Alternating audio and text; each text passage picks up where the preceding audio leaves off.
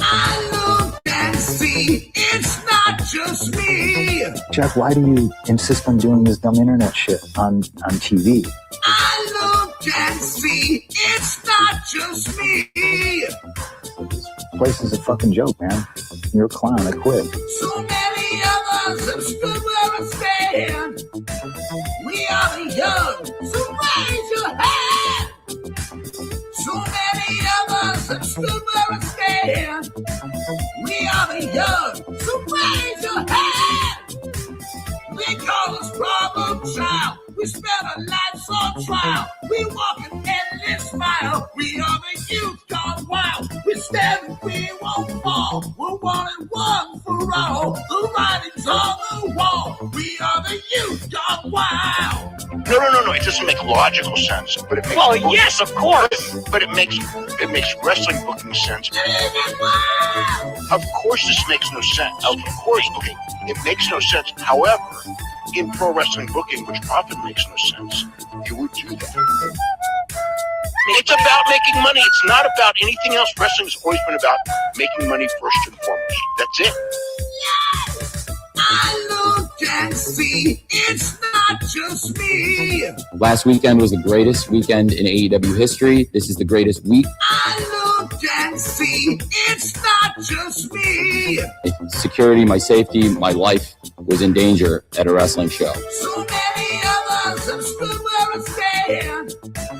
We are the young, so raise your hand. So many of us have stood where I stand. We are the young, so raise your hand. They call us problem child. We spend our lives on trial. We walk an endless mile. We are the youth gone wild. We stand, we won't fall. We're one and one for all. The writing's on the wall. We are the youth gone wild. They call us problem child. We spend our lives on trial. We walk an endless mile. We are the youth gone wild. We stand, we won't fall. We're one and one for all. The writing's on the wall. We are the youth gone wild. Get wild! Yay! If you're familiar with how we do things often here on these Wednesdays, it's a lot like one of my favorite movies, Penta. What? Fuck you. Fuck you. Yeah! Yay!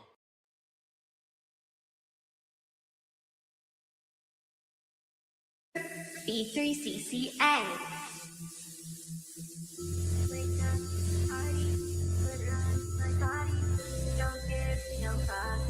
Just live it up. Wake up, still buzz. Makeup, so smudge. Don't give no fucks. Just live it up. Don't give no fucks. Just live it up, up, up, up, up, up, up, up, up, up, up, up, up. Just live it up. Wake up, party, glitter on my body. Pink Maserati, glitter on my body. Just live it up, just live it up. Pink Maserati, glitter on my body. Glitter on my body. Glitter on my body. Glitter on my body. Glitter on my body.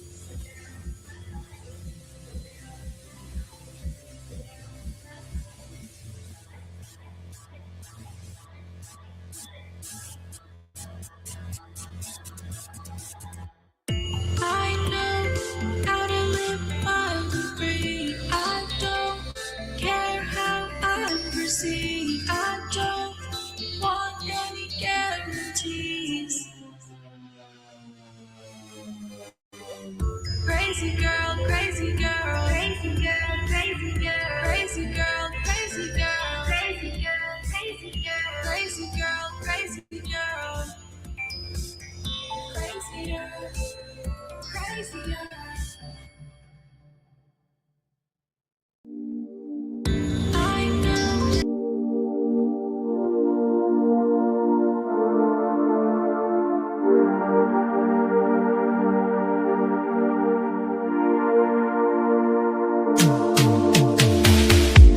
is golden, you see. Perfect cause crafted for you and me. Yeah, the best guys, Tony Khan, is true. Triple cup, best damn booker in the land. 3 red cups stacked up, always in command. Triple cup, living legend of the fight. Just a call away from making it right. Never see him back hard, no way. Got the whole roster locked in for the day. A Crimson Tower, modern art. Triple cup, triple cup. Every booking is golden, you see. Perfect cause crafted for you and me. Yeah, the best guys, Tony Khan, is true. Triple cup, best damn booker in the land. 3 red cups stacked up, always in command. Triple cup, living legend of the fight. Just a call away from making it right. Never see him back hard, no way. Got the whole roster locked in for the day. A Crimson Tower, modern art. Triple cup, triple cup. Ooh, what's happening, everybody? Welcome to another eclectic edition of PWT Live Show. Let's go. I am your host, Phil. You S. are a Mart. naive, brainless, pathetic, idiotic, clueless, dumbass Mark.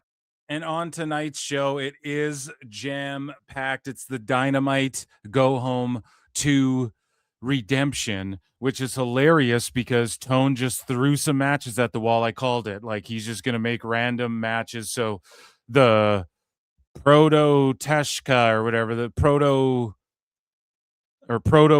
or whatever is in a tag match against Bandito and stuff. It's just random matches thrown at the wall before Redemption, which is a nothing pay-per-view, so nobody cares.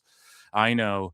So we are going to get a bunch of drama done here. Someone in chat saying I'm clipping. Do I sound okay? It is storming and shit out here. I'm sorry if the internet cuts out. It gets weird. You guys know. But guys, we are going to watch AEW Dynamite here this evening. And also we are going to get into Kenny Omega and Bryan Alvarez versus AEW Sickos. Okay. We are also going to get into Bayley leaving WWE. Also, Sammy Guevara is being held hostage. So is Tay Melo, whatever. Ty Conti, Tay Melo. She is being held hostage under contract as well. Which is par for the course in AEW. We're going to get into that. We are going to get into Nick LoPiccolo versus Joey Janela. So I know that I said we were going to get into it last show. We didn't have time. We went so long and we didn't get into it. So we are going to definitely today, we are going to get into that whole drama and so much more. We have a jam-packed show. Make sure you guys are locked in and retweet this shit and let everybody know. I want to thank you guys again for 8K subs and growing, okay?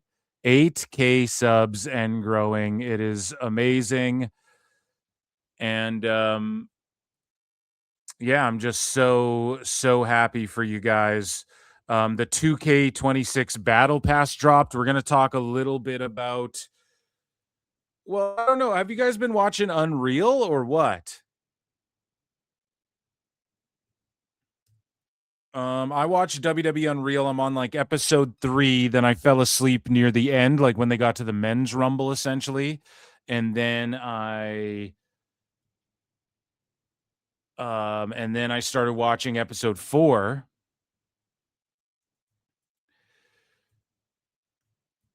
And I like woke up in the middle of episode 4, sorry. And Necro Butcher versus Samoa Joe were on Dark Side. Obviously, it was their episode. And they should just do a whole episode on Necro. I mean, they really should. he could have his whole own episode if he wanted to. And there's Tiffy calling out fans for crying about Unreal, which we would talk about, but we already do that all the time. So Unreal fucking rules. It's just so cool to see the wrestlers in like a different light, and just to see like John Cena's retirement match, but you get to see before and after, like what really was going on, and whether they're working people or not. There are moments where you see like AJ Styles and John Cena backstage, and John Cena's like, dude, you worked my pace. And AJ's like, yeah, bro, I'm your age. We're the same age or whatever.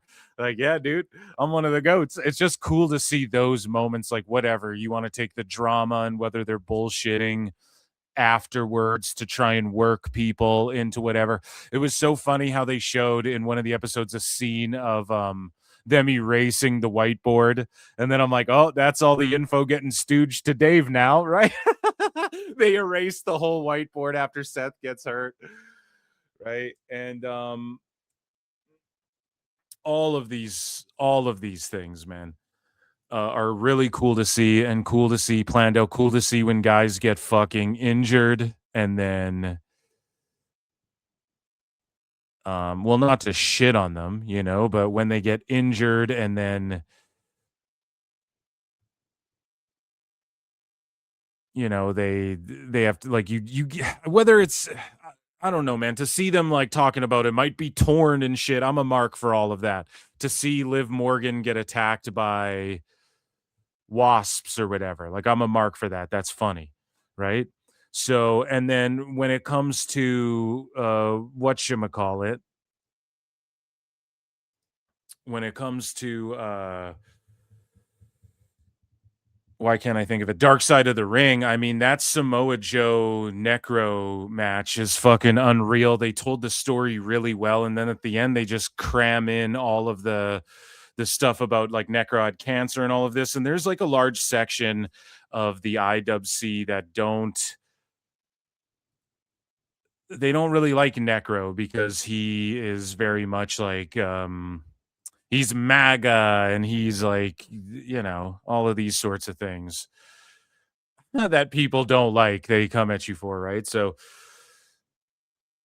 yeah, I guess he's not beloved by everyone, but they didn't get into all of that. But it would be interesting, like, they also just glossed over his childhood, and he's like, yeah, a lot of dark shit happened to me growing up, and my escape was wrestling. And it's like, well, let's get into that. They should do a whole episode on him. That match was really cool. It was cool how they framed the story of, because I forgot this, but Madman Pondo and Necro Butcher beat the shit out of some ROH like trainees or whatever. And I forgot that was like a whole thing that, you know, because you go back and watch Necro versus Joe over the years, it's always a match you would see like in the message boards or whatever. Even in the IWC to this day, people bring it up as, or like you see clips of it being reposted like once a year. Someone gets a viral tweet out of posting like highlights from the match or whatever. And I forgot that whole aspect of it, and how they work this whole, because like I wasn't watching all the indies back then and shit, you know, you didn't really know besides what people were saying on like message boards and stuff. So I don't know, a great episode, another great episode. And Joe's the fucking man, but it's obvious like how Tone books. He thinks he's booking for like internet chatter, clearly, and he thinks he's booking for like, well, he's booking for like that nose in the air internet chatter fan base, when like then he's trying to also at the same time become the establishment and become mainstream. And it's like, you can't do both of those things at the same time. And then also it's obvious why Tone snuck into the episode about TNA.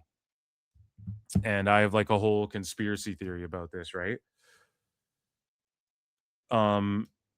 He snuck into that episode because so far the first 4 episodes of Dark Side of the Ring, Dark Side of the Phil, DSP. Someone's got to make that parody. But the first 4 episodes have all featured people being like, and I went to AEW after, right? Like the first 4 episodes have all featured AEW in some capacity. And so Tone allowed people to come in and film shit for Dark Side of the Ring because in exchange he gets to creep onto the Dark Side of the Ring that had to do with TNA. While, how do I phrase this? While they trash Dixie Carter, he gets to come in as like a promoter of AEW where Jeff Jarrett's making money and is triumphing, and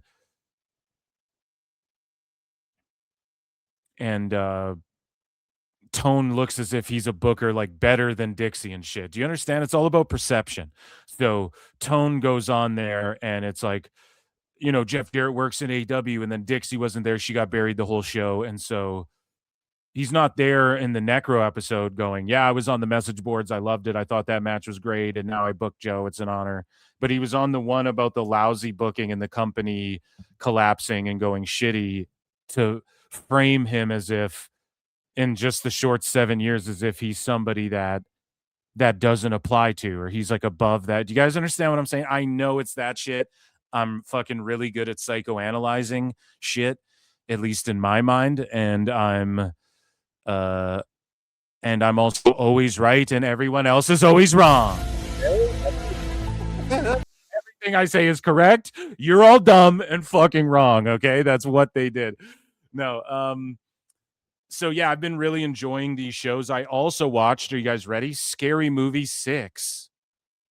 You want drama? Want to make a scary movie? Rappers coming in with their teams and barely move me.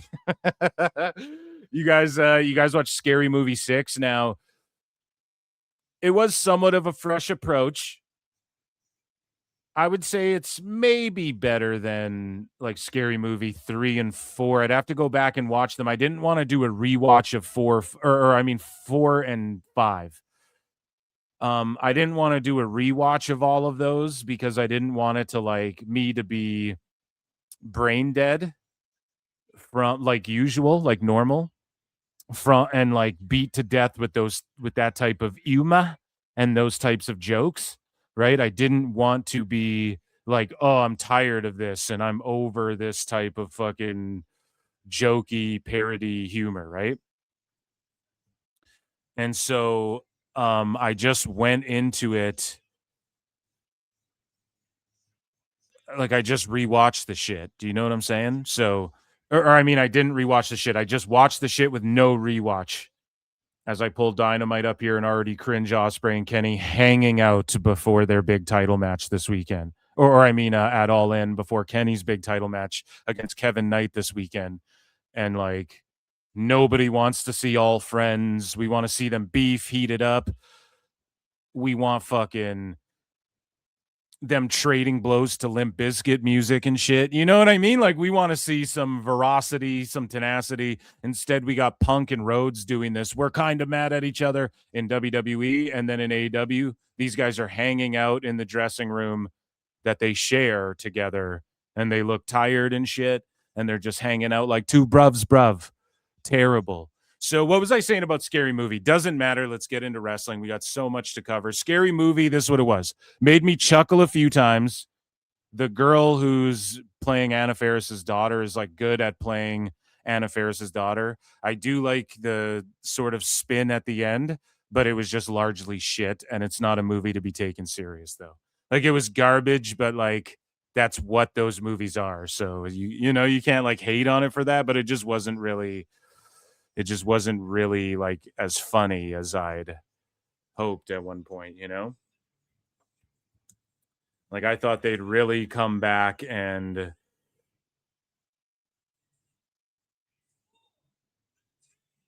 like do something good, you know?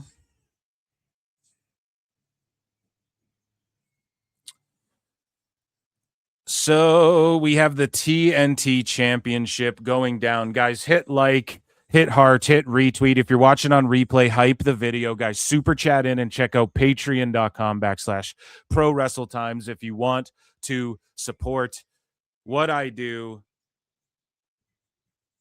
And we are going to get into some news here. And we got Darby Allin coming out here right now.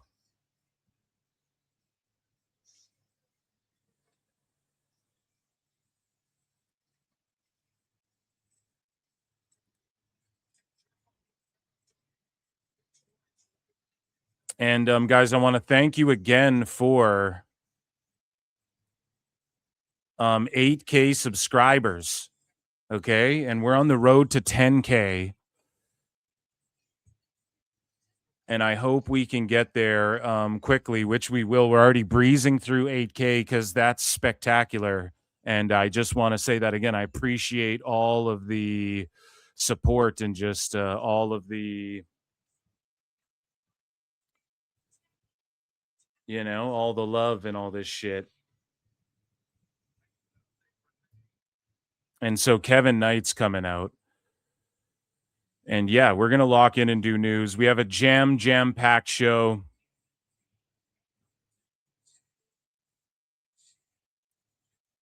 And yeah, so the Jet Kevin Knight coming out. My God. But yeah, let me know if you guys watch. Here, I'm going to start a poll, okay? I'm going to put a poll in the chat. And I'm going to ask you guys, what pro wrestling reality show is cooking harder?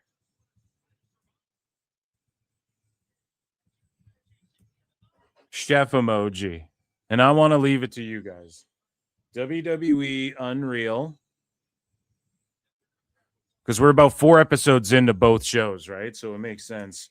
Even though Unreal, they just drop them in like packages or whatever. Dark Side of Z-Ring.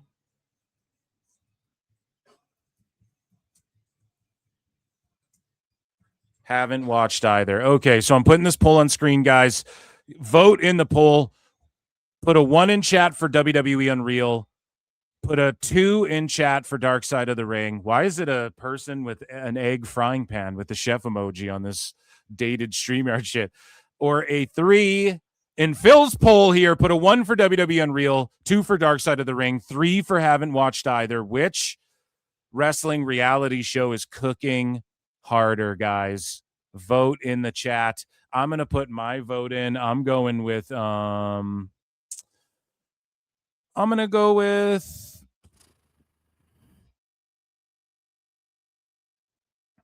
go with goddamn.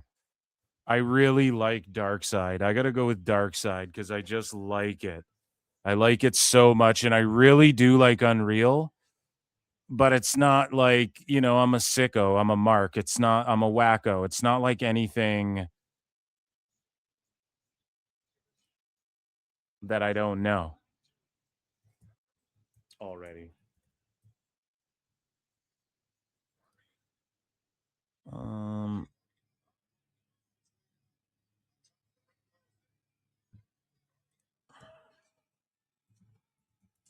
Okay, so guys, let's get into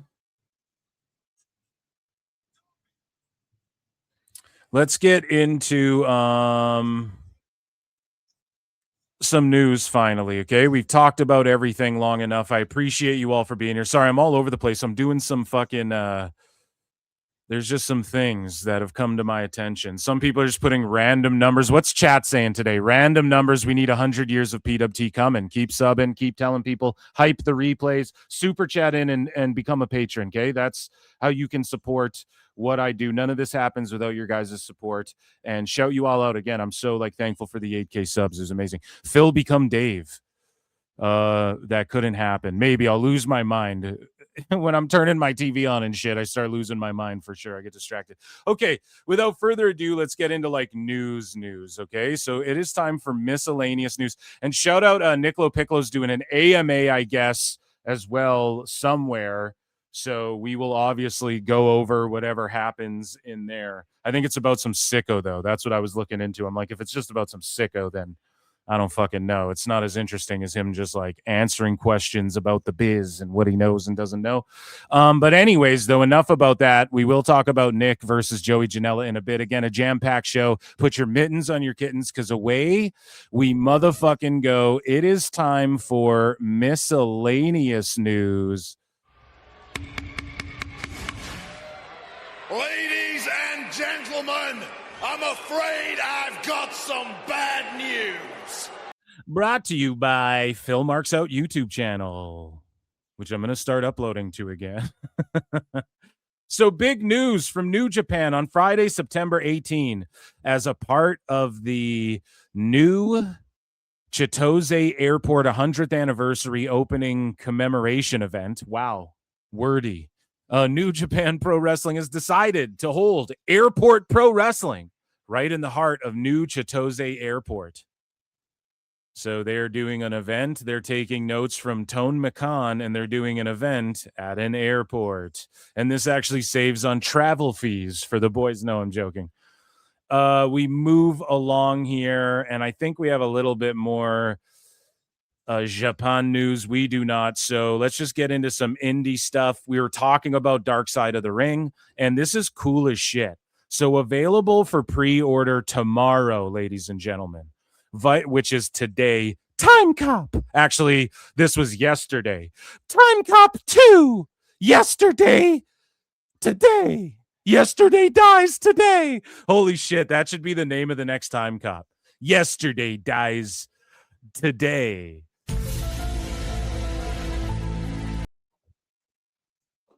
It's a conspiracy. So Dark Side of the Ring dropped this VHS, okay?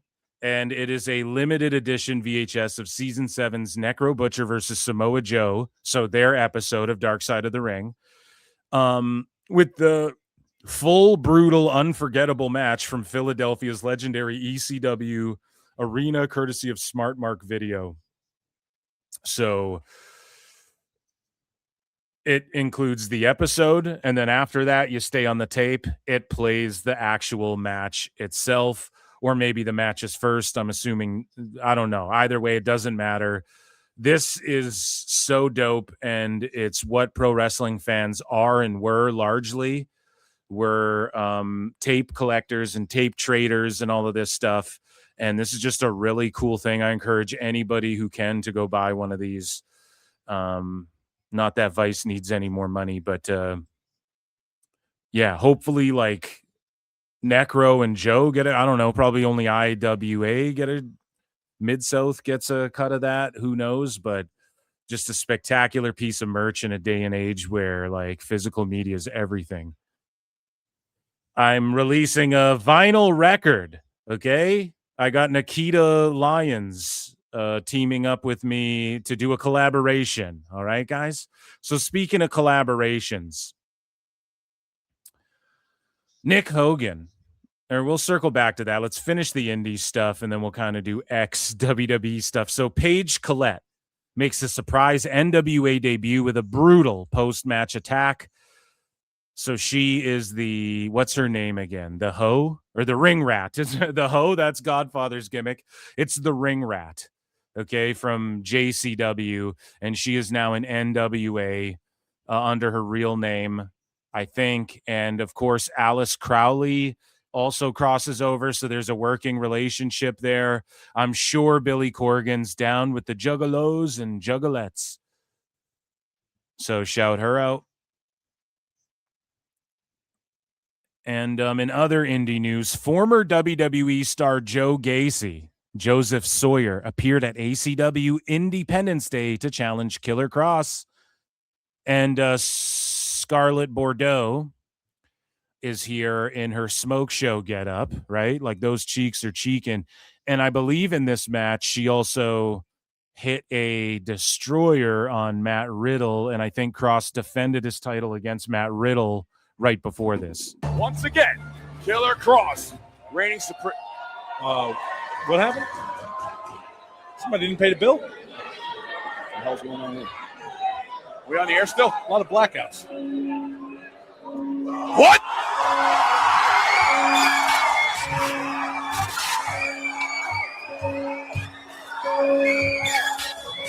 Now, it is an indie.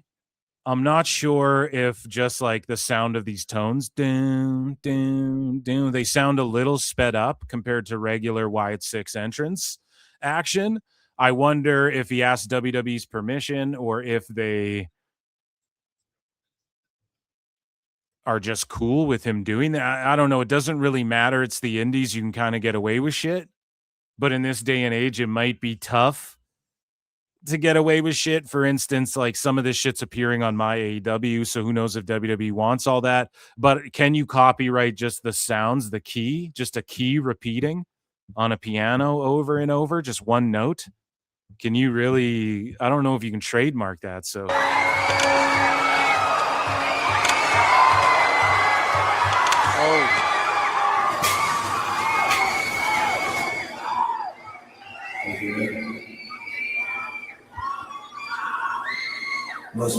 what you can trademark is a 7 to 15 minute long video of the Macho Man on his palatial estates, accompanied by Miss Elizabeth, with Mean Gene Okerlund interviewing them, as we discovered on Member Monday. They're too busy cheering the strongest man in the room that they don't notice the house groaning beneath their feet.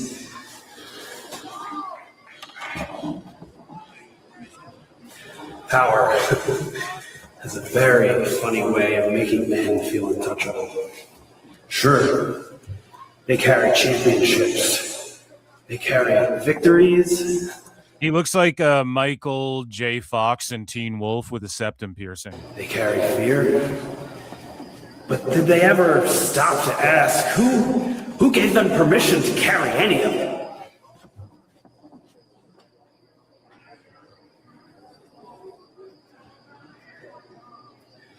Tonight, a king stood tall. So you guys get it. He's coming back into the indies, and he is going to take on Killer Cross for, I'm assuming, the MLW title or whatever Cross is defending out on the indies. Speaking of ex Wyatt 6 and ex WWE people, folks, boys, if you will, former WWE superstar and Wyatt family member Dexter Lumis won a bodybuilding contest recently. So he's looking shredded like Freddie and Ed, and Eddie. Looking shreddier than a bowl of shreddies. You guys remember shreddies? You still eat those? So speaking of spooky gimmicks who left WWE, ahead of her WWE non-compete clause expiring, Tia Trinidad's new ring name has potentially been revealed as she filed to trademark Zelina with an X on July 20. Now that's a great pivot. It's always good when wrestlers can figure out how to pivot to like a different name that works for them, right? Something similar. I think Andre Chase is Andre Chance or whatever, like that, you know, just something similar that people can remember.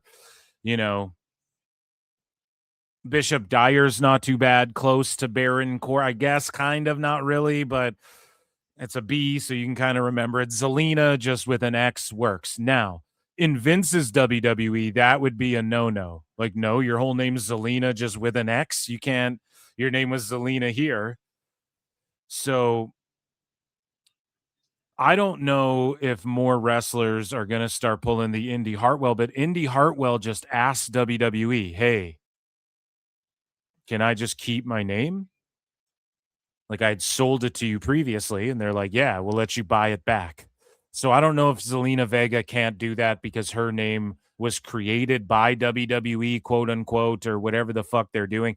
I don't know. I would be asking to buy my name back. Now, Indy might have slipped through at the right time. However, WWE's been cracking down on names a little bit. We're going to get into that more with the Mike Santana situation. And we are going to, well, we have discussed already how the ID talent have had to like trademark their names and then use their WWE names on the indies and shit like that when we didn't think that was going to be the case and whatnot. So who knows? But WWE, don't be cunts and just let her use Zelina with an X, because that's close enough. That's like, okay, she's still Zelina. So that's just good for fans. I know WWE don't give a fuck about that, but it is what it is. So shout out Zelina. Hopefully her and Aleister Black show up soon. And I think there's money in a match, maybe HOG Wrestling, maybe MLW, whoever can facilitate this and put it on a big stage. Guys, Black and Zelina versus Scarlett and Cross. Now, a lot of people might scoff at that. Come on now, Phil. That's not very fair. If you told me Zelina versus fucking Scarlett Bordeaux at Starrcade 97, Eric. At Starrcade 97, chat me up. There's a lot to unpack here about how shitty of a match that would be. Chat me up about how shitty of a match that would be on SmackDown, Phil. So I know a lot of people would be upset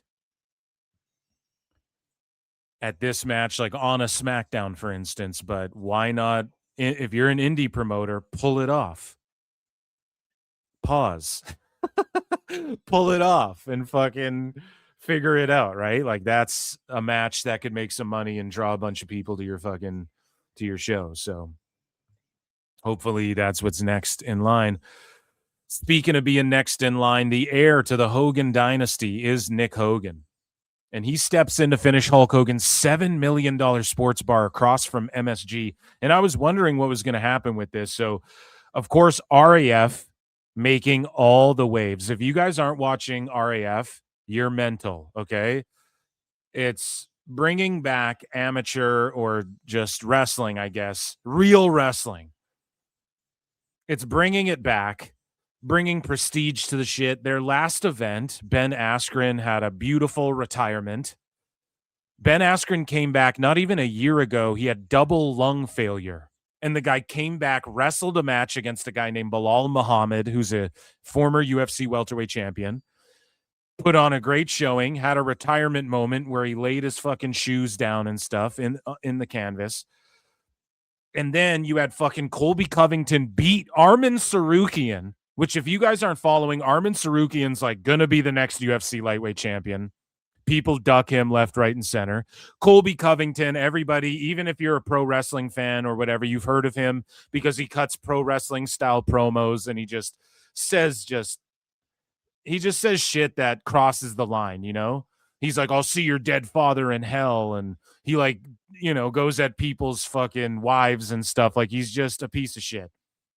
And people want to see him get his ass kicked. He beat Armin Sarukian. Okay, and maybe I should have bookmarked it because Eric Bischoff was in the midst of... So they set up the match between the guy who beat Askren and Colby Covington, and Armin Sarukian in RAF is undefeated, beating everyone, sunning, clowning everyone, right? And then Covington beat him like in the last second, pulled out a win. So it was crazy. And Colby Covington like dropped an N-bomb going into the fight, literally at the post or at the pre-show press conference. He's like dropping an N-bomb and shit. And people are like, what the fuck? Like he just crosses lines. So at the post-match presser, Bischoff's sitting there and he's taking questions like Dana White would, right? And then Colby and Bilal start like brawling, and there's like a bunch of people jump in from both of their camps, so there's like a brawl going on at the presser, and Eric Bischoff's there going like, what the fuck is going on? So I say all of that to say Real American Freestyle and Real American Beer is in good hands and it's being taken care of. But Hogan was Hulk Hogan, that is. Check out RAF. Like I'm putting it over. It's making waves in all of mixed martial arts and wrestling. And he's getting asked about Gable Steveson and Chad Gable coming over. It'll happen. Okay. We'll see some pro wrestling crossover, but Hulk Hogan was a part of that. And Hulk Hogan was also a part of building this fucking sports bar across from MSG. And it was a huge $7 million project that he had going. And we covered it on the show. And after he passed, you know, I was like, what's going to happen with that? I'm curious.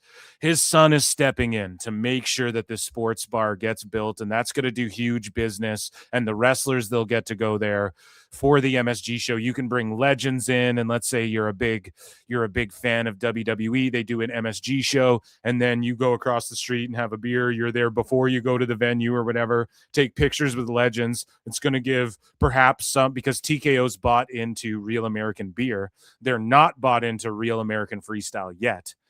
But there's some business there. There's some politics there, okay? But they're in good hands already.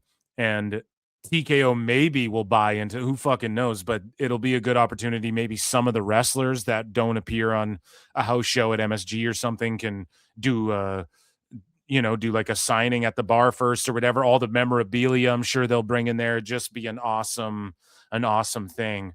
and fantasy Mark booking how this bar is going to turn out. But good for Nick Hogan. I hope he turned his life around. I know he's had some dark times and shit. He seems as though he's doing way better. And, you know, he's just being an ambassador for his dad and making sure Hulk rules forever. And Hulk does rule forever, because recently the Netflix numbers came out and Hulk Hogan's documentary did the same fucking viewers as like 2 Raws and stuff like this. So Hulk rules forever. He really does. And he's still a draw. Even in the fucking grave, he's a massive draw, right? So speaking of draws and old guys you thought were dead, but their names will live forever. And even one guy who might come back. Yeah, it was me behind Obafemi the entire time. Yeah, it was me, Austin. The only fucking storyline that works in WWE, pal. Who do you think was behind it?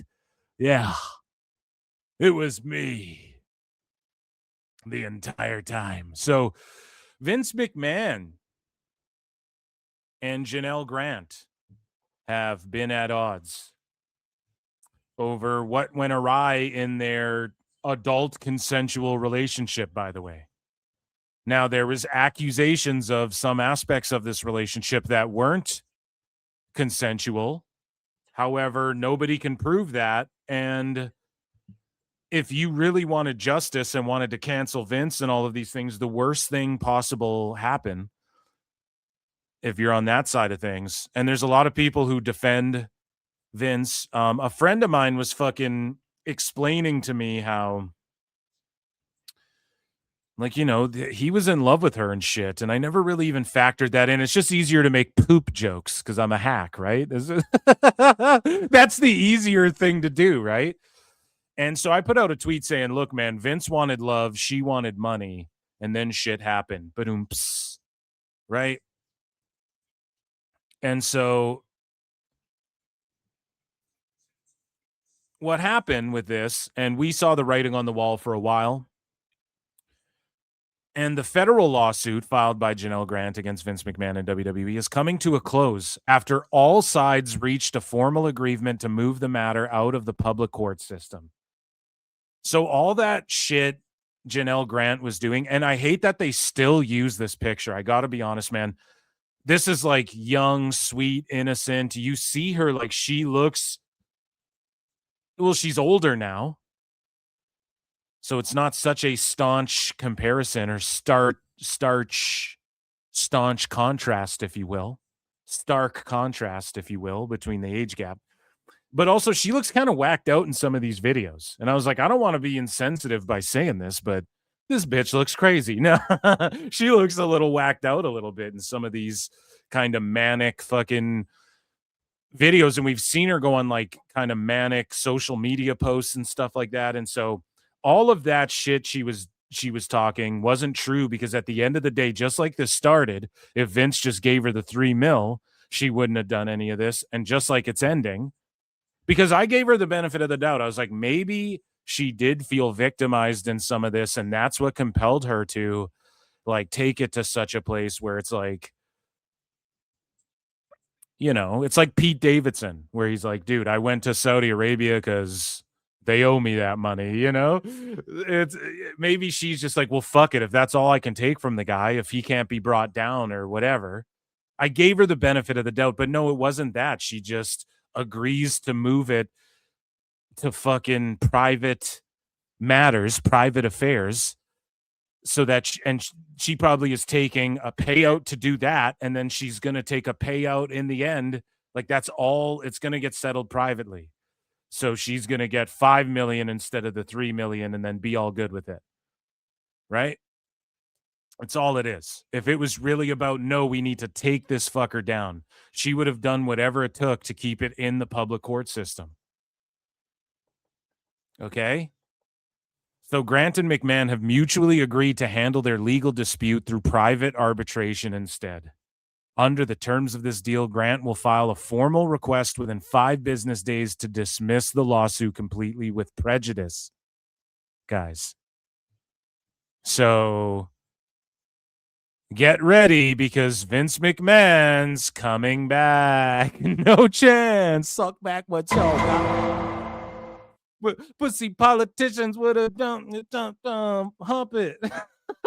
All right, gonna find your damn place in the line. You got no chance. No, he's coming back. Yeah, I'm back. In fact, I was booking things the whole time, pal.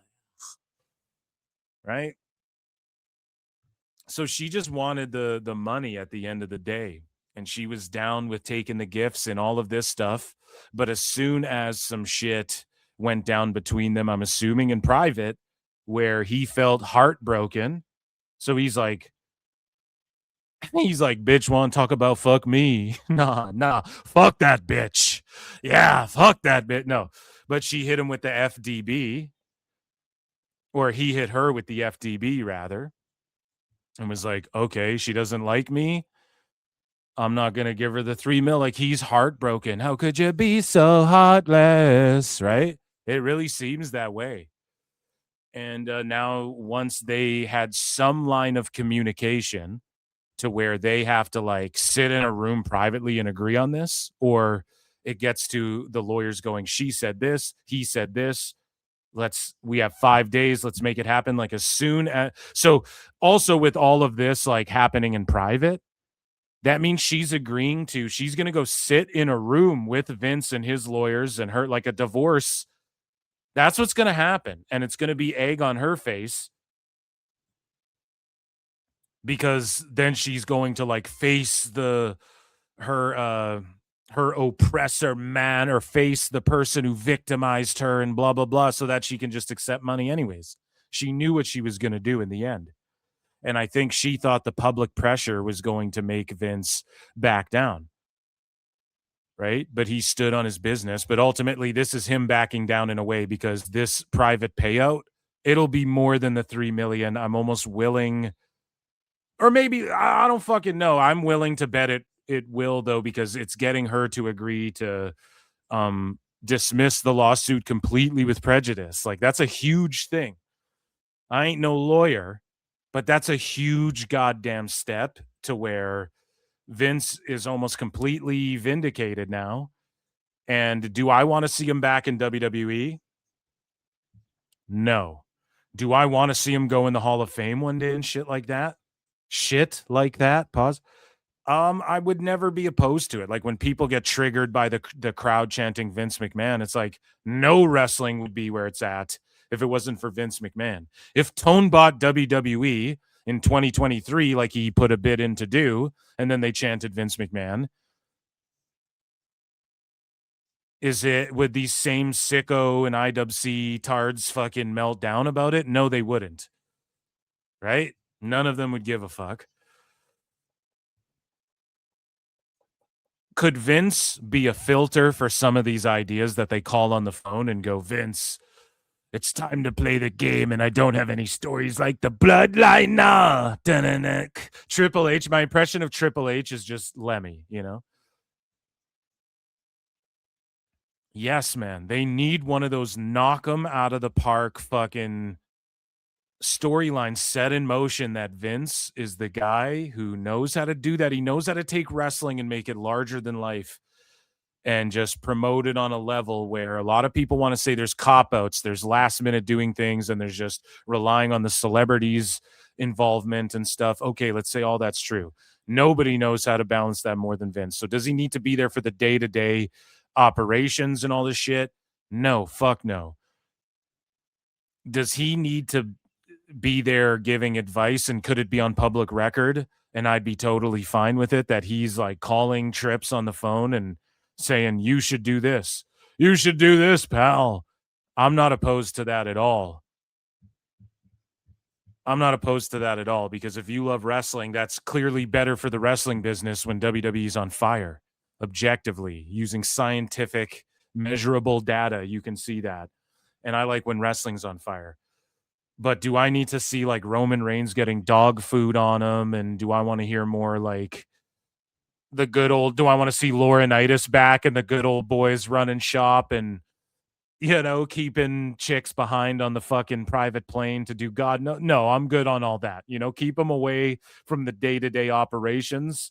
Maybe open the door of like, hey, we're trying to do Brock Oba. How do we...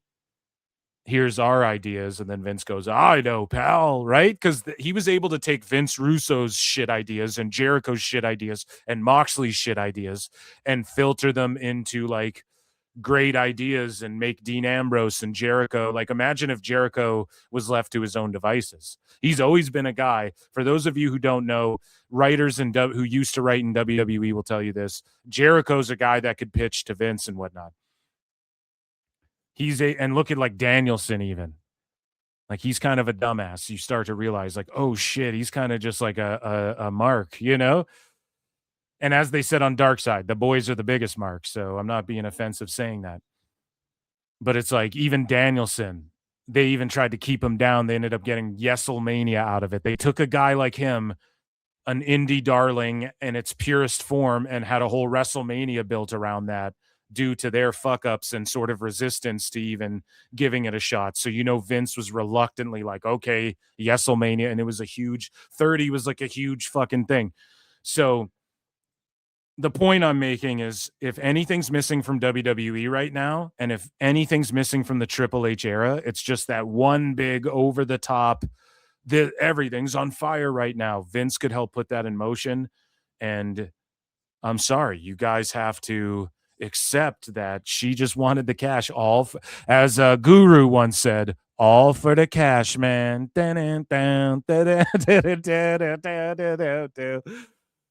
Gangstar. So, ladies and gentlemen, that was miscellaneous. That was indies and global news, and Law is Order. Ladies and gentlemen, I'm afraid I've got some bad news. So let's get into some other news. We've got news. What's on Phil's itinerary? Speaking of WWE, let's go right into some WWE stuff. Shall we?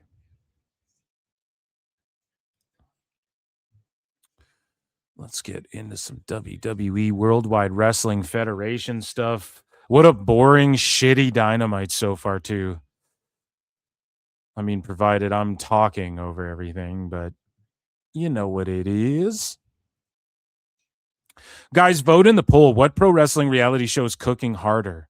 One for WWE Unreal, wherever you're watching, in the chat, whatever platform you're watching on. Pardon me. WWE Unreal, Dark Side of the Ring, or haven't watched either. 1 for Unreal, 2 for Dark Side, 3 for you haven't watched either of these fucking shows. Make sure you hit like, all that good shit. Check out patreon.com/Pro Wrestle Times. The link is in the description or pinned in the chat. And feel free to super chat in or gift a membership. Member Monday was a fun ass show. We EFAP WWE a little too hard. But Patreon, all the member shows are like unedited and shit, okay? So sometimes shit has to get edited out on YouTube. It's just the nature of the beast. That's why you guys come and watch this show live so you don't miss anything. Not much. You don't really miss, if you're watching SmackDown and shit or watched wrestling in the 80s, you understand. But okay, guys, let's get into some stuff, man. We got lots of stuff to get into. Holy shit, so much stuffs. So much stuffs. Let me drink some water.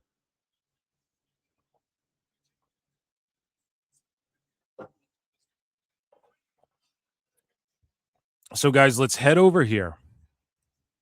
And this is a segment called WWE News. And so far, StreamYard fixed the sounds getting all unorganized and shit. But I just got to reorganize them for the final time, hopefully, okay? Because they're staying organized in this unorganized order, like my test order that I did. So now it's back. Everything's good. Shout out StreamYards for being very prompt and getting back to me and I assume dealing with this issue and shit. And obviously it's not just for me, it's for the whole platform.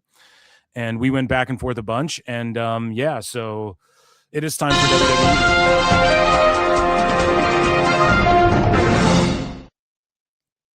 So in random news here, WWE has filed to trademark the name Kyoki. So this could be Takahashi's name in NXT. And I say that we're going to get into some NXT and ID news and whatnot. So I say that to set this up. On NXT, Naraku lost to Tony D, and I thought he'd win for sure. So Tony D is just, once you're NXT for life, Chico. Yeah. He's just an NXT for lifer. Okay, it just is what it is. And so Naraku, he lost to Tony D. So I assume Naraku is going to the main roster. They wanted him on the main roster. He wanted NXT with Takahashi. Did they want him on NXT for a bit? Or were they like, you're going main roster too? And he's like, fuck yeah, I am. And he ain't wasting no time. He's like, I ain't going to NXT and shit. I ain't got time for that. Because I imagine they will squad up. Okay, I imagine that's what's going to happen. Now, let me just quickly search this. Does Evil have any ties to Hiromu Takahashi? Because there is Yujiro Takahashi or whatever. To Hiromu Takahashi and New Japan Pro Wrestling. Because I believe they were in a couple stables together, at least. So they were in LIJ, so Los Ingobernables, which is the faction in Mexico that Andrade, Rush, Dragon Lee, Mystico were all in, and others. Los Ingobernables, but there was a New Japan section of that faction, sub-faction, and it was called LIJ, Los Ingobernables de Japón. And so Evil was in that. Takahashi was in that. Who else was in it? Give me a list of LIJ members here. And we're asking AI. The whole world is run by AI. So Naito is in there as well. And a lot of people are like, shit, man, is Naito. He's done in Nuge. He's retired. I think he's appeared for them a few times, but people are like, could he appear in WWE? He's been vehemently anti-WWE. A bunch of sickos started burying Naito, Tetsuya Naito, when his time came up with Nuge and he wasn't going to AEW. And there was rumors that he might go to WWE. A bunch of the sickos were like, he's washed, he's blind, his fucking knees are shot and shit. They were just burying him automatically, right? So yeah, I mean, Yota Tsuji's was in that faction. So maybe these guys convinced some of these guys, like Atsuji as well, like, hey, come to WWE. Like, fuck this shit. And they're hating on you in AEW and shit. Come on over, baby. Come on over, baby. I'm in a singy mood today. And Titan, of course. Meltzer and Tone's favorite fucking luchador, one of them, Titan.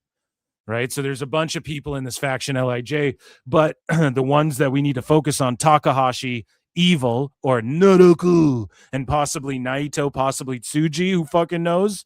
Maybe they convinced Naito to come over. Maybe his legs are shot. Who fucking knows? But Kyoki, that could be Takahashi's new name. I would just call him Takahashi or Hiromu. But again, they want to trademark names again. They're in the business of that. And it was inevitable. TKO was going to steal that aspect from fucking Vince because you quickly realize, like, independent contracting, like WWE doesn't quite fall under the Ali Act, and TKO is trying to destroy the Ali Act, which is already, like, they're trying to own MMA fighters. Once you sign with the UFC, it's like in their deals now, I believe, where they own your image and shit for their video games and stuff for life, Chico. Which is crazy, especially in MMA, because you could like have 3 fights get cut and then have to go fight somewhere else and they can just put you in their video game and shit. It's crazy, dude. So TKO's moving in that direction and they're trying to buy these wrestlers as like images for life, Chico, just like Brock Lesnar has a image deal with them forever. They pay him forever and they get his likeness. They own Brock Lesnar's likeness. So again, people clown John Cena for doing that years and years and years ago with Vince. But Vince knew what he had, and he knew John Cena's aspirations. And John Cena was just ahead of everybody on that. You know, like he was, now everyone's, I guarantee you, Undertaker's got one of those. We just don't know about it publicly and whatnot. So the point I'm getting at, Kyoki and Nareku on the main roster, a Japanese faction, possibly. That's racist, is what the sickos will say. Fuck those people, they're dumb. That could be cool. That could be cool. Or maybe it's not his fucking name. We don't know, but I'm just throwing that out there. Now, speaking of names, okay,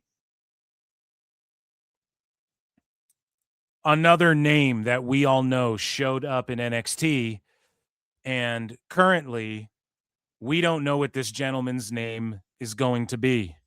Now let's play the clip. We're going to get felted by TKO again, so I'm just going to go. I just want to play you one part of this because the audio is imperative. So actually, let me here, and I'll put this like this. We won't get sniped for like showing the audio. So did you guys hear that? Santana, what's good? Someone Google for me who does this theme song too. What? This is some straight like fucking Vinny Paz underground fucking music right here. Might have been his theme in TNA as well, but the song starts and goes, Santana, what's good? What?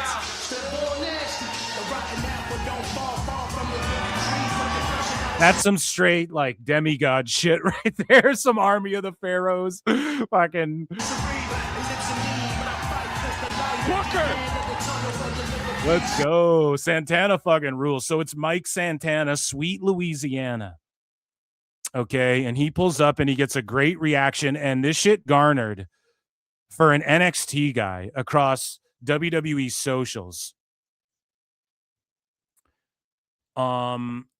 This shit garnered like 6.5 or 7 million, 6.7 million impressions or views or whatever across all their socials. Like that's a huge deal.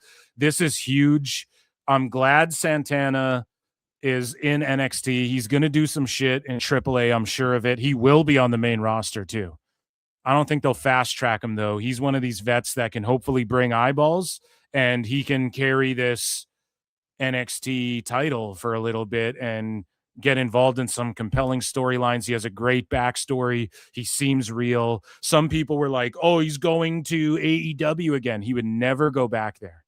Him and Kazarian recently talked about it in an interview. AEW, so did Paige. AEW just sucks the life out of you, dude. Your soul's not in it. Your heart's, it's just for money. That's why Ospreay's floundering.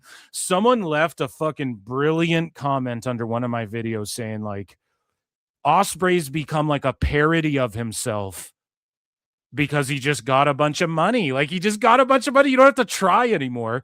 And I'm not saying like keep people broke and starving and shit, but you are getting paid like you've achieved, like you sold out a rest, like you slammed Andre in the Superdome, brother, in front of 90,000, dude. Like you're getting paid like that, and you never slammed Andre, bitch. You never even like, you know, you never even wrestled. You weren't even in the Cruiserweight Battle Royal where Kidman did the shooting star press to the outside of the ring. And that's a moment. That's kind of an obscure moment that got overshadowed by other shit. You know, you've never had any moments. Like, list your moments, dude. Like, what are you talking about? You point to like old shit from 10 years ago in Japan where you and Ricochet did flips. Okay. Lucha Underground has way more moments and they did way cooler flips. You know what I mean? You fucking dumbass. Like, that ain't shit. So like everybody's getting overpaid, and also like allegedly Swerve as Heat, and who knows, like apparently Ospreay's been unhappy with some shit, his direction, when really it's him. It's not anybody's fault but his. It's the shit they opened the show with tonight on Dynamite. Time Cop. We're doing WWE news, But Santana will not go back there. He got in a physical fight with Angel Ortiz over Santana wanting more out of his AEW time and Ortiz being like, just, hey, dude, let's just chill and collect a check. And as we've chronicled here on PWT, which is a weekly episodic program that is can't miss television, Ortiz even tweeted shit out like, dude, I'm in the best shape of my life. I'd love to get booked more and shit. And he only got used when Eddie Kingston came back. And then he just disappeared again. Because Tone doesn't give a fuck. Never gave a fuck about LAX. He just signed them to sign them. Right? And they completely botched like a huge program between like the Lucha Bros and LAX in Mexico when you guys go there for Grand Slam. Hello. Like, these are huge programs that could have went down. And there's no way Santana was going anywhere but WWE. So he shows up and everybody's like, what's his name? What's his name? Is his name going to be fucking whatever? So one more time, let's just run his theme music back one more time because it's fucking fire. And this might have been his theme in TNA, but I think it was. He might just own it. But at the start, it goes, Santana, what up? Santana was good. So, boom. His name's Santana right there. The Tron says born nasty. Doesn't say his name anywhere. Now, the commentary, we'll just skim through this a little bit. They're like, it's a huge name. It's who Rob Stone has They don't say his name, been on the phone but he appeared. with all day. D'Angelo locking eyes with the former TNA World Champion. The NXT universe is on their feet. They're stunned. They're shocked. What's going through the mind of our champion? Look. So they don't say his name, right? Fuck, that theme goes hard as fuck. You know, Def Rebel did not come up with that shit. So Mike Santana, dude, he trademarked his name. So Santana filed to trademark the name on May 5th of this year. And so that's good because he owns it. But this could be the death sentence of why Rabid Wolverine Elsie Killer for 2 sweet, says Mike Santana, embrace the grind, bruv. Absolutely. Like a cokehead in the 80s. You're embracing the grind, dude. You just got to grind it out all night, right? And so Mike Santana trademarked this, and that is smart. At the same token, that might mean they're going to change the shit. Because otherwise WWE would have trademarked it, right? I believe Ethan Page let WWE trademark his shit, for instance. So this could be a good sign that he's keeping it, but unless you're AJ Styles or Samoa Joe or a name like that, unless you're like Kenny Omega, I don't know if they're going to let you keep your name like that, you know? So we move along here to discuss Santana a little bit further, and pardon the doom scrolling. I think we have one more bit of info about Santana. We may not. Because there was some more evidence that's okay here. So WWE said his name on their Facebook account. Mike Santana makes his presence felt in his first action as an NXT superstar. Now, you know, the name Mike Santana was trending. You know that for sure it was trending. Okay. So I think that WWE was considering changing his name. And then when they saw how much Mike Santana was trending and the 7 million impressions and like evil Naraku, he didn't get all, when they were teased evil in the Japanese writing and shit, he didn't get all, he wasn't trending that big. Even when he debuted, yes, they picked the name Naraku and all of these things, but, and they want to own trademarks and shit. The whole thing is this, though. They might have seen how big this blew up and went, oh, we're just going to call him Mike Santana. Let's feel it out. They have the luxury of social media where they can do that. Again, this is doing big boy shit. This is doing like what you're supposed to do when you have this option of feeling out social media. And Dave will go, oh, well, they absolutely. But this shit got 7 million some views. Mike Santana's trending. Everyone's like, oh, shit. The next day, they might have went, okay. He owns the trademark? Okay, we're going to have to change your name maybe, bro. And then he goes out there, fucking goes super viral, and they go, all right, we'll make a deal with you. Clearly, you hold some weight. You can use your name. You know, you keep your name and we'll fucking, and then he works out an AJ Styles Samoa Joe deal, CM Punk deal. That's all it is, guys. Okay, so hopefully they keep him Santana. If they change his name, a lot of people are like, who cares? Who gives a fuck? No, we cannot defend WWE at every fucking corner. We can't. Shut up, bitch. It is fucking lame when they change names, but is it a big deal? Is Nikki Blackheart or whatever the fuck her name is? The Volcano. What is her name? Reina Volcana or some shit. Is that name going to get more famous? Yes. Is it the worst name? No. Is it the best? Is it as good as whatever her name was before? Fuck no. And like a lot of people know Mike Santana as Mike Santana.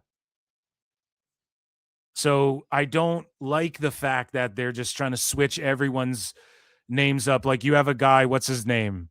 Chaz Hall or whatever. His name's Starboy Charlie's a way better name. Just keep him Starboy Charlie. Okay. Jake the Snake was Jake the Snake everywhere he went. Rowdy Piper was Rowdy Piper. You got to let people keep their names. Now, not everybody. And for some of the Japanese talent, even though people aren't so fucking stupid, okay? People know names like when people who watch UFC, they know Armin Sarukian or Habib Nurmagomedov. Like people can remember names. They're not dumb fucks, okay? But if you come in and you're like, okay, instead of Hiromu Takahashi, my name's fucking Kyoki or whatever. Okay, that's easy. Like I get that. If your name was Io Shirai, you come to America, whoa, and your name's Io Sky. Okay, that's not like bad. That's not a bad thing. That's like not even a bad change. It actually makes sense. When your name's Sari and they change it to Sarai, it's like, why? Or Saraya or whatever, like, why? Why do that? When you're known as Mike Santana, why do that? Joe Hendry remain Joe Hendry. Mike Santana should just be Mike Santana. Let's talk okay? about it. It's just that simple. And for people being like, oh, it's okay, who gives a fuck? It's like, well, it's lame. It's a lame thing. It's just corpo bullshit that I don't agree with. So don't defend WWE at every turn, okay? Be critical sometimes. I promise you, it makes the criticisms more valid, and it makes when you do step up to defend them, like I do with WrestleMania being in Riyadh, it makes it more credible as well in that aspect and more legit. So speaking of like NXT talent and whatnot, Jada Parker also made Natty tap out to the sharpshooter on NXT. And what's her name, who's in Pero del Mal, Petrovic, she's also in this Natty faction or whatever. So Natty's doing her thing, but she tapped out to the sharpshooter, doing everything she can to help get people like Jada Parker more over and give them the rub. And I love that. You know, a lot of people are clowning Natty now out of nowhere. It just doesn't make any sense. Right. And we have some other youngster news as it pertains to pardon the doom scrolling today, guys. It's things are just kind of out of order. But we have tryouts at SummerSlam. So every SummerSlam they hold tryouts, right? In WWE. And there's two names. Now there's a bunch of fucking wrestlers and some names we've talked about on the show and some names some people might recognize if you're a big fan of indie wrestling and whatnot. But there's two that really stuck out to me. I wasn't going to bookmark every single one of them or give you guys a list because not all of them are going to make it either. Two names really stuck out to me here that need to be discussed further. So Conan Lycan. Conan, Conan Lycan announced that he'll be a part of the upcoming WWE tryout. And you guys might be going, who? But we've talked about him on this show. And he says, I was 3 years old when I fell in love with WWE. For the last 8 years, I've been knocking on your door, and now I'm about to kick that door down. This one is for the ones who always believed. And there he is. He's got a look. You guys can tell, right? Now, he's a bigger dude. He's a bigger, like, beefier, heavyweight kind of guy. He flips around like a cruiserweight and shit, and he has that ability. So he's like surprisingly athletic for how he looks, you know? And some people might go, oh, that's Mark shit. Oh, come on now, Phil. That's fucking another fucking Mark. But WWE knows how to hone in. Like, I'm sure Obafemi, if you tasked him with it, he could do a backflip off the top rope or whatever, you know? This guy's like springboarding around and he can do all kinds of shit like that. So they can hone in on that athleticism and make him a good talent. Now, he's clearly got a look. Like, he looks like a fucking, he goes, I'm a pro wrestler. You're like, okay, makes fucking sense.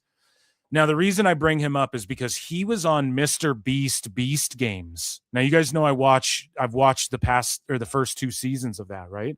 I like that show, Beast Games. It's a fucking good show. And it's sort of like Squid Game, but he just gives away ungodly amounts of money, like just insane amounts of money. And this guy here, Conan Lycan, is a guy who was like sleeping in his car making fucking towns and stuff. And he went on that show and he made it super far, right? And he almost snaked his whole team out. So they do this challenge each season where your teams pick one person to go up in front of a button. And so there's like 4 buttons, there's like 4 teams, and your teams pick people to go up there. And fucking this money counter runs up and it'll go to $1 million. And you can hit this button, accept $1 million, stay in the game, but eliminate your whole team. They've done it both seasons, right? And this guy hit his button like a minute after, like a split second after another guy. And this Conan Lycan guy snaked out. He kayfabed and worked everybody. He just kept working his way into getting a bunch of money throughout the show. And he made it to like the top 6, I want to say, and then purposefully got himself eliminated, but made hundreds of thousands. I think he made like $500,000 or more in doing that in cash by like working people and allowing them to buy his way of like eliminating himself and whatnot. And like, he was going to snake everyone for $1 million, but he was like a hair too late. And then once he got down, he's like, yeah, I wouldn't snake you guys. I told you. He's just such a carny fucking, it's so good. This guy was just working everybody on Beast Game season 2, right? So enough about that. I got a point. Sometimes you know what they in life, say. you got to be a hoe. But this is why I'm compelled to see this guy, because he was like a standout, kind of popular on the show out of all the characters, and millions of people watch Mr. Beast everything. Okay. So he is getting a tryout, which is awesome because he can work. Now, I don't know how his like headlocks and takeovers and his mat game and all that shit is, but I mean, he has athleticism. He has a look. He was on fucking hell. Brie Bella made it further than Nikki Bella in a Mr. Beast celebrity video. And then all of a sudden she's back in WWE a couple weeks later. It's all I'm saying. She almost won the goddamn, I think Steve-O beat her. But another person who has a tryout, oddly enough, is none other than Josh Bishop. And he announced that he's been invited to the tryouts. Now, again, he has a look. Some people say he gives off like old school Sid vibes. He's not that big of a dude to where he should be in the skyscrapers, but he, in what is become known as the new skyscrapers or whatever you want to call them. Okay. The skyscrapers in MLW consist of Dijak and Baron Corbin, Bishop Dyer. Well, Corbin signed back to WWE, appears on SmackDown. He's been on the last couple shows. He was also on the last MLW, which is, I think, filmed 2 weeks out. Someone explained to me that they tape shit like every 2 weeks or something like that. A couple weeks where the stuff. So they were smart, and they fucking filmed Bishop Dyer's final match, and he came out while being signed to WWE, comes out as Bishop Dyer, and he was in a 6-man against Cruel and the Good Brothers. You had Josh Bishop, who replaced Bishop Dyer in the Skyscrapers with Dijak, and they're like, we need a third, right? And then Corbin came out and fucking wrestled on MLW Fusion. Super smart. Because that came out on Saturday, the SmackDown after Corbin was like cutting a promo, doing a vignette or whatever. Okay? So all of a sudden, Josh Bishop, Dijak getting left in the fucking dust again. And it's unfortunate. I've told you guys this. I don't know if Dijak is ever... I don't know if they're ever going to want him back there. Sure okay? thing, bro. Sure thing. Don't take my word for it. Just take the actions of WWE for it, okay? I don't know if they're ever going to want him back, or they would just bring him and Corbin back in together. But could you imagine if they snipe Josh Bishop and then stick him with Corbin, and then they just completely, and then Dijak? That would be fucking crazy. For Dijak to get felted like that and get his other tag partner taken away like that after he just formed the Skyscrapers, and then Corbin came back. And people are calling it like the Skyscrapers 3 or whatever. Because Big Trouble Ben Bishop, who's been on PWT, by the way, shout him out.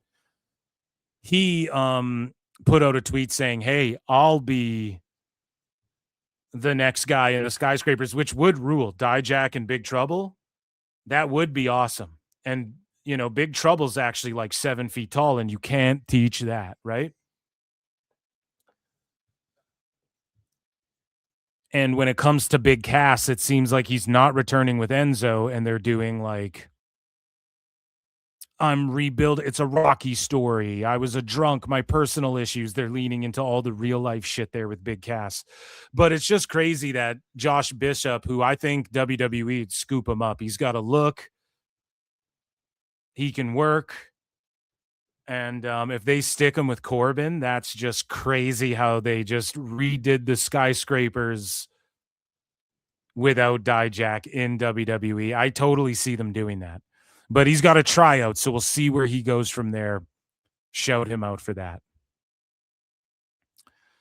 So we're talking about SummerSlam, right? And one match that is being teased that I think at SummerSlam we could get a moment between these two guys right here.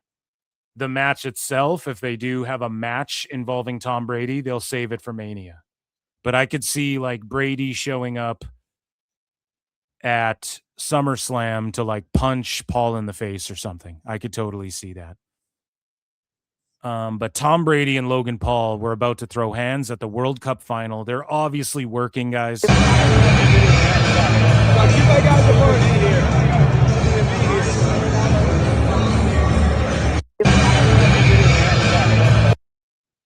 So if Tom Brady's in the crowd or the Tron hits and it's music you don't recognize, it'll be fucking Tom Brady. He's going to kick Paul in the nuts, going to set up a tag match or something.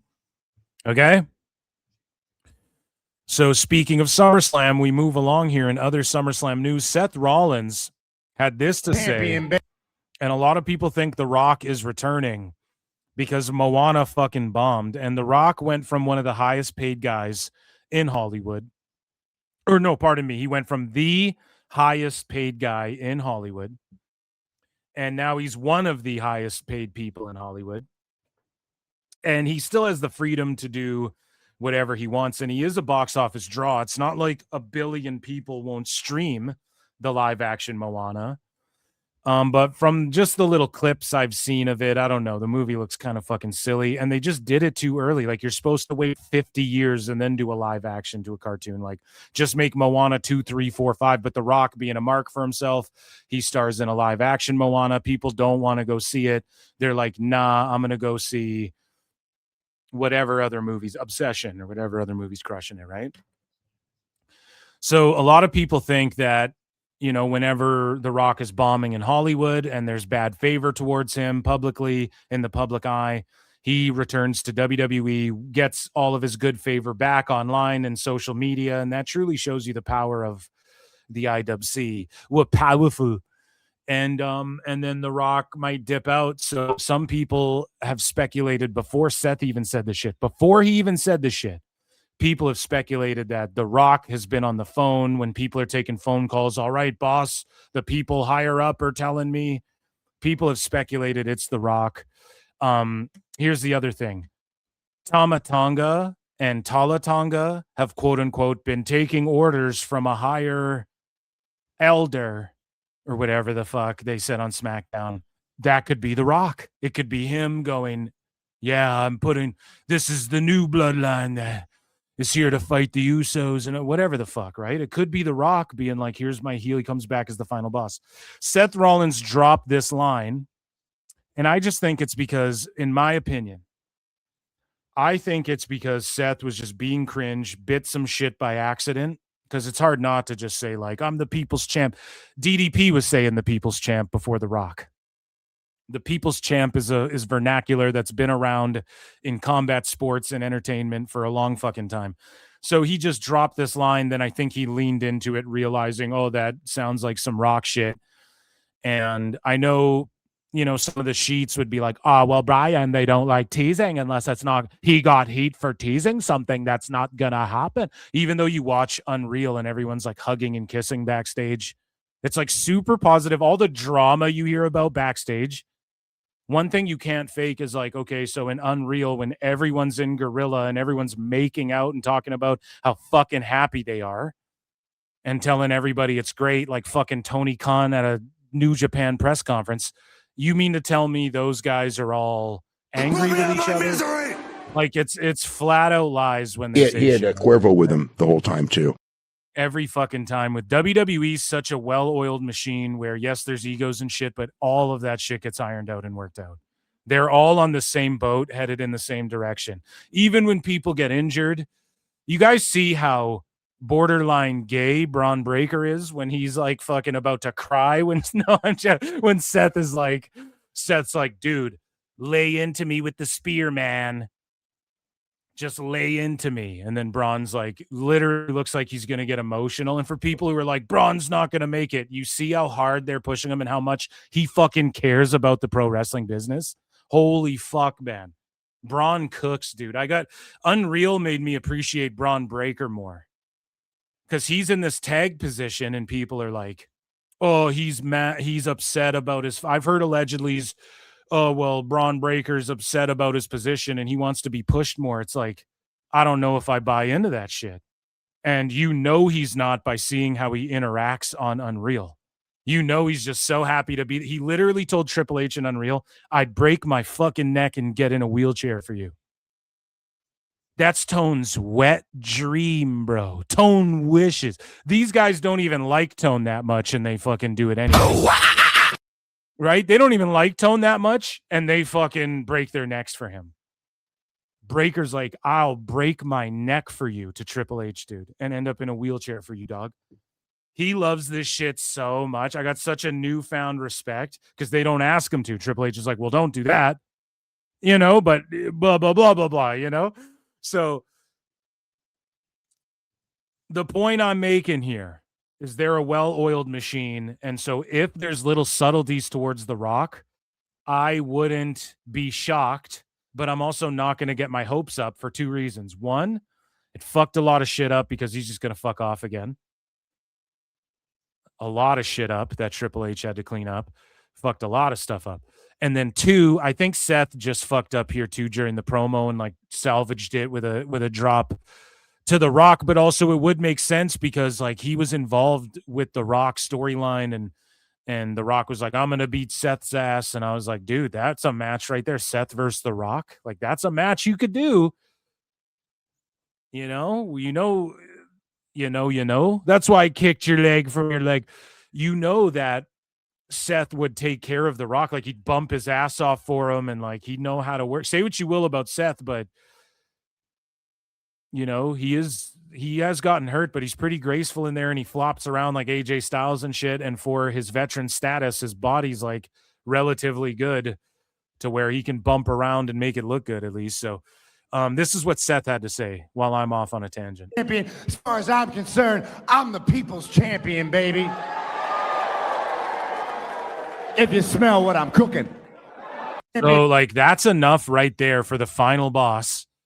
Like, let's say Tama and Tala get involved in a match. Beat the shit out of Seth. And then the final boss is behind it the whole time, but he even is like, yo, Bloodline, what the fuck is up with that? Why did they help you with blah, blah, blah, whatever the fuck? And then they're like, we don't have anything to do with that. And then The Rock can come back. You get The Rock, Tama, and Tala versus the Usos and Roman. Maybe down the line or something. Like, maybe I'm overly fantasy mark booking a dream scenario, but if anyone could get it done, it's me, Austin. Yeah, Vince is coming back, so anything's possible. No, I'm joking. I'm joking. CWJ for 5 says with Dave Meltzer and Bryan Alvarez, BA Baracus, crapping on a potential Brady Paul match in 85, they would have complained about Mr. T, and instead people should watch a Wahoo match. The problem with people saying dumb shit, like even Jonathan Coachman and Vince Russo are like, we know everything about this business and shit. And it's like, no, you don't. Neither of you know everything about this business. Okay? And otherwise you'd be booking the shit. You wouldn't have a fucking pod about it. You know, you pod like I do. You'd be booking it. Start a Fed then. Well, Vince is booking it, okay? But a lot of people have fallen off of JCW and hate on JCW since Vince has been booking it. So WWE's always incorporated celebrities and athletes and shit. When people are crying about Jalen Brunson, shut the fuck up. They did a whole WWF Superstars versus NFL Battle Royal and stuff. Didn't they main event a WrestleMania with an NFL guy back in the day? Like, come on, man. You have to understand the crossover appeal and the sports-based, like, we're the best of entertainment on MTV, dude, and we have Muhammad Ali here and athletes and shit, and Mr. T, I guess, who's an actor, but with athletic prowess. So I just can't stand people crying about that shit. It's like, you're mental. Like, what do you think you're watching, dude? No, nobody cared about Entente Compo in AEW, and it's those same people. Okay, it's just AI. Most of these people are fucking AI. Okay, I saw Nick LoPiccolo saying, I'm doing an Ask Me Anything about a sicko. One of the sickos who's like banned from the Observer message boards even. And it's like an AMA about a sicko. Like, bro, you're just going to get bots and tards. That's all that's going to go. Why even waste your time doing that? I don't even understand why you'd waste your... Come on my show and I'll fucking ask you real questions. We can have a real discussion about fucking, you know, about this stuff. And I would ask Nick, why are you even wasting your time doing that? You know, it's just AI people getting mad about Jalen Brunson. Like, are you fucking kidding me? Shut the fuck up.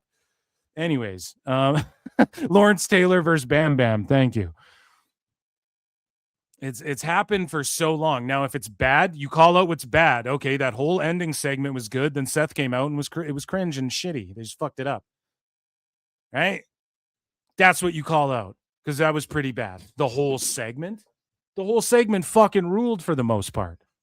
So what are we really talking about here?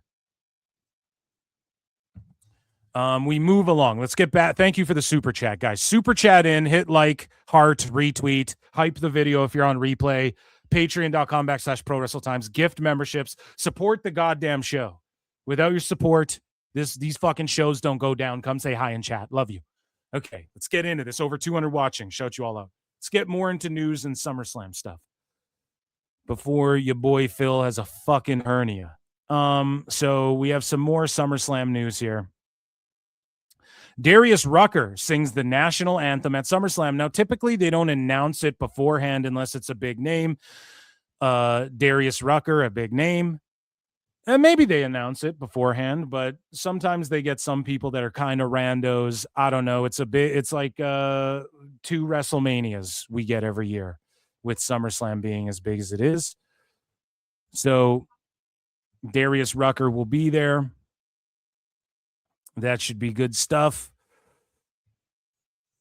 And in other big PLE news, and speaking of WrestleMania, there's been reports on where WrestleMania 43 was discussed to happen. And you got motherfuckers like Raj Giri even saying, like, Tone needs to run a show in the U.S. this week. It's so fucking... It's the worst take when you just think about it for 2 seconds. Okay? It's one of the worst fucking You takes. are a naive, brainless, pathetic, idiotic, clueless, dumbass Mark. Because Tone can't draw 100,000 excess wrestling fans. I've beat that to death. But other U.S. cities plan for WWE WrestleMania 43 watch parties. So what WWE's doing, they're doing these big watch parties, and motherfuckers are like, oh, they're doing this to counteract if AEW does anything. And it's like, guys, shut the fuck up. Like, Dave Meltzer is on the Observer Live. This is him talking. Maybe it was Bry. We'll be able to tell by how shitty the sentences are structured. But not everything WWE does has to do with AEW, and not everything AEW does has to do with WWE, except for a lot of it does, because we know Tone loves WWE. With these watch parties, and people have pointed to this, it's going like back in the day. And even Dave points this out. It's like 1985 again, Brian. 1985. 1985. We're going to party like it's, 1985, Brian. Get the cocaine and DeLoreans. We're going back to the future. So that's exactly what they're doing. And what's old is new. And it's the same way. This is what it's more akin to, or this is what it's a product of. WWE doing this. Maybe it has something to do with AEW, whatever. That's maybe one thing on the checklist of 15 fucking things that it has to do with. It's more in line with this. Streamers are basically, it's cyclical, and they're just turning into cable packages. That's what's going to happen. You're just going to pay $100. You're going to have all your favorites. It's going to be like cable again. And you're going to flip between, oh, this is on Netflix and this is whatever. Well, not really channel surfing. You'll pick what you want to have, but everyone's smart TVs will have, like the way Roku has their own fast channel set up. There'll be like a fast channel set up between streamers you're subscribed to or whatever. And sports are going to go this direction and make deals with streamers. They're already doing it. It's cyclical. It's going that direction. So that's the same thing with the way the pay-per-view shit works. Hey, we're not in Yo City down since day one-ish, but they'll do watch parties in Yo City down since day one-ish. So they'll do this for SummerSlam, what? Mania, what? Survivor Series, what? And especially when you're in Riyadh for WrestleMania, why wouldn't you do that? And there can even be WWE superstars can pull up to some of these spots and do the watch parties with you. You know who else does this? UFC. Do you know who still does this even though they're on streaming? UFC. Do you know who's literally owned by the same company and is the same company as WWE? The UFC. So it's not about, oh, well, you know, Brian, AEW. You fucked up! You fucked up! It's about TKO and UFC. That's what it's about. So Dave says, I've been told their idea is to do watch parties around the United States and major markets, Brian. So they're trying to get a jump on this whole AEW, and everybody else is going to want to do Mania weekend. The cities this could be Bri. The cities I was told were New York, LA, Dallas, and Orlando. So all those different places, it's like 1985 again. I was 24 in 1980. We're going to do closed circuit. You're going to be able to buy a ticket to a building to watch Mania. So you mean like the NHL does and the NBA does and everybody does? But it's about AEW. What a bunch of fucking idiots, man. Uh-oh, retard alert. Retard alert, class. Oh, my God. And with a huge, huge support, ladies and gentlemen, with a massive support, Lincoln Hawk gifts 5 Pro Wrestle Clips memberships, and it's like a maroony, purpley, blood red color. You know what that triggers.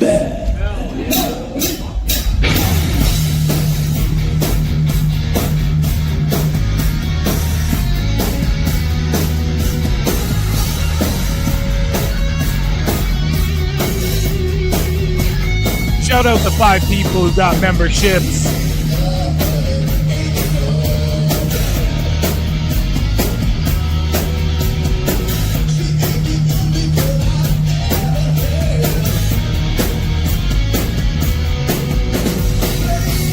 Oh, yes. Welcome to the Madness 5 people, whoever got those.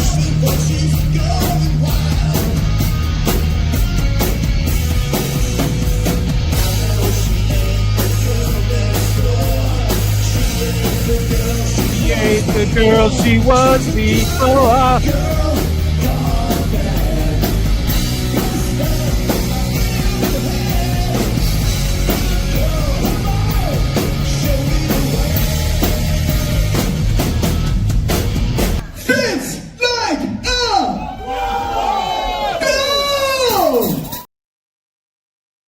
Shout out Lincoln Hawk. Thank you for the huge support, man. Appreciate it. So, in other WWE event news, Info-Size Theater at the Garden in New York City, I probably botched that, Infosies Theater, will host NXT Stand and Deliver, AAA Eternal Glory, and official WrestleMania 43 watch party, all in April 2027. And so they are doing shows that weekend, obviously some of them in America, and that's awesome. And to make this about AEW, what are you going to make this about AEW as well? Like, obviously, this is what you do. And people are going to try and make this about AEW, and I'll tell you something right now. The indies are going to pull up and do shows around NXT Stand and Deliver and AAA Eternal Glory. They're going to do shows around that weekend before they do in the MSG watch party, before they rally behind some random AEW event, or they would have already started doing that, guys. Tone draws anywhere from 10 to 15,000 people per pay-per-view. It doesn't matter what it is. All in Texas drew anywhere from 18 to 20,000 people. Tickets sold. These are Thurston's numbers. Okay, this isn't Phil Mark saying this. This is what Thurston, he sued the building and got the actual what tickets were sold, how many people were there, as opposed to the 25,000 they said that they gave, that they distributed or whatever. They papered the shit out of it. And they said it was like 28,000 or whatever. And we know they papered the shit out of it. We've covered it. We covered it extensively here at PWT.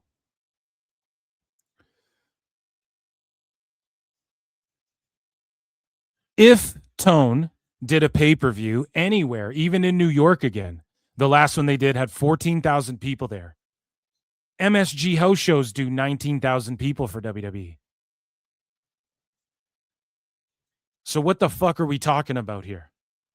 It's the same amount of people. If they do All In, it'll be the same amount of people as a house show at MSG. Like, what do you guys expect? All the indies are going to spend a shitload of money to do shows around the midget wrestling's going to do 45 shows like they did WrestleMania week around a fucking AEW show. No, they would just do it already for any of the shows. They don't.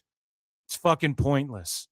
And Raj Giri was saying the same shit as like Paul Walter Hauser, essentially. He's like, it's lame that it should be a celebration of wrestling and it should happen in America. And it's like, bro, is the WrestleMania 18 crowd in Toronto, is that not one of the best crowds? Was that not a celebration of wrestling? Rock Hogan with one of the best crowds of all time. What about if they went to the UK? Everybody wants them to do a Mania at Wembley and talk about, oh, I would do You know, Raj would love, and shout out Raj. I'm not even hating on him, but you know he would love getting massive clicks and views on his socials for talking about how many fucking tickets they sell for a Wembley WrestleMania. You guys know he would love that. So it's just a problem with Saudi Arabia, I swear to God, because people still in this fucking mindset of like, now, is it weird they're in fucking Saudi Arabia and doing shows in New York, considering if you want to go the whole 9/11 fucking rabbit hole and the whole Pete Davidson rabbit hole? Yes, it is kind of fucked up. But the world's healing, okay, guys? No. That aside, listen, Roger's just off base and everyone's off base with that take. Saudi Arabia, some of the most rabid crowds, the last show they did there was nutty. And you got to hear it again in Unreal and see how they were reacting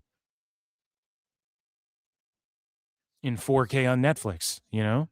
They were going crazy for shit. They always go crazy for shit. They invent their own chants. Wrestling super over there. So it's just a weird thing to cry about. Like, you should want WrestleMania. That's the whole point of a global company and product, if you want to call it that, which I try to refrain from calling it that. But that's the whole point, and that's what the dream was. Like, even as a kid, I was like, dude, I can't wait till WrestleMania comes back to Canada. And a little baby Phil Marks was like, dude, they need to come back to Canada. They need to go to Saudi. Imagine a WrestleMania in Mexico and shit. That would all be, I've always thought of that. That would be crazy if they did it all around the world. It just means it's bigger and bigger. A WrestleMania in Japan? Holy shit, dude. That could go nuts. So, and in Mexico, I never would have believed it until you see how popular WWE is there and how popular AAA is there. Do a WrestleMania in Mexico, buddy. 2 nights, get fucking Iguana on there. You'll sell some ticks, right?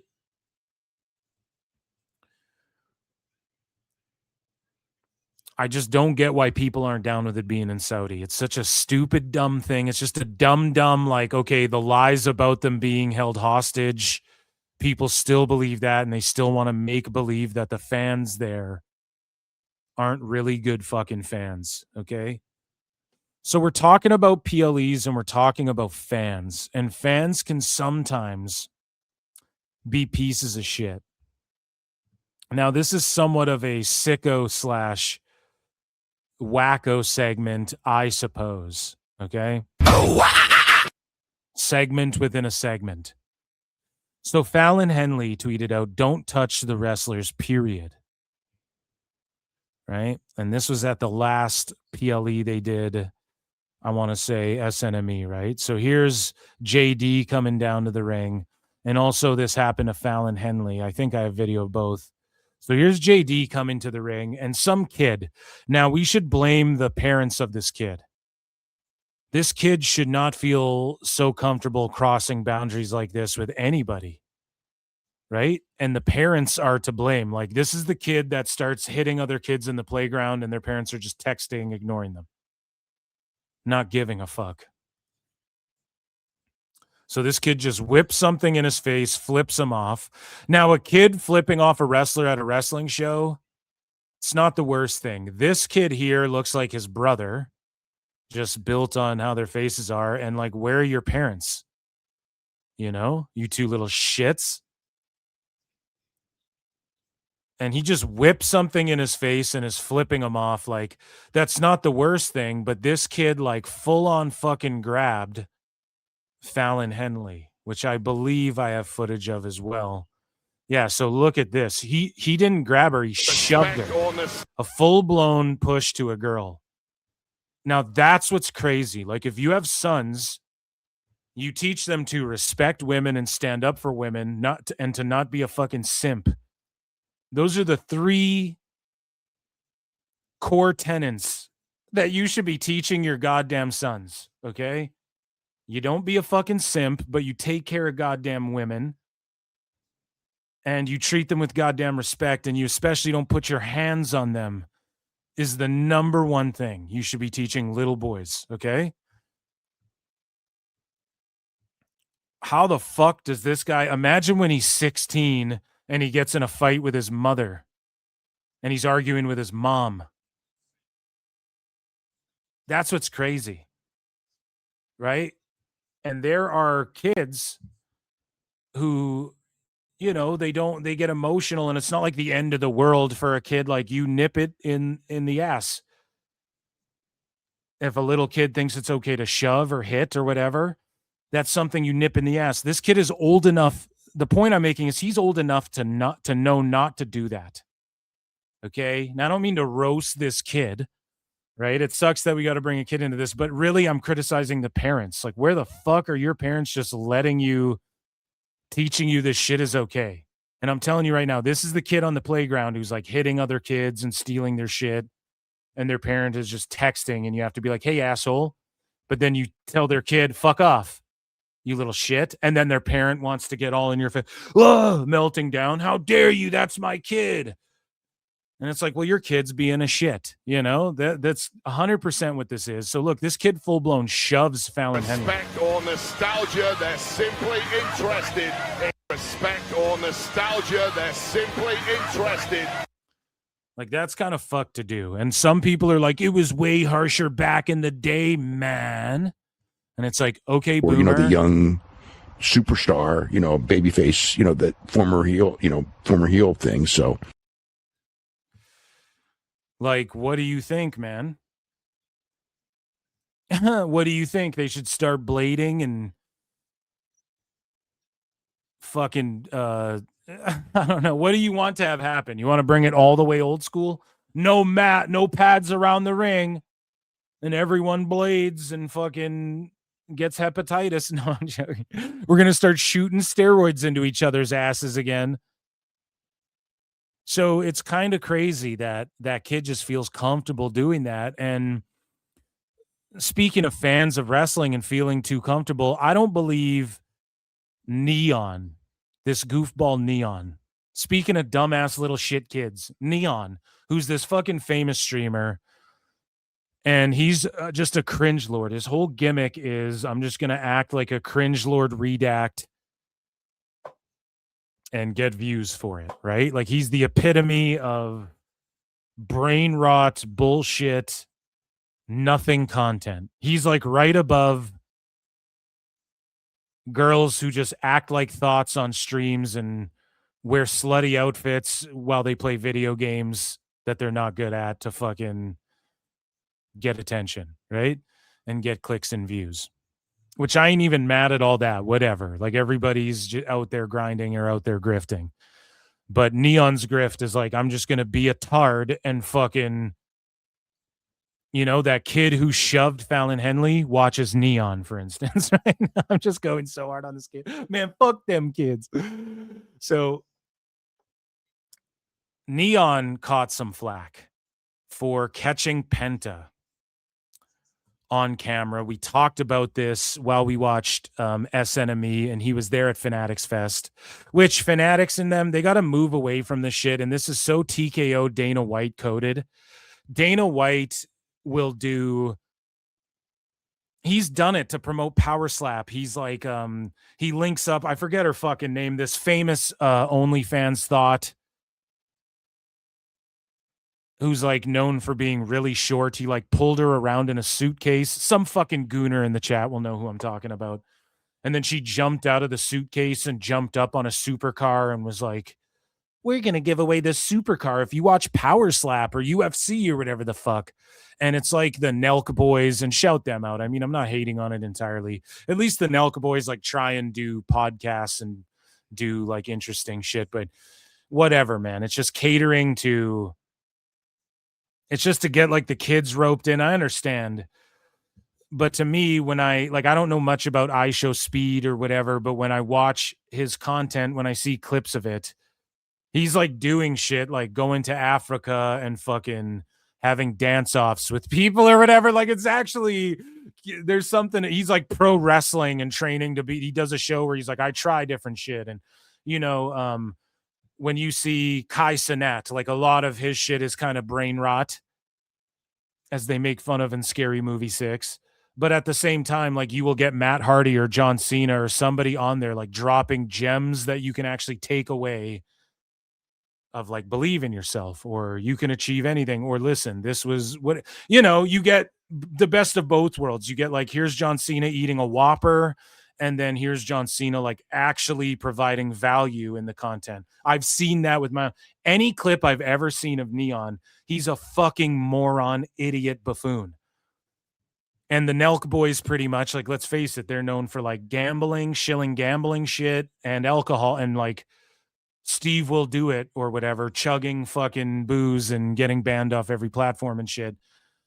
That's what they cater to, and shout them out. I'm actually a fan of the Nelk. I actually like Mike Will Made It. What's his name? No, Steve Will Do It. I'm actually like, because their shit it's just kind of like college bro Yuma, and it's college bro shit, and that's fine. Like, there's a market for that. There's a niche for that, and you know, they brought a lot of eyeballs to UFC and stuff like that. So I'm not entirely trying to hate on them. I don't think they're entirely brain rot either. Like, maybe Steiny is. I don't know. I don't pay attention to him really. I think their interviews with people are just boring surface level bullshit, but they're catering to like a huge audience where it's got to kind of be that, you know? You don't want to give like thought-provoking takes on that shit. Otherwise, you're going to lose your audience. So I get it. But Neon is just like the bottom of type of streamer. Now, I think I say all of that and bury him first before I defend Neon a little bit. He doesn't know. WWE invited him here. And Jim Ross, I think, or somebody, one of the old-timers, King, blamed WWE for this mistake happening, and it is their fault because they invited this guy here. He's an IRL streamer. The problem with these streamers is they have to then become kayfabe. They have to keep kayfabe. Now, that's good for WWE. It's bad for these streamers as brands who go, nope, we just show you the raw, unfiltered. They're all fake, phony fucks too. They are. They will, if they get invited to WWE because it'll get them clicks, they're not going to show you what WWE tells them not to fucking show you as well. And they're going to apologize. Like John Cena in China talking about Taiwan, you will be forced to apologize. Okay? And they do it. So that's how you know this guy's a fake, phony fuck. And he just does tard content. So why the fuck would you engage? I don't get it. Neon is like, I don't get it at all, right? But I'm defending him here. It is WWE's fault. Okay? They should not have let this little fuck back there. Don't invite him to your shit. Hey, fanatics, don't invite this guy to your shit. It's stupid. It's pointless. Now, I have the censored version. Let's watch this clip. Nice to meet you. Nice to meet you. Now, Penta had like face paint on. Even if you saw him, and it's all over the internet now, his eyes were painted and half of his face was painted already. And so you want to know what's under that mask? A bunch of black paint that goes all the way up to his fucking hairline. What, you're not even seeing, and he had his contacts in and everything. You're not seeing anything you didn't already know. Okay? No camera? But he checks them. Use muscle. Yeah. Can you delete this, please? Oh, yes. I will. You take something? Now, nobody told Neon, and maybe they did, but nobody told him not to film luchas and shit. How does he know? He's not a fan of wrestling. He doesn't know all the wrestlers. Fanatics and WWE got to do a better job. Nice to meet you. Nice to meet you. Right? So we move along, and then the next day, this is what happened. He wasn't allowed in. He actually got denied entry. So then WWE goes, he's not allowed in Fanatics Fest, and Fanatics goes, fuck. Yesterday, you guys took a video of the guy with the wrestler with his face painted. Okay. And you posted it. So today, I didn't post it. I was live. I saw it. I didn't post it. But I'm just saying, like, Shout out this security dude. I swear we've seen him in videos with like John Cena keeping the peace as well. yesterday, you guys took a video of the guy with the wrestler with his face painted. Okay. And you posted it. So today, I didn't post it. I was live. I saw it.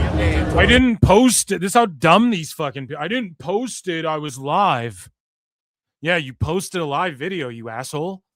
I didn't. It's not a post when I go live, and then it's a fucking post literally on my feed so people can watch the replay and shit. What are you, dumb? Holy shit.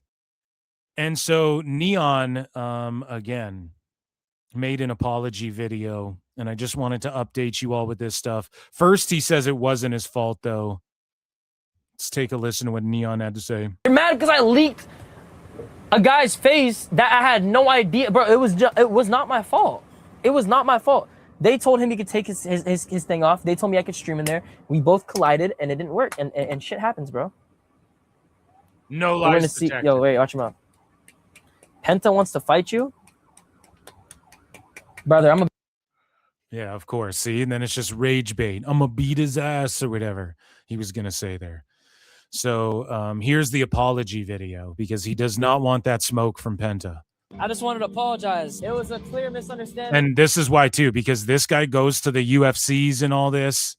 So now because Dana's on the board and it's the boys on the board at TKO, right? Now he's like, oh fuck, I'm gonna get banned from all UFCs too. Fucking Mark! I just wanted to apologize. It was a clear misunderstanding. They told him that he could take the mask off in that area, and they told me I could stream in that area, and it just flashed. Still, this is the fucking God. There's so many people like this too. Just don't take accountability. I don't expect this asshole to, but it's this thing of like, well, I'm sorry, but here's the reasons why I'm still not in the wrong and This shit. shit happened. It was never my intention. I won't do that on purpose. I'm sorry. So he just doesn't want to get banned from like TKO boxing events and Power Slap and Zuffa boxing, pardon me, and fucking all the places that he goes to make content where he gets to go to these events and be like, yeah, we're backstage at the UFC.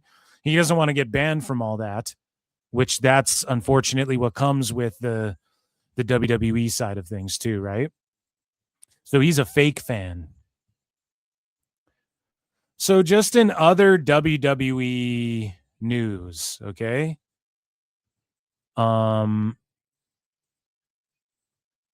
If you follow, I'm sorry with a what, but you are not apologizing. Neon never took ownership. What's chat saying? Just checking in. UFC banned him from a fight with some other streamer a while back. Exactly. So that's like 2 strikes, dude. CM, Punk, Oba, Rhodes, Danhausen, Hendry, Mysterio, Vaquer. Okay, I don't know what you're listing. Shout out everyone in chat, guys. Make sure you hit like, retweet, heart, all that good shit. Hype the video if you're on replay. Join Patreon, super chat in. Shout out Lincoln for gifting memberships.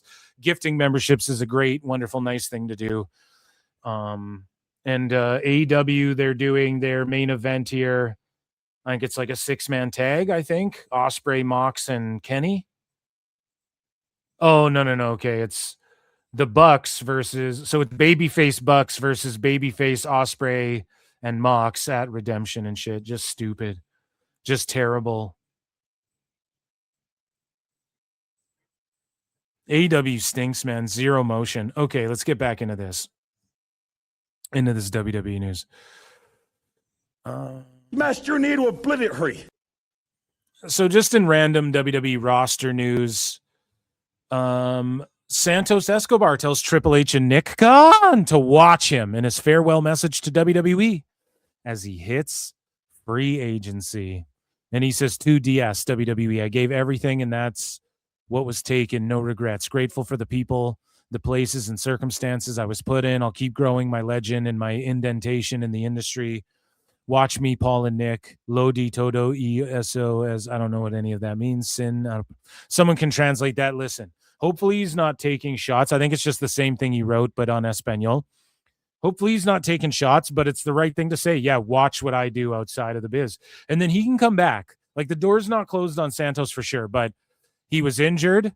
He was dealing with shit. They didn't know where or how to book him. And then he got fucking hurt again, right? When they gave him his new return to AAA with the new gimmick and the new vibe and the new heel run and all this shit. You got to go, buddy. They're just letting people go. You got to go. It's unfortunate. But if he goes and makes waves elsewhere, good on him. And I'm sure he'll be in CMLL and shit like that sooner or later. But he, called out Nick Khan and Triple H there and said, watch what I do outside of the biz. Speaking of watching what people do outside of pro wrestling, Pat McAfee, or outside of WWE, Pat McAfee also stepped away from WWE quite a bit. And there was rumors and allegedly going around that Vince was actually supposed to come back and be the guy on the phone because they thought they were going to take that with Randy Orton, that is, because they thought they were going to take that that lawsuit private way earlier. This is just rumors I've heard, right? I don't know who Coach's sources are, Jonathan Coachman's sources are, but this is shit I heard as well, okay? Allegedly. And so if that's the case, then that's fucking crazy, and that might be the only reason McAfee came back in the first place. However, I don't want to believe in these conspiracy theories, okay? Because it's like The Rock coming back, Vince coming back. I'll just wait till it happens. Because I don't break my heart, my achy, breaky heart. Not that my heart would break if Vince never came back, but with The Rock, if he comes back, gets everyone hyped, and then dips out again, that'll just break my heart again. So McAfee came back, whatever. The rumors were that was supposed to be Vince, and then the IWC was like, fuck this, we hate this McAfee stuff, da-da-da-da. McAfee, before that, also dropped a song that was super cringe, and we played it on this show, and we made fun of the fact that, Liv Morgan, any wrestler, like once you start making money and you realize like, oh, I can just hire a guy and I can record music in my house, even relatively inexpensive, or you can just like rent a studio time, and it's not like the record labels, how they used to do it. Like you could just set up a studio and record an album in your house. Right? A lot of these major fucking artists too, like Beyonce and shit, like DJ Khaled and stuff. Eminem was accused of this too on one of his albums. I think like 2 albums ago, people were like, you could tell he just recorded this in his basement. And it's not because it was just the shits, but it has this sound. Like there's like these home studio guys all have this certain sound that you can pick up on. But these celebrities realize they can do this, and then they make cringy ass music. So Pat McAfee, The Diary of a Polarizing Figure is the name of his album. Like cringe, super cringe.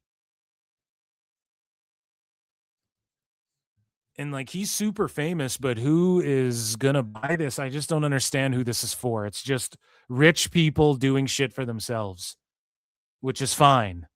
But it's a waste of sound. Like there's real musicians out there who he's just taken the Spotify space from,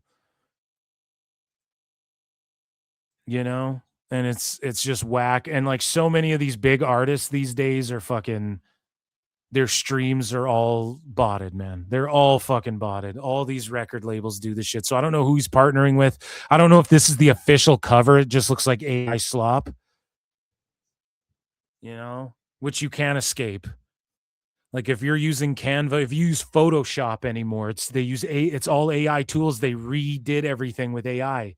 So even if you're like removing a background from an image, which is just standard fucking practices on Photoshop, or you're like replacing something, it's all AI now and shit. It's crazy. The whole world is just AI.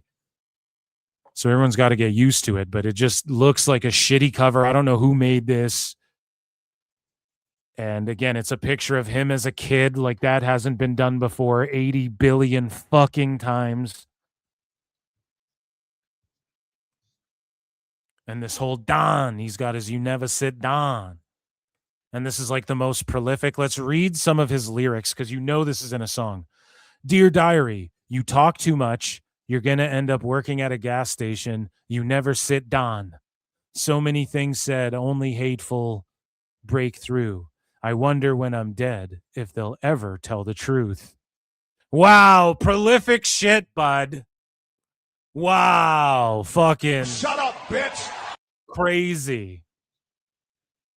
You're the next fucking Simon and Garfunkel. You're fucking Hall & Oates here. Just a regular old Lennon off the block. That was a great record. That was a great record. In Liverpool. Where'd you record this? In Liverpool. A fucking Paul McCartney here. Kelly Clarkson. Just a prolific fucking, listen to these bars. So many things said, only hateful break through.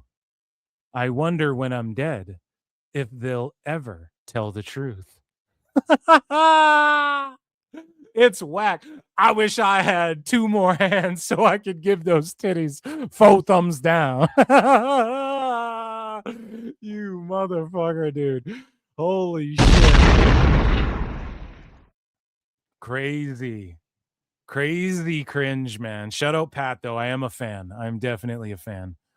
But that is just awful. Speaking of just terribleness, look at Bianca Belair's knuckle and her finger, how it's sliced open, a giant scar. She's had surgery, of course, and that knuckle is not healing. And what's happening is it probably keeps filling up with fluid and weird shit. And it's probably like squishy and doesn't hurt too much, but feels weird. And that's all because she had some weird finger injury, and fingers don't heal that. You know, Lana had some shit and it would not heal. She like scraped her finger at a AEW show and it got infected and shit. And, you know, Bianca Belair's dealing with this, and she gave an update. This is her finger from last year, a year later, still looking like that. So hopefully she gets it fingered out. Ba-doom-ps. But she's busy being a mom anyway, so that's not really going to matter. Speaking of nothing really mattering, I don't know. Sheamus rejected a restructure. This is according to Fightful. Sheamus rejected a restructured deal and opted to leave the company, as it wasn't presented as an ultimatum like some of the other deals. Like you guys know shit. None of you dirt sheets know a goddamn thing. Shut up. Sheamus remains under contract and is set to become a free agent on October 1st. So come October, he will be a free agent. Let's see where he goes. If I'm TNA, dude, I seen some comments because I go, dude, they got 30 million. How about we bring in some people and keep Tessa Blanchard around and shit? I saw a couple comments where people are like, only 30 million, Phil. How far do you think 30 million goes? A long fucking way. It's not like TNA changed everything. It's the same show. If you watched it before, it's not like their fucking Trons are big and they're just breaking out the pyro every show. They didn't really change anything. It's just $30 million more. So what did they do with that deal? So far, it looks like, yes, they've re-signed some talent and stuff like that. Okay, there's a budget for that regardless. They could keep Trey Miguel regardless. They could keep some of the talent they kept regardless. And now they're letting go of people like Sinner and Saint, and you got folks crying about it. A lot of these talents would stay there anyways. Daria Ray would get re-signed. So with or without the 30 million deal. So the 30 million went towards a bunch of fat cats lining their pockets. Maybe their budget for talent got increased a little bit. But they just lined their pockets and then it went towards their debt and shit like that. Okay? And they're trying to get rid of the fucking, then the rumors of the sale and all of this. And people are like, there's no merit to it. It's not true. But here's the thing with TNA. Right now, if someone offered like 50 million and to take all the debt and shit that's left, they would fucking do it. Whoever owns that shit would take that deal. Guaranteed. And just like I guaranteed their goal was to be on fucking Thursdays when they got their TV deal done, I'm guaranteeing you that they would take the money. So what I'm saying is break off some of the 30 mil, hire Sheamus. Sheamus and Nick Nemeth do a long program between them, stretch it out. And that'll hopefully draw you some more ratings. They're doing great ratings as of late, though. And they did their highest ratings on AMC last show. So shout out TNA. And they're down to Mike Santana or whatever his name is. So Bayley could force WWE to change its contract rules. So I found this very interesting. This is courtesy of Ringside News. And so let's take a look at this article here. And so Bayley could force WWE to change its contract rules. So Fightful Select says Bayley's potential free agency has become a major topic inside both WWE and AEW, believing she could at least reach the negotiation window after agreeing to anything. I hate how these sheets don't report on shit. Like, obviously, dude, it's like in the NHL, the journalists know that this player is going to wait until look at what LeBron's in the headlines for right now. They're trying to push along a deal and he wants to wait it out. So Fightful and these guys are like, oh, it's believed that it could at least reach the contract window before she agrees to any. No shit. That's how you negotiate free agency. Now, the problem in pro wrestling is that what's going on is Bayley's on the phone with Monet, and Monet's acting as the little birdie for Tone to let it be known what they're going to offer her and what and will Tone match it or raise. So when people cry about contract tampering, nobody actually gives a fuck about contract tampering. Okay? Because they're doing it right now. She's negotiating it with fuck right now. So if anybody's going to get sued, it should be Tone. No, I'm joking. But there's behind the scenes, if this is real, if she really is leaving, she is going to negotiate her money up, and WWE is going to try and close a deal with her. I don't know, though. I don't think so. I think her deal could go, and then she'll just, guys, guess what? Everyone's going to spurg out. I'm telling you right now. She's going to leave WWE. She's going to go to AEW. Everyone's going to spurg out. How dare they let Bayley go? Blah, blah, blah, blah. Dummy, dumb, dumb, dumb. Dumb, stupid. That we hear every fucking week. With some shit, and every time, and I enjoy it. Fuck, I make content out of it, so keep it coming. But this is what's going to happen. Everyone's going to melt down like dummies. Meanwhile, she's going to go get a huge bag, wrestle Monet at fucking wherever the fuck, wrestle some people in Japan, help get some girls over, whatever.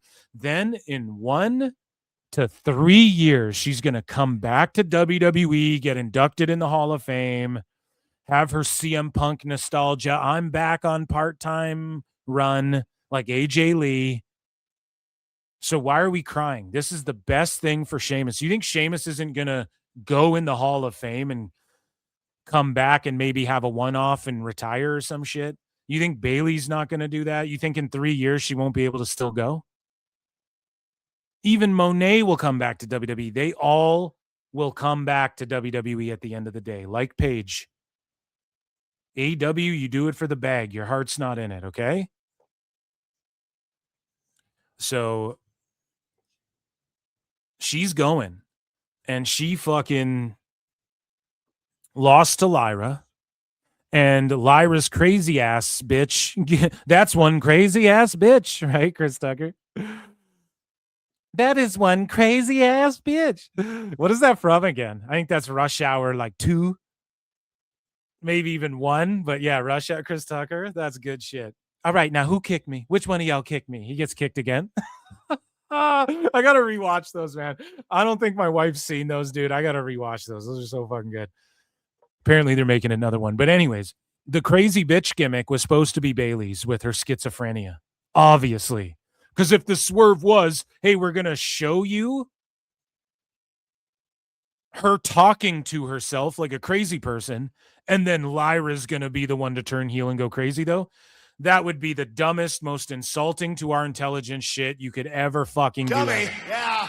So obviously that gimmick, which I think it's better suited for Lyra.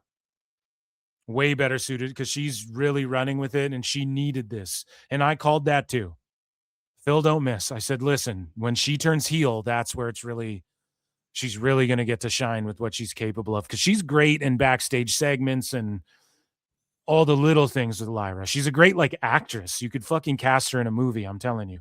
And it's not because of the crossover, the mass appeal, You know, it's not like the Sydney Sweeney factor where it's like, okay, decent actress, but you know, people like to look at her. She's a Hollywood starlet, see? You're going to be in the pictures. You're going to be a star. Now, how old are you? 13? Okay, Drew Barrymore, start smoking cigarettes. They're good for you, see? Old Hollywood, the creepiest shit of all time. But Lyra would be a good actress. Not that she's not a looker, but could be an actress like legit. I believe that she could like act in fucking shows and movies and and do her own stunts, obviously, right? So this is a better character for her, but it appears that's what was going on, guys. The writing's on the wall. Like Bayley might even have a moment where she returns to WWE. Let's say they get a deal done. Awesome. But right now, WWE doesn't like need a Bayley. Bayley's not moving the fucking needle like she once may have. And they have so many ladies who they can call up, who can play heel, who can fucking like they have so many people, dude, that they're trying to build, and they already have stars. They got the Bellas there, Paige. They got these names. AJ Lee's going to come back out of nowhere, take a spot. Becky's going to come back when she's ready to take a spot. So Bayley's going to go. She's going to get that money from Monet. She's going to come back in 3 years, get inducted in the Hall of Fame, have her fucking Hall of Fame run, whatever. That's how you do. And good for her. Okay? Let's continue with this article. So I'm just want to say Fightful, you guys suck. Write some shit like what I'm saying. It's actually compelling. My viewership's peaking. Let's fucking go. So this is where things could get expensive. Bayley is expected to receive interest from both companies. So they're writing an article going, Bayley's deal could change the game because she's expected to get interest from both. That's like saying, it's the equivalent of saying like, hey guys, Sami Zayn's leaving WWE. He's expected to get interest from AEW. It's like, no fucking shit. You guys are trying to signal boost like AEW's going to throw her the bag, man. That's what these sheets do. And it's so shitty and hack. And they do it so many different ways. It's as shitty and hack as Hechicero falling down off the buckle. No, I'm just joking. This match sucks dick though. But obviously, Bayley's got more world titles than Sami Zayn. She might even have more world titles than Kevin Owens, dude. It's like saying Steen's a free agent and he's expected to get interest. No shit. The fuck are you talking about? No doubt. Like, it goes without saying. And so they're saying many WWE deals do not include fully guaranteed years or no-cut protection. So listen to what they're doing. They're pulling a Dave Meltzer. So what Tone has done, and not a lot of people are breaking it down this way and succinctly the way that I'm going. Guys, Tony Khan. What the sheets are doing are they, just like what Dave did, going, Javon will get paid 10 times as much if she went to AEW. She's a superstar. I mean, Kendall Gray should go to AEW. And then shows like mine, DMDMW, live every Thursday on YouTube, calls them out and goes, yeah. What Dave is doing, and I've been thanked by wrestlers for pointing this specifically out personally, okay? What Dave is doing is letting it be known you'll get paid this much on behalf of Tone. That's what these sheets are doing. Tone has co-opted all the fucking sheets, and so what they do is put it out there, hey, Bayley, I want to know, will you be my girl? But not just that. They're saying, hey, Bayley, Tone will not cut you if you sign with him. Like, there's no cut guarantees. You're guaranteed this whole bag. So Bayley, hey, come on over. Like, it's literally letting them know what Tone will offer her if she were to come over. Okay. The belief is that Bayley may be one of the few stars powerful enough to change that. So WWE is expected to want her back, but AEW can offer some benefits that WWE usually does not. So they're like, oh, maybe Bayley can be the one to go, well, if I resign, you can't cut me. And then she asks for some clause that other wrestlers can't ask for? You think fucking wrestlers, you think Edge isn't big enough of a name to go, oh, well, I'll stay, but you got to have a no-cut guarantee. Guys, if you're fucking Stinkashay, you can sign to a company and request that. That's where you are an independent contractor at the fullest. If WWE wants you bad enough and you go, look, I have to keep my name. Even Mike Santana, they will keep, like, bet on yourself.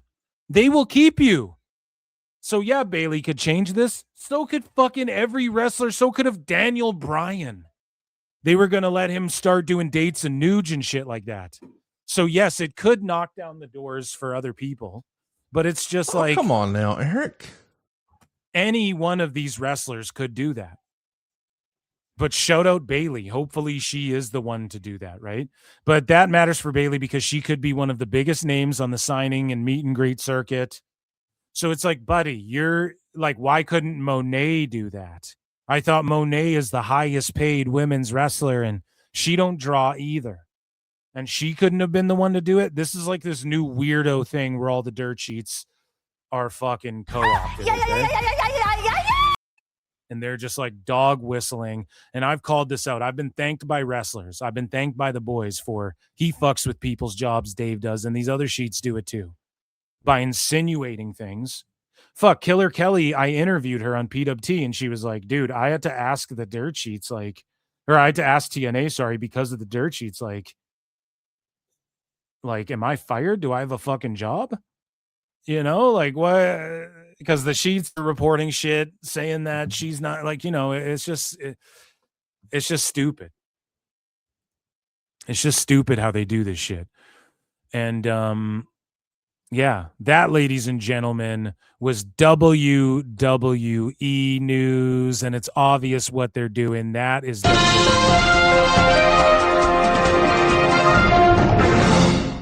And Dynamite was a fucking snooze fest. Lincoln Hawk for 10, huge support, says Lyra has the charisma of a cardboard cutout, and the talent is average at best. God damn it, dude, you know that's not true. You could do better with half the NXT roster. She's lucky she's Becky's girl, or she would have been gone a long time ago. I disagree. I think you're just a fucking Lyra hater, okay? And I think her in-ring work is good. Her offense is great. Her whole gimmick was like, she's just a good wrestler. That's the problem. Okay, it's like Kenny Omega. She has the wings and everything. You're just a good wrestler. Now, what else about you? Okay?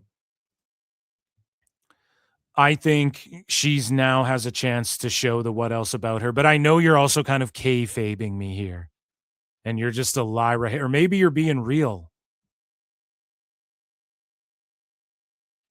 Maybe you're being real about that, Lincoln.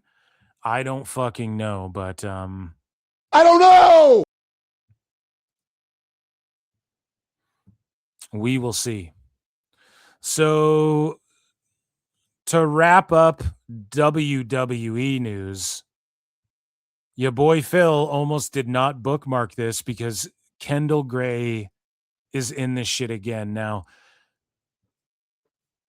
I don't mean to be a mark for myself. You are a naive, brainless, pathetic, idiotic, clueless, dumbass mark. But I swear to God that Ren Sinclair knew that I brought back Wrensday on the 1-year anniversary. And I swear that she knew that I was like, I stopped watching because of Thursday, which I did. And then I'm like, dude, these are great. Okay, I'll give Thursday, Kendall Gray, she's in this one. I'll give it a chance. Now she's bringing her back 2 weeks in a row? Bruv, she's for surely watching PWT Confirmed and going, well, Phil, I'm going to win you over with Thursday. Hey guys, happy Wrensday. So today we're going to talk about all the people that Kendall thinks are hot. Ooh. Okay. You think I can tell them? No. You're okay with that then? No. Dave Meltzer's fingers are crossed. Please be me. Please be me, Brian. Please be me. But you just said, ooh. That's not true because actually what she talks about on like what? Maybe like every other day. Yeah. Come is. on with it, man. Oh no, he's going crazy. He's going rogue. Oh my god. That's Dave Meltzer busting in. You have to vote me. How dare you not mention me? You guys. Hello? Of course, you're in love with Cuervo, Kendall. He had Cuervo with him the whole time too.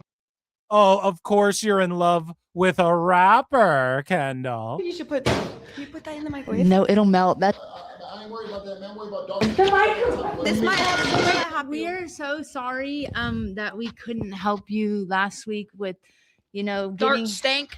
Yeah, it was good. Finally got something nice to say. Yeah, okay. But we thought about it, and even though Norm and Jaime didn't work out, we actually found the perfect person to help you with dark stank. Let me go get him. Cover your eyes like this. I got to cover what, man? I'm not trying to. It's gonna be a surprise. Surprise. She better not. I heard you talking about who the hottest people is. She better not be bringing them out. How dare you break my heart? Better talk about me. Well, she had Cuervo with her too the whole time too. Hold on. Just stay there. Keep your eyes closed. Man, I don't got no time for these games, bro. No, you gotta stay eyes here. closed. Eyes. This is. I'm not leaving. I'm sorry for yelling at you. I know. If you start a fight with me, if you I'm start not over fights, there. if you start fights with me, Go ahead. I'm ready for it. Hold on. I'm not going to handle it with you. No, man. we're not. We're gonna help you. I asked you yesterday to help me, Ren. Okay, well he's a Ren, little keep going. he's a little camera shy. Sorry, I'm panicking. Hold on. Okay, so I'm dizzy, just think Ren. about your favorite wrestler. Well, if I was your boyfriend, Kendall, would you be my girl, Bryan? Right in You got a mirror? Well, hold on. Okay, this is sexist. We cancel her. That was pretty good. Yeah, almost. It's like looking in a mirror. What's up, man? Oh, Put your hand down. How dare you do man face? Hello. Open your eyes, man. I'll help you. This is Ken. Ken. Yeah, Charles loved him, but he was just too much for Charles to handle. Dave's like, well, now I'm into guys. I'm gay now, Bryan. What do they say? Dark stank? Dark stank. Dark stank or what is it? Part of your mustache is melting off, Ken. Hello. He panicked. Okay. Ken is so. Well, I'm actually into dudes. It explains my shirts. Serious. We tried to help you. Did you really try, Ken? Well, this is why your stuff doesn't work out because have fun. You don't appreciate us. Yeah, Dave is like, my abs are better than my abs look like that, Bryan. Holy This is why you have no friends. Who are the hot ones? Wait, I don't know. Not you. Hello. Oh my God, that's Hey, pretty guys. funny. Yeah, that was a good one. Shout out Thursday. She's winning me over. Dave's abs are better than Shaquan's. And that was Thursday / Wrensday, ladies and gentlemen. See, I'm even saying it. I'm even saying the tag for them. We have some AEW news to get into. We have fucking dramas to get into. So let's get into it all, guys. I can't wait to get into it all with you, my friends. Guys, vote in the poll. What pro wrestling reality show is cooking harder right now? Wherever you're watching the show, just in the chat for your boy Phil. 1 for WWE Unreal, 2 for Dark Side of the Ring, 3 for haven't watched either. Most of you haven't watched either. And I don't know how you guys aren't watching these. Go out of your way to watch these, okay? I voted Dark Side of the Ring. I'm telling you, the TNA stuff was great. The Joe Necro Butcher shit is like must watch. It's on YouTube and shit. Just look up the episodes, okay?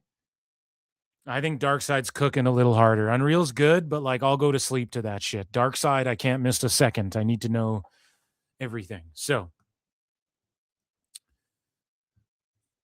we are going to get into patreon.com/pro wrestle times, guys. Thank you for all the support. Thank you for over 8K subs. We're on the road to 10K. Thank you for the live viewership and all the people who check out the replays. If you're watching this on replay, hit the hype button. There's a button that says hype with stars on it. Sometimes you hit the 3 dots on the video and then it'll be a thing that says hype. That's all the rage. It's the new meta. So make sure you hype the video for me if you're watching on replay, because we get tons of replay views and it just warms my heart. Emotional damage. So, ladies and gentlemen, Ichi Nissan for AEW news. So, guys, this happened like a week ago or so. I'm not even sure, but Ospreay was the target of some sickodom. And Bryan Alvarez also targeted the sickos because he was the target of a bunch of hate because he actually criticized AEW. And then he's melting down about the sickos and whatnot because they start coming for him, right? And so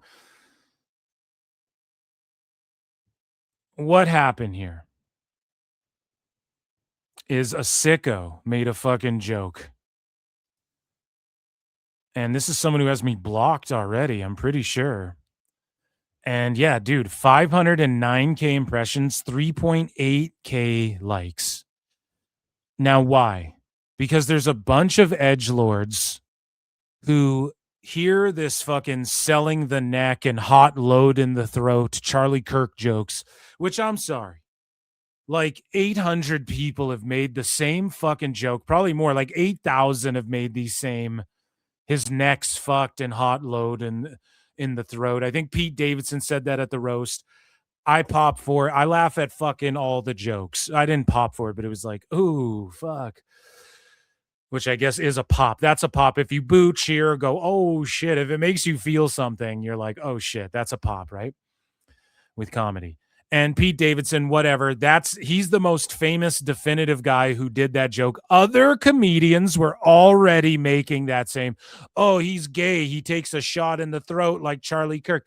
100 comedians already made that joke. I saw it on Twitter, right? I'm a big fan of comedy. You guys know that already was a joke that people made way before Skeet Davidson, but he gets a pass as far as like he was the most famous guy, I guess, who did it. He Carlos Mencia did.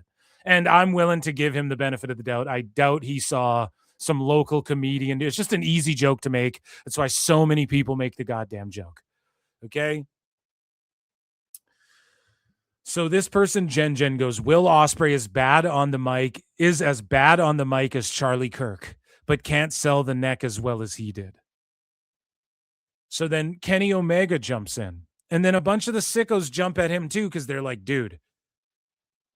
They like try to make it, what are you defending Charlie Kirk and shit? It's like, dude, he's defending Ospreay from a hack joke. Like, this is just a hack unfunny and not like hack and dry in a funny way. This is just like a hack joke that 1 million people have made the same fucking joke. Okay?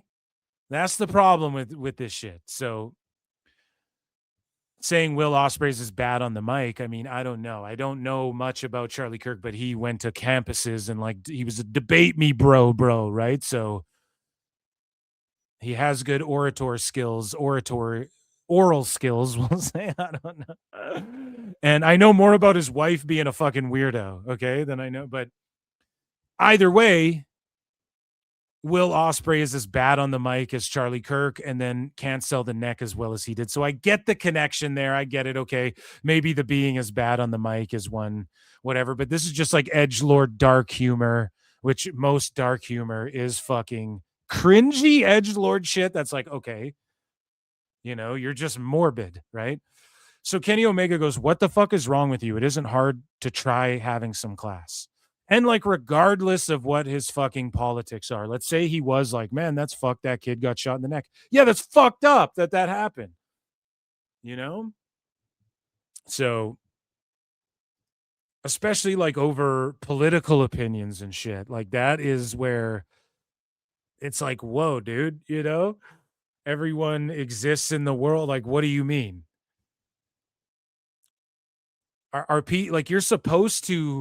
People are supposed to have different political opinions, and that's why there's different political parties. Otherwise, you're just in like what? So everyone, we're North Korea then? It's just, nope, these are the fucking people who run everything and no one can say anything or oppose anything or anything like that. However you feel. I don't, right? Like, I don't even know. I don't know his stances on everything. I don't know if I agree with him. I don't give a fuck. If I did, I'd watch more Politabro content and I would fucking do a show about politics or whatever.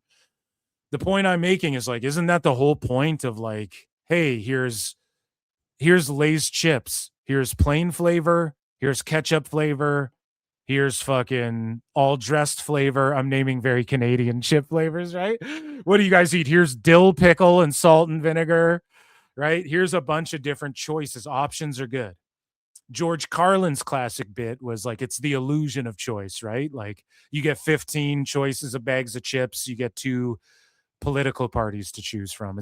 And they're all in cahoots with each other. I'm more in that camp. I'm more in the Carlin camp of like, it's, I think politics is pro wrestling. Let's be honest. Like, I don't think any of these, it's all just a show. It's like Jimmy the King says in fucking Ready to Rumble.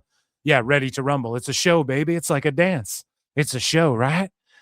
So anyways, Kenny Omega just goes, what's wrong with you? It's not hard to try and have some class. And it's like, these are the biggest sickos stan accounts, dude. These are the biggest sickos.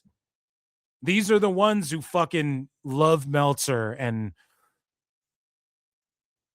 Nick LoPiccolo doing an AMA right now about these are these sickos. They're just dark humor, fucking Joshi in the profile pic, fucking weirdos who like want to see a wrestler die. If you had a match on the internet, this is the type of person like, hey man, this guy wrestled till he died. Tone paid him and he signed his life away to wrestle till he collapsed. These are the type of people who'd watch that show. I'm sorry. Like, they're fucking just, it's cringe, So Kenny's just like, have some class. It has nothing to do politically. And Kenny kind of got, some people were like, what the fuck are you defending? It's a joke and you don't like a joke. It's just hack. That's all. And it's not classy. It's for sure. So Kenny goes, a dear friend battles back from a career-threatening injury, is no doubt still fighting pain today, and is somehow mocked and compared to a dude that was murdered. And that's what it boils down to, And he says, I get that a joke is a joke, but these things should really be kept separate, in my opinion. And I agree with Kenny, but also it should be kept separate if you're a fucking, if you're Kenny, it should be kept separate professionally and whatever. If you're some mark on Twitter,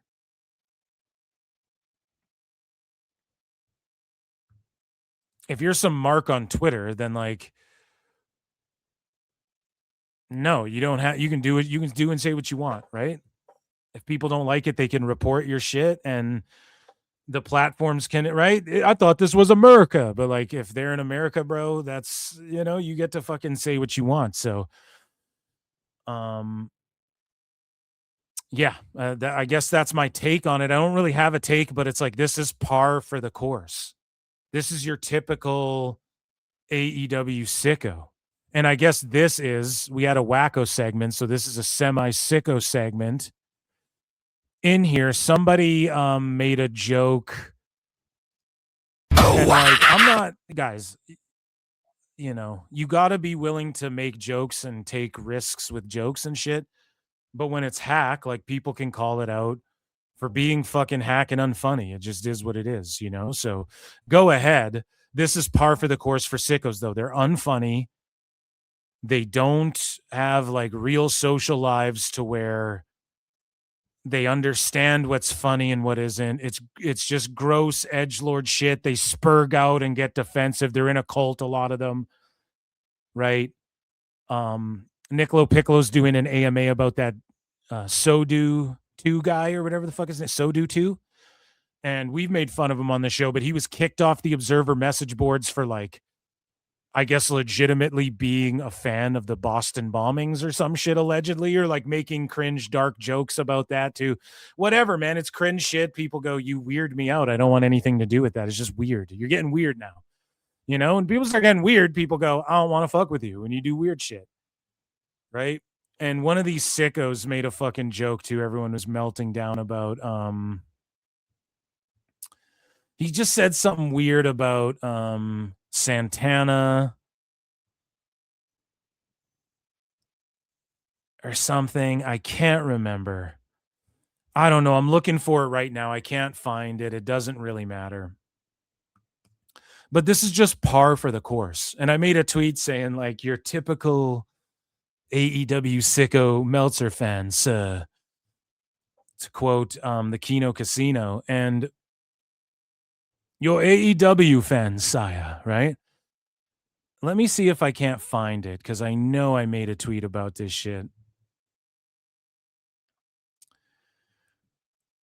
Let me see here, guys. I know this is compelling radio where I'm just fucking...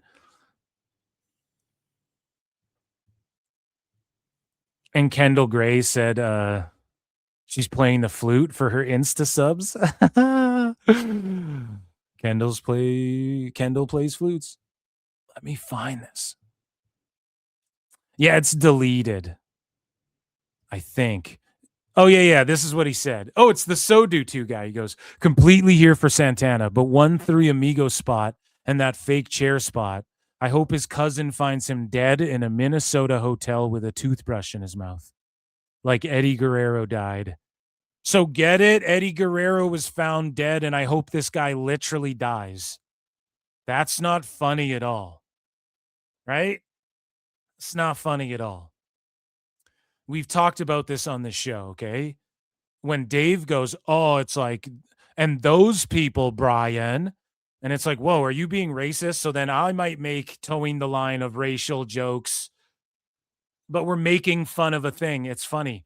Just being blatantly racist is not funny. Just being blatantly wishing death, or not wishing death, but like saying some shit like that is not funny. Like, it's just like, there's a way to make a joke about how someone died. Like if somebody made a Chris Farley died joke, or an Eddie, let's say you're at a roast and Earl Skakel goes up there and he makes a joke about being blonde and having to fuck Vince McMahon. Like, that's dark and kind of fucked up because we know about what happened to Ashley Massaro allegedly and all of this shit. But like, there's a way to make a joke and make it fucking funny. This is, I hope they find them dead with a toothbrush in their mouth. This is who these people, like, they think they're funny. They're not. Otherwise, they wouldn't just be hacks on Twitter. There's way too many hacks on Twitter. And they would have an entertaining podcast like mine where you make jokes and make funny wrestling jokes and people can see the context and stuff like that. You guys don't have that because you're fucking weirdos who melt down in Spurg and do cult-like shit. And then you wish people die. And it's interpreted that way because you're unserious or you're just unfunny in general. And that's how people interpret you. You have like feeble little kid edgelord minds. It's like edgelord middle schooler shit. And that's why you're fans of AEW. That's why you guys stan Meltzer. And even Meltzer has to ban some of these fucking sickos from his platform because they're too goddamn sicko-ish. And this is who Tone caters to. Like the bottom of the barrel internet fucking trolls. And this is who AEW fans see as like the key. Like Dave will respond to these guys. Tone, this guy saying this shit right now. Tone tweeted to Bix and Span publicly to unblock this guy we're talking about as well, this So2Do2 guy who made that Mike Santana comment. Tone tweeted publicly, Tony Khan, to Bix and Span, hey, this guy's one of the good ones. This is who Tone thinks is one of the good ones, guys. And we're going to fucking roast Tone's bitch ass. Hopefully drop played. There you go. So I'm telling you guys right now, like it's just fucked up. And these are the type of people Tone's been catering to. And a lot of people try, and that's what fishbowl drownings and spike bats to the back and everything and hypodermic needles. That's what this caters to. Hateful fucking weirdos. And like genuinely hateful. Which is fine. But they're not funny. They're fucking cringe. It's cringy. AEW's mostly cringy. I just watched Dynamite. The whole main event scene's cringy.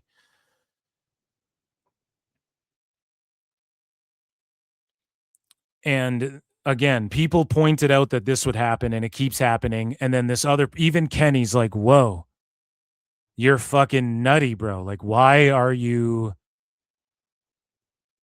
saying fucked up shit like this? Now, Kenny Omega, he also said something else. And Kenny said something cringe and like almost apologized for like, I'm sorry I got so worked up. And it's like, no, you fucking pussy. Like, make sure you stand on business. He goes, oh, no, we read that one. A dear friend battles back. Yeah, so Kenny goes, a dear friend battles back from a career-ending injury. No, this isn't yes, this is it. He goes, please extend my apologies, genuinely. Perhaps I've become too sensitive after my own brush with death. I also know of Will's efforts behind the scenes more than most, so it was sad to see such a harsh comparison. No, dude, don't be a bitch. Like tell these guys to go fuck themselves. This is the problem. Tone and all of these guys bend the fucking knee. They bend the knee and they respond to these sickos and go, oh, I'm so sorry. And look, profile picture, a fucking Joshi with 900 followers. A fucking Joshi with 900 followers. Oh, I'm so sorry. I know that you glaze me constantly and tongue my bum online, and so I'm going to apologize to you. No, fuck these guys, man. No, this is the fucked up shit that people have been talking about forever. Tone's live right now talking to 600 of these fucking sickos right now who think this way, who walk this way, talk this way. Okay? Kenny, stand on your business. None of these AEW wrestlers call out fucking sickos for being mental redacts. And you know why. You know why. You look at Necro Butcher, Samoa Joe, Dark Side of the Ring, and Tone is literally booking for like the message board chatter. And then look, this guy here. Pixel or Pixie, again, a female wrestler profile pic goes, Charlie Kirk and Will Ospreay would have bonded over their love of pedophiles. Like, wrestling for dirtbags and lily pickers. You know, what do you mean, bro? Like, what does that even mean? Crazy, dude. And it's just not funny. All of this fucking their love of pedophiles. Does Will Ospreay for surely love pedophiles? I don't know if he does. Did Charlie Kirk? I have no clue. Like, who are their friends? You don't know their love of pedos. I said pedophiles too many times on YouTube. Get your super chats in and your memberships in. This show's going down. It's getting flagged. It's going down. Listen, it's just they say this shit, and then this guy literally, I guarantee you, a Kenny Omega fan goes, these, or maybe not. Maybe he's not. I can't guarantee that. But he just has to pile on with another unfunny joke. It's just, this is what you get when you're responding to these people. Like, why is this your fan base, AEW? Why is this your fucking fan base? And they don't get how all the other wrestling fans that are fans of other shit go, this is actually mentally ill. And this is why I just don't engage with sickos. And this is why I don't fucking... You got to stay off wrestling Twitter. This is why celebrities refuse to get involved. Okay? This is why, and I'm telling you guys this right now. This is why celebrities refuse to get involved with AEW. Stupid idiot. This is where AEW, their wrestlers and their fans don't realize they fucked up celebrity involvement in the past and will in the future because of this. Maybe not this exactly, but because of the sicko sphere, dude. Okay? It's fucking mentally ill, dude. And here's Kenny apologizing to them. No, call them out. It's not going to get fixed until you call them out. So speaking of calling the goddamn sickos out, Bryan T. Alvarez. Or actually before that, Some Mr. Eddie Gillette on Twitter pointed this out, goes, Kevin Nash still battles pain today too, but Ospreay mocked his serious injury and points out how Ospreay, and you guys know how I feel, Ospreay is a cringe lord middle schooler, fucking, he's cringe and is like a middle schooler who got $1 million and grew up. It's like if that kid from Blank Check, you ever see that movie? He grew up and became a pro wrestler who could do backflips. He's just cringy, dude. Like, you guys know. So this fits the mold of what I'm saying.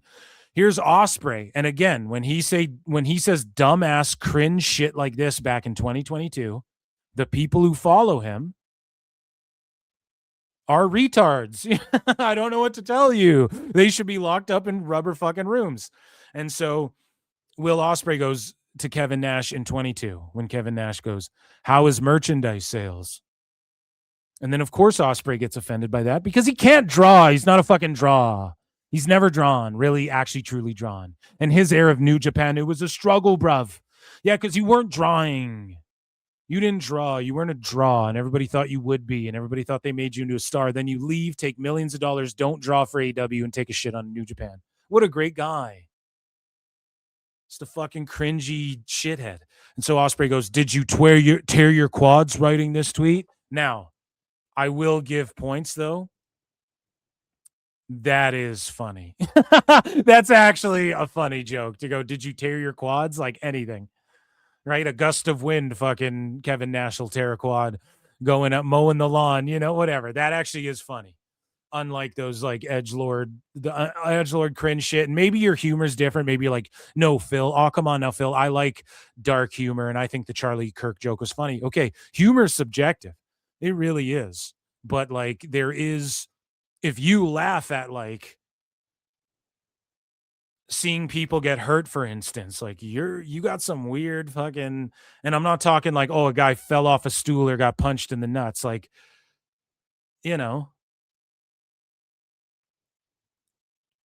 like there's levels to fucking to like, you might be a fucking crazy serial killer, sociopath type shit. Right. So to each their own. But again, Will Ospreay and Kenny aren't above making, like Kenny told Gail Kim she did the splits on it for TKO. I mean, and now she's in a lawsuit with TNA and shit. I mean, that could hurt doing the splits on it. Oh, come Holy on shit. now, Eric. If I tried to do the splits right now on anything, it would fucking hurt, let alone on it. Doing the splits and having something inserted is what Kenny is. That's fucking horrible. That sounds like a rough day at the shop. You know what I'm saying? And so the cringe edgelord shit continues, with Ospreay and Omega. Then we're going to get into calling out the sickos more, which is what Bryan Alvarez did. But Ospreay said in a promo, this is the real life Goku and Vegeta fighting it out, bruv. And as I said, I think on a member show, or maybe it was a live show, your boy Phil, to pull the curtain back a bit, I did some promo shit for Daima, which I've never watched, but I'm a hardcore DBZ mark. I really fucking am. And I know people who voiced people on those shows from Dragon Ball through Super. I'm assuming Daima too. I haven't like looked at the credits, like the American version and shit. I did something for their website a few years ago as well. Nothing major, but just part of some promotional thing they were doing after Akira Toriyama's death, RIP. But I'm a huge Dragon Ball mark myself, but this is cringy. It's like, no, you guys aren't.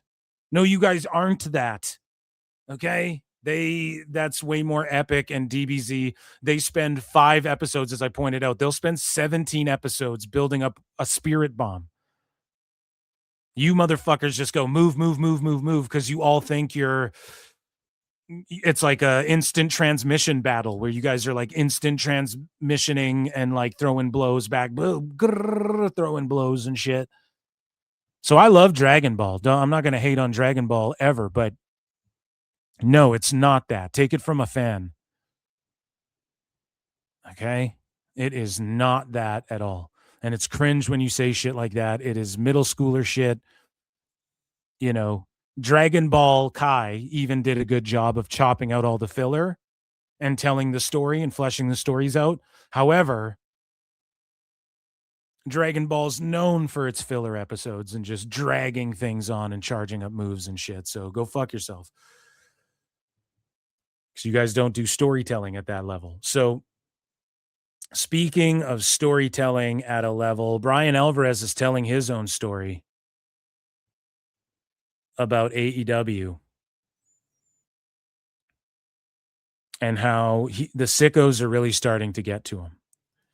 Now, this is another one of Tryin' Bryan's late to the party epiphanies, as we call them here at PWT.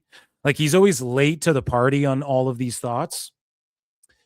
And he always comes to these funny ass epiphanies where he like discovers shit that we all already know and we all already knew, but he's just realizing it for the first time or whatever. And Bry had this to say. Let's tap in. I don't know if Dave's here, but it's a Tryin' Bryan segment. The show was not good. This was a badly booked show. Okay, yes, And there this was is some why good he's a wrestling cuck on. too, because he can't just say it like this to Dave. He always tries to laugh it off or goes, "Dave, come on," and then Dave spurgs out. Then he goes, "Okay," but he would just do this rant in front of Dave if he wasn't a cuck. There was so much nonsense on this show, and it was like this post I read before the show. This hero worship of Tony was like so incredible, guys. This is the equivalent of... So even he's seeing the sickos worship Tone, and he's like, "Guys, I don't even believe it. They're worshiping Tone." The best guy is Tony Khan. This guy is a millionaire that should be a billionaire. That famous line from CM Punk. I realize this guy actually is a billionaire, but my point is this. You guys don't get my criticisms. This place has so much more potential than they've achieved. They underperformed. Yes, I realize they are the number 2 promotion. I realize that they've come to a point where they're the second biggest promotion there's ever been. I realize that. There's ever been, not even of all time. Cuck. Okay. They are distantly behind WWE. Allegedly a cuck, I mean. Their television tapings do I say all the wrong words for YouTube. I don't know. Get your goddamn support and sign up for Patreon, okay? Half a WWE house show. Guys, my point is this shouldn't happen. There is no reason that they shouldn't be significantly bigger than they are right now. Look at the fucking talent this place has. Look at their roster. They've got... And I pointed this out too. This is the AEW fans. They're the TikTok-brained motherfuckers who just eat up the slop. Now, I know they say that about WWE because they think like celebrities means TikTok. No, what the TikTok brain thing is, if you're going to make the analogy correctly, it's what do you do when you're scrolling reels and TikToks and shit? Scroll, 30-second video, scroll, 30-second video, scroll, 30-second video. That's what AEW is. Move, false finish, kick out, finisher, move, false finish, kick out. That's what it is. It's just make the babies, you don't need a story. Let the babies clap for the keys. Let the seals clap for the ball. And just eat up the slop, piggies. We're going to put it in a big building. The towns are down. We're going to lie and gaslight you and tell you that fucking the ratings are... Like, they don't get it, too. The sickos don't understand. Like, you all look fucking dumb, and it's not because of even the stats. It's because just ask anybody. Show them the viewership numbers, the attendance numbers, the social media numbers. Show them the product, if you'll want to call it that, them itself, AEW versus WWE.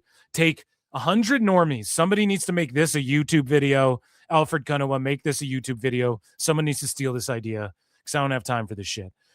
You got to fucking get 100 normies and show them AEW, WWE 1-to-1. Show them just the attendance, the social media impressions. Show them the show. And see how many go, yeah, this one's way better and more entertaining. I fucking promise you it'll be WWE. And it's not because of a 50-year head start. It's because it has what's called mass appeal. Okay?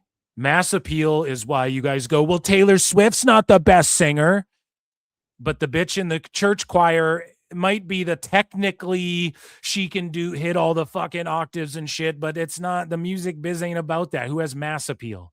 It's art, bro. It's supposed to be shared with as many people as possible. Right? When Da Vinci made his paintings, obviously he wanted as many people to see this. You share it. It's a piece of yourself. It's what art is. You motherfuckers are soulless, shark-brained, dead behind the eye motherfuckers, dead behind the Joshi profile pic motherfuckers. And that's why you don't understand this shit. Okay? So National television. They've got. Oh yeah, and it's so funny too because everyone copes about AEW not being the establishment, but they want so badly to be the establishment, which is lame, while being anti-establishment. You can't do that. You can't do that. It's the equivalent of like complaining about the mainstream. Man, mainstream comics and movies are dead. And then you make your own like comic book or movie. And then you're like, why aren't they letting me in? Because you fucking hate on them. You know what I'm saying? Like, what are you talking about? You can't have it. It's called having your cake and eating it too. You want to be like, fuck them, but let us in the club. It's so cringe. And the fans like, so what? You guys want it to be WWE and be what? Corpo slop establishment? Like what everyone's complaining about? I thought you're anti-establishment. Lean into that more. Well, they want to with the wrestling, but they don't want to in the other aspects of it. And then they have to tell people lies about what's better and what's objectively better. When it's like, no, we can quantify objectivity. Subjectively, you might like it better, but you're a sicko and you make cringe jokes and you're a dumb fuck and you listen to Dave Meltzer lies. Like, how does this not connect? And Brian's just realizing he has to do the explanation I gave 3 years ago on the show, 4 years ago on this fucking show already. They keep stepping on their own dick. They have all the talent, all the money, all the means, all the resources, and Tone can't make one fucking star. Well, MJF, bro. MJF would be a star in any company. MJF was already, before AEW, he was already a guy where people went, that Maxwell, that's going to be a star. So, like, what are we talking about? Who else is a star there? Who's a star they've made where it's like, that's a star? And MJF had to leave AEW. It's not because of AEW that he's in Adam Sandler movies. I almost called him Happy Sandler. It's not because of AEW that he executive produced The Iron Claw and appeared in it for a second. And it's not because of AEW that he's in Happy Gilmore 2.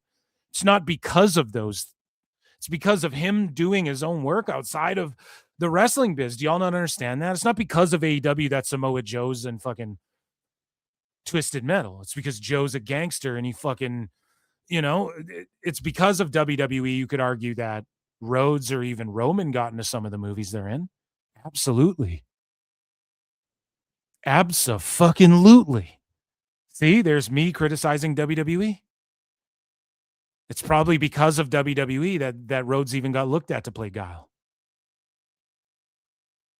But it's not because of AEW that these people are in movies and shit like this either. So I'm getting off on a tangent.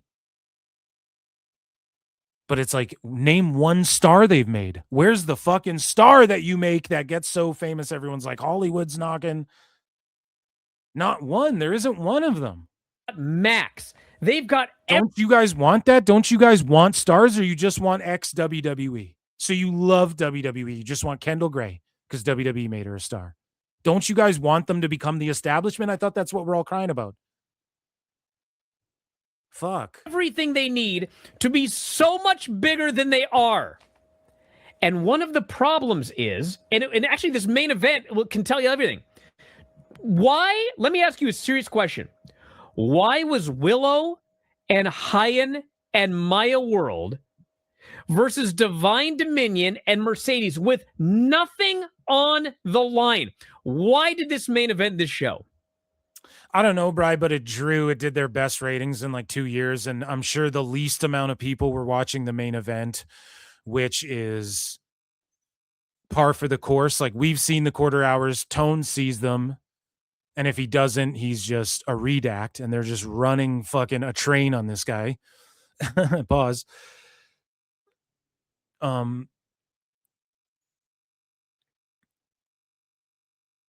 Tone knows the quarter hours. It could have been a really big lead-in. We really don't know anymore. That's the problem. But it drew, so Bri, who gives a fuck what they put in the main event? Either nobody's watching it anyways, which we already know, and that's probably why Tone put it there, or it actually did help draw, and that's why their average was the highest it's been in 2 years or whatever.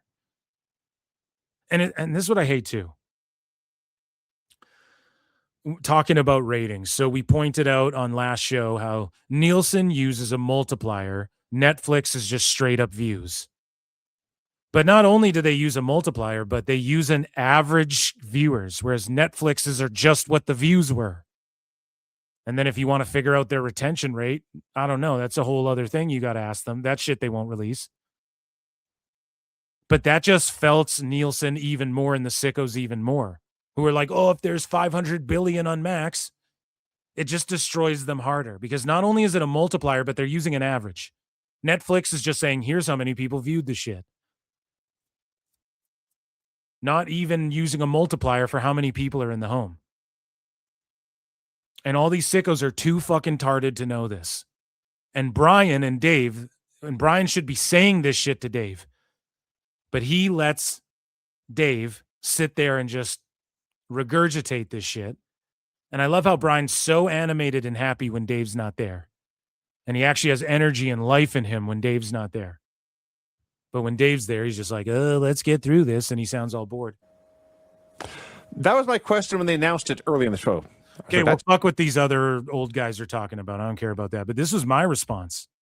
And I go, the problem is that everyone who's ever said this exact same shit for the last 6 to 7 years has been called old fraudcast grifters by your boss and attacked by sickos for not liking, quote, real wrestling and being E-Drone's man. Tony Khan doubled and tripled down on listening to Meltzer, and the very sickos you're finally realizing can't grasp reality or handle being criticized. Another one of Bri's late to the party epiphanies, as I call them on my show.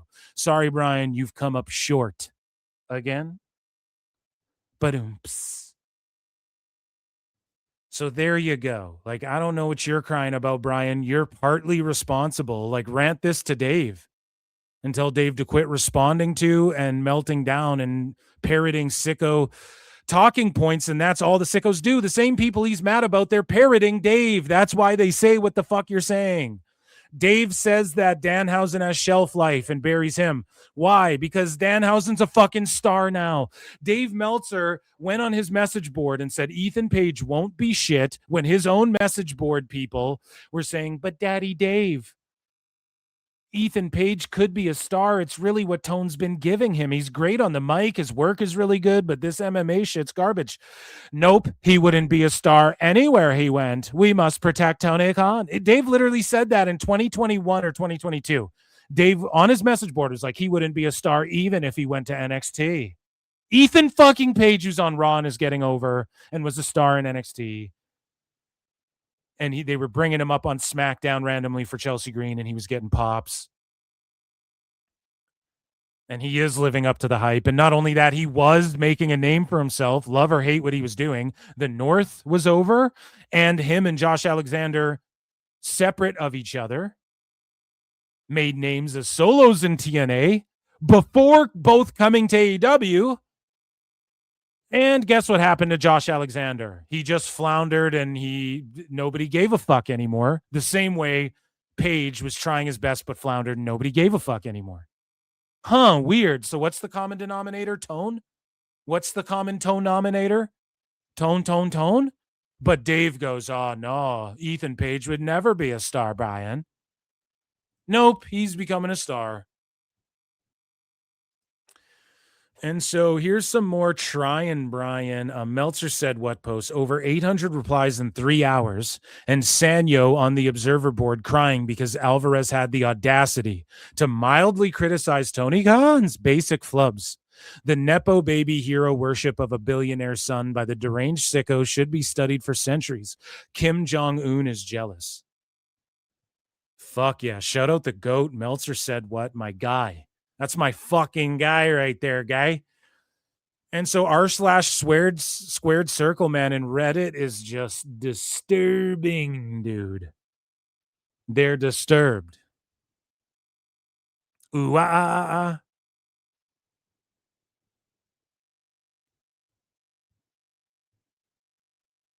They go nuts on Reddit, man. But on r/squared circle, Bryan Alvarez goes nuclear over AEW's bad booking. And then this is the Observer message board. And this gets tons of impressions already because, you know, all these sickos are on Reddit. And so the biggest sickos are on Blue Sky. And Say Reddit. it louder. So Sanyo, and I don't know who this is, but this is right from Dave's message board, the Observer message board. Shout out, Meltzer said what? Dog, we do not care about the business side. Tell us if this is in response to Bryan Alvarez. We do not care about the business side. Now, again, caring about the business side shouldn't be like, I like this because they're making money. That should never be what it is. But when making money, and typically, historically, just looking at history, the best shit creatively makes the most money, and shit that's overworks and you make the most money doing what people like in every field of sports and entertainment. You get 13 touchdowns. People like to see it. And you get a big fucking raise because you win in the goddamn championship, whatever. You understand what I'm saying? You average a touchdown a game, let's say. There's money in that. Just like in wrestling, when it's fucking over, it's entertainment. What Pete, look at Obsession. Why did that guy put a movie in the theaters? I don't even want to make money. Did he not want to make good art and money? It's obviously to do both. Why? Because millions and billions of people want their bread in circuses, bro. Millions of people pay to see movies. Why? Because we're all just dumb fuck dumbasses who are stupid and there's never been a good movie. You know what I'm saying? Like, why do people want entertainment? Because they want to be entertained. They want to be a part of something. Hello? Like, what the fuck? It gives people a sense of community as well. Hey, there's a community online where it's this thing that I like. And hey, I go to the movie theaters to see this movie. I pay my money. It's a vibe. It's a lot of money now, especially if you have a family. But again, this guy just flat out says it. Like, we do not care about the business side.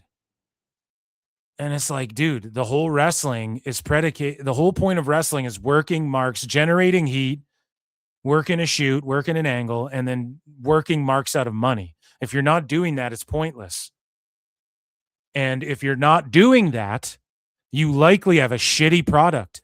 So again, there's indies that can't draw shit. Some of it's geographical location. AEW doesn't have that problem. Some of it is because it's shitty mud show indie shit. You look at HOG, look how far they've come, even in MLW. So AEW keeps fucking up. They can't make stars. They're overpaying people. People point it out, and then you want to go, we don't care about the business side. But then when wrestlers get paid more and get more dates off, and then they do a good TV rating or pop a huge pay-per-view number, and your daddy Dave, you're on the Observer message board, so your daddy Dave cares about the business. And guess who else cares about the business, you fucking marks? Tony fucking Khan cares about the goddamn business. Or he wouldn't be saying things like, we're doing the best year viewership-wise we've ever had. He wouldn't even say that. He wouldn't even say that. So you bet your ass these people care about the business side, bro. You best believe. You're anti-Tony Khan. I'm more pro-Tony Khan than you. Tone caters to you because he's fucking mental. He's a billionaire weirdo. There's a billion billionaire weirdos out there. Show me a billionaire, I'll show you a fucking weirdo liar. Okay?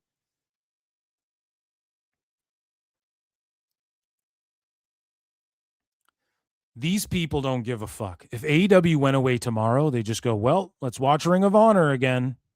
That's all they care about. McGraps. But McGraps. Wrestling's for dirtbags and lily pickers.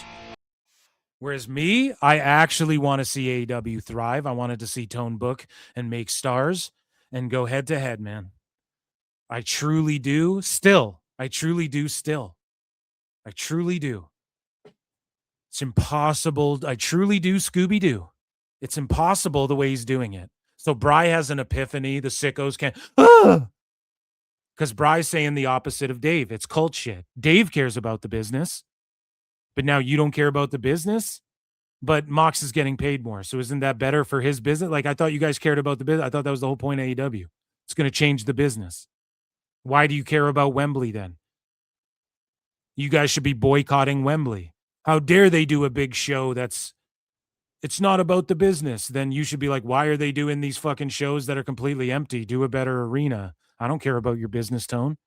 But instead, you just don't have that energy. Anyways, this guy goes, as I said, only Tony Khan has to worry about the business side, and this is no disrespect whatsoever to Bryan. Yeah, Tone is worried. Literally, he's worried about the business. Tony Khan will wipe the floor with Bryan when it comes to business. Now, here's where I'll argue that. Bryan actually worked his way up in a fucking business and earned what he has, love him or hate him. Tone's never done that. He was born with a silver spoon in his mouth and a golden one up his ass. So what the fuck does Tone know about business? Shit his dad keeps afloat? Fuck you talking about? Bryan cannot teach Tony anything about it. TK has grown a business from scratch. Oh my God. One that is making $100 million a year in rights fees. So no, they're not making $180 million a year. So Dave lied about that. And then when Bryan sits there and goes, I saw this comment. This is the comment he's talking about. And I'm like, guys, what? Because Bryan knows the objective truth, but yet his fucking daddy Dave, like the cuck he is, he sits there while his daddy Dave is the one named Sailor Moon. Dummy. Yeah. He's the reason that these are the things. Like Tone doesn't go out. He just goes, our viewership's the highest. He doesn't go out there and go, it's 500,000 on Max. He doesn't say that because he knows that's not the truth. Tone doesn't go, we're making 185 million. Tone's never said that. He said, we hope to be profitable. But the sickos are tards and they don't actually quote Tone. They go, he verified it. No, he told a carny lie. He said, I heard it was something like 500,000. He didn't even say 500,000. The person asked him, here's what the report is.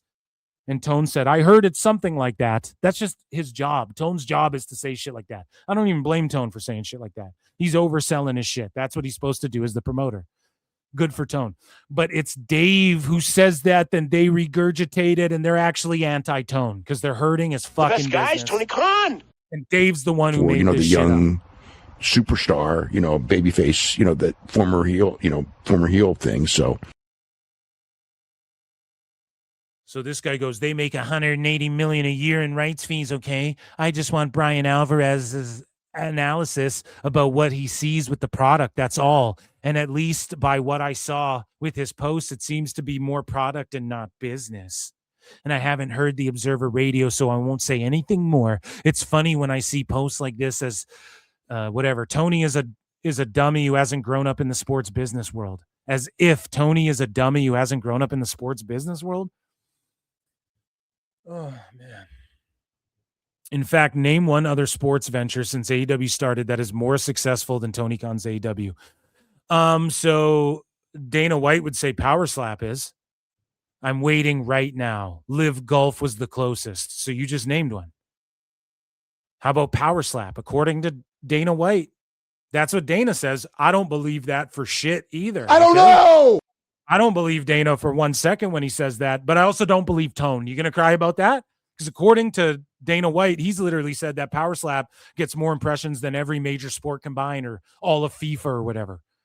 He said things like that. Power Slap's doing shows in Saudi Arabia. No joke. So Power Slap. There you go. What am I not supposed to believe Dana? Okay, I don't believe Tone either. Goofball, dumb fuck, asshole. And so this asshole goes, and they still weren't successful and are shutting down. Do you get how successful AEW is now, business-wise? And here's how dumb these motherfuckers are. Live Golf was the closest, and that's because the Saudi investors, this is who Dave caters to. People who don't realize how dumb they are business-wise and shit. We're going to break it down. Live Golf was the closest, and that's because Saudi was invested, and they still weren't successful and are shutting down. So let me ask you, Sanyo, why are they shutting down? Because Saudi has infinite dollars, and they could just keep Live Golf around if it wasn't working out, right? Right? Like he's listening, right? But they didn't because it fucking failed and didn't work out. They could keep it around if they wanted to. They could just keep feeding money into it. So what does that sound like? So Tone, it's not that AEW isn't a fucking complete botch and failure under his watch and under his creative guys. But he's a billionaire who could keep it going if he just wants to, right? And that's what he's fucking doing. That's how good of a businessman Tone is. No, if the Saudis kept Live Golf around, and you just said it failed, that's the reason they didn't keep it around, is because it's a failing fucking venture, and they're not just going to keep losing their ass on it. It had a bunch of money involved. Yeah, the Saudis put a bunch of money. It failed, so they don't want to do that again. Whereas WWE, it's not failing. UFC, it's not failing, so they want to be in business with them all the time. You dumb fucking idiot. So you just explained it right there, but these sickos are too stupid. And Brian's baffled. What? I can't believe you didn't know they're this dumb, Brian? We've been saying it for 6-7 years, dude. This guy just explained it. Live Golf, why Tone's a bad businessman. Live Golf had Saudi investors and they still weren't successful and are shutting down. Exactly. So that's why Tone's an extra bad businessman. But this person is a sycophant and is convinced by Dave Meltzer that they're so fucking successful that Tone's a billionaire. You can just keep this thing afloat. It's what we've been saying. I heard for years now, allegedly, WB own shares of AEW, and he foots the bill for shit. Like, he's not making money, he's spending money to keep that WB relationship intact and shit. This has been out there forever, man. You know? And I wrote this here. We don't care about the business side. Well, Tony Khan and most of the wrestlers who work there do. Like, if AEW shut down, then what? All the wrestlers are out of jobs. I've never said, by the way, AEW is going to shut down. I see so many marks. Oh, you just think AEW is going to shut down. It's like, no, nobody thinks that. You know, it's just going to exist because Tone will foot the bill. You guys are going to see. And I wrote, well, Tony Khan and most of the wrestlers who work there do. If TK didn't, then he and people like Dave Meltzer wouldn't be so focused on numbers as a form of validation. In 94, when WWF was the shit, so were the attendances, etc. It's not that those things should determine your subjective fandom, but it's indicative of mass appeal. If AEW all of a sudden was drawing 12K for every Dynamite, you'd all be tap dancing in the streets. What's wrong with wanting that for them? What's wrong with wanting AEW to actually compete with WWE? People like me wanted that. These sickos do not want that. They don't care. If AEW went out of business tomorrow, none of them would give a fuck. They aren't really even AEW fans. And that's what I wrote. And no one can refute that. Notice there's no sickos, no replies to a fucking ballin' tweet like that. A ballin', that was a terrible. A fucking nuclear, just a hot take. Fucking dropping bombs on X. A hot take like that and no replies, because you can't argue with my logic in this. You can't. And I've been saying this for years. Bry's just having that epiphany. They're melting down on him. It's okay, though. He'll get through the storm and they'll forget about all this shit because that's what they do. Right? So we move along here in AEW news, and let's just go through it. So we're talking contracts, and we're talking trying Bryan and Dave Meltzer and whatnot. So here's Bryan Alvarez talking about what's going on with Sammy Guevara. Okay, what's the deal? And what's the deal with peanuts on airplanes? What's the deal with airline food? So Sammy Guevara, we saw a tweet from him too, and he was like, man, I don't know when I'm coming back. They booked me last time and blah, blah, blah, blah, blah, blah. I was in town, so they used me, and then I haven't been back. He also put out a tweet saying new bio. New bio. And in his bios and all of social media, he removed AEW from all of his shit. Right? Then it leaks out that Tay Conti, asked for her fucking release and Tone is holding her hostage again. A bad business move. Why? Because he doesn't want Twitter people to get mad at him. Because that's all he cares about. And he just freezes people, and he knows that WWE would take Sammy and Tay together, make them stars in NXT or in AAA. And instead of figuring out how to make stars, Tone just keeps holding people hostage. Like, I don't understand. Why not figure out how to make stars? Idiot. So here's Bryan breaking this down. Sammy Guevara is he's still with AEW. He has not been released. His contract is not expired. I'm not sure exactly what he's doing on social media, but he is still with the company. He's getting people talking, brother. Now, there was an incident, and I had multiple people tell me about this over the last couple of days.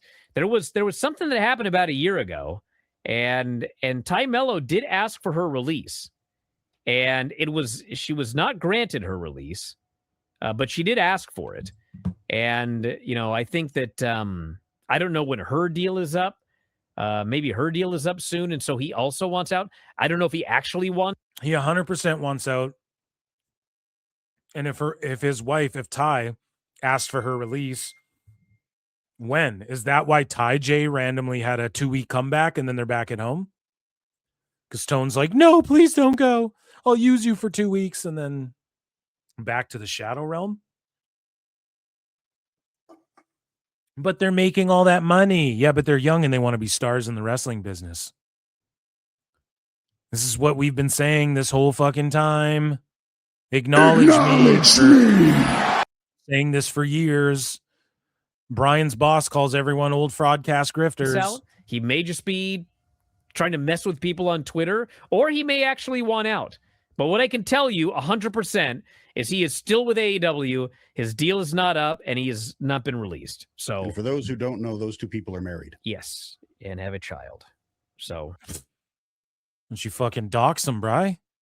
So yeah, Tone is just holding more people hostage, and again, people's hearts aren't in it. Same with Ospreay. Like, he's so cringe and shitty because he never earned those millions that he's getting. And he's just resting on his laurels and has become a parody of himself. And that's what happens to everybody. You have one of the pillars of the company wants out of the fucking company. And so does his wife. And I'm not sure if Sammy wants out. Everyone wants out. So speaking of people who got out, Paige admits the fucking truth. And again, Sickos got mad. They're like, so she lied when she was in the ring and said that she has a boss who listens to her. Yes. And here's the problem. Tone is the liar.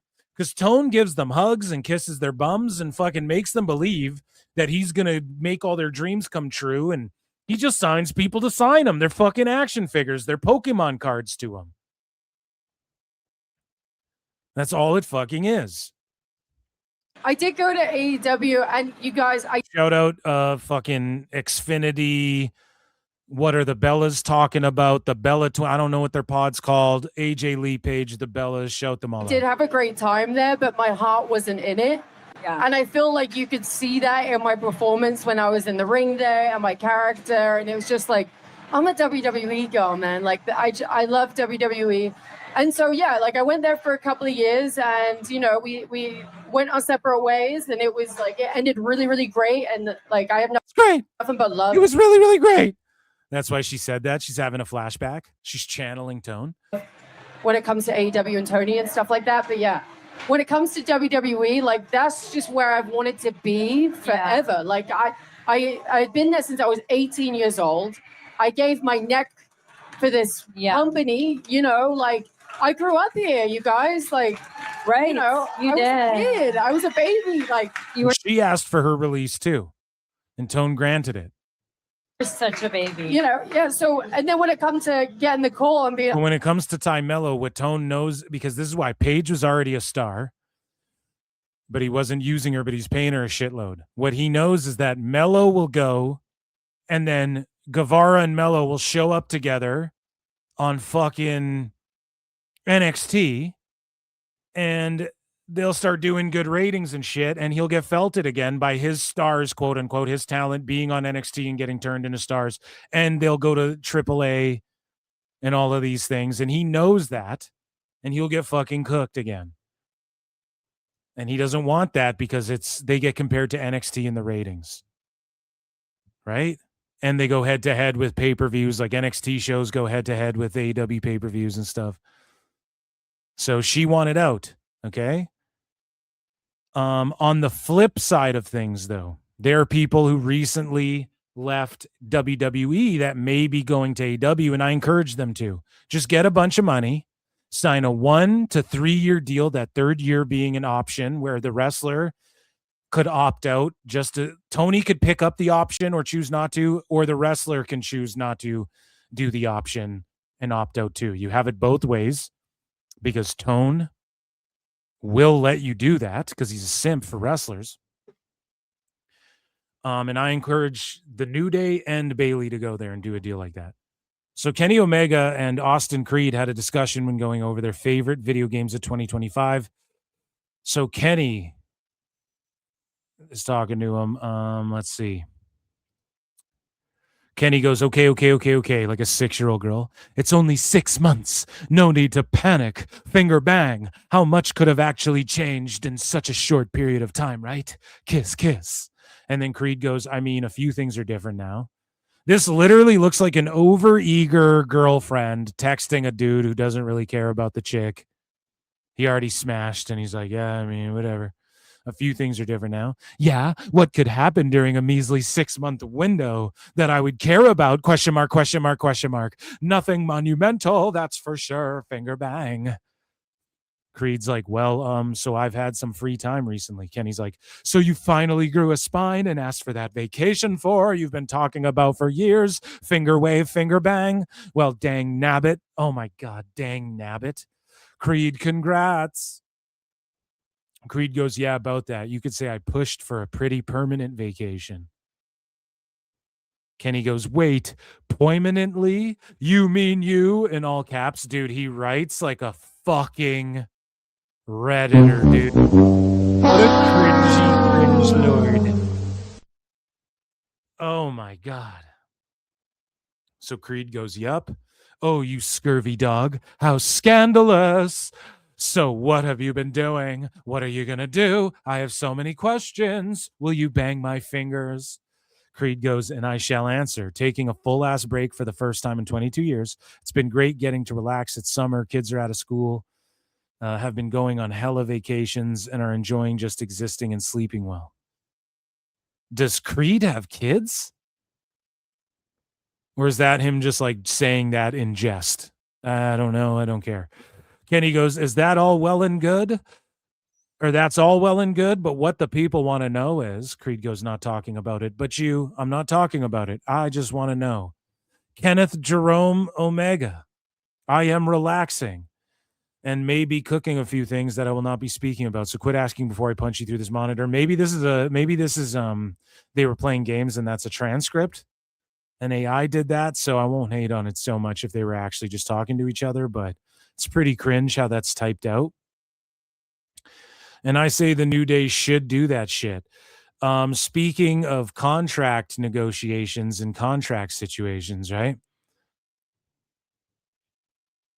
Steve Macklin, according to Fightful Select, and they do have insight on like TNA guys, so it wouldn't shock me if they actually knew about this, even though it involves AEW, right? I wouldn't be shocked by that. So it was said that there's been at least preliminary contact between Steve Macklin and AEW, but a deal cannot be confirmed at this time. Okay, cool. He's probably going to go there, hang out in ROH with his wife.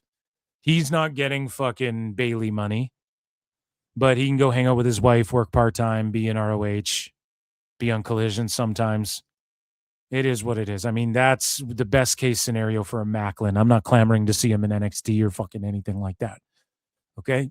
So, speaking of roster stuff and the Young Bucks and tag teams and shit, right? Matt Jackson comments on a potential Young Bucks versus Copeland cage match. And this is what the Young Bucks say. They go, I think it's one of the few final big money tag matches.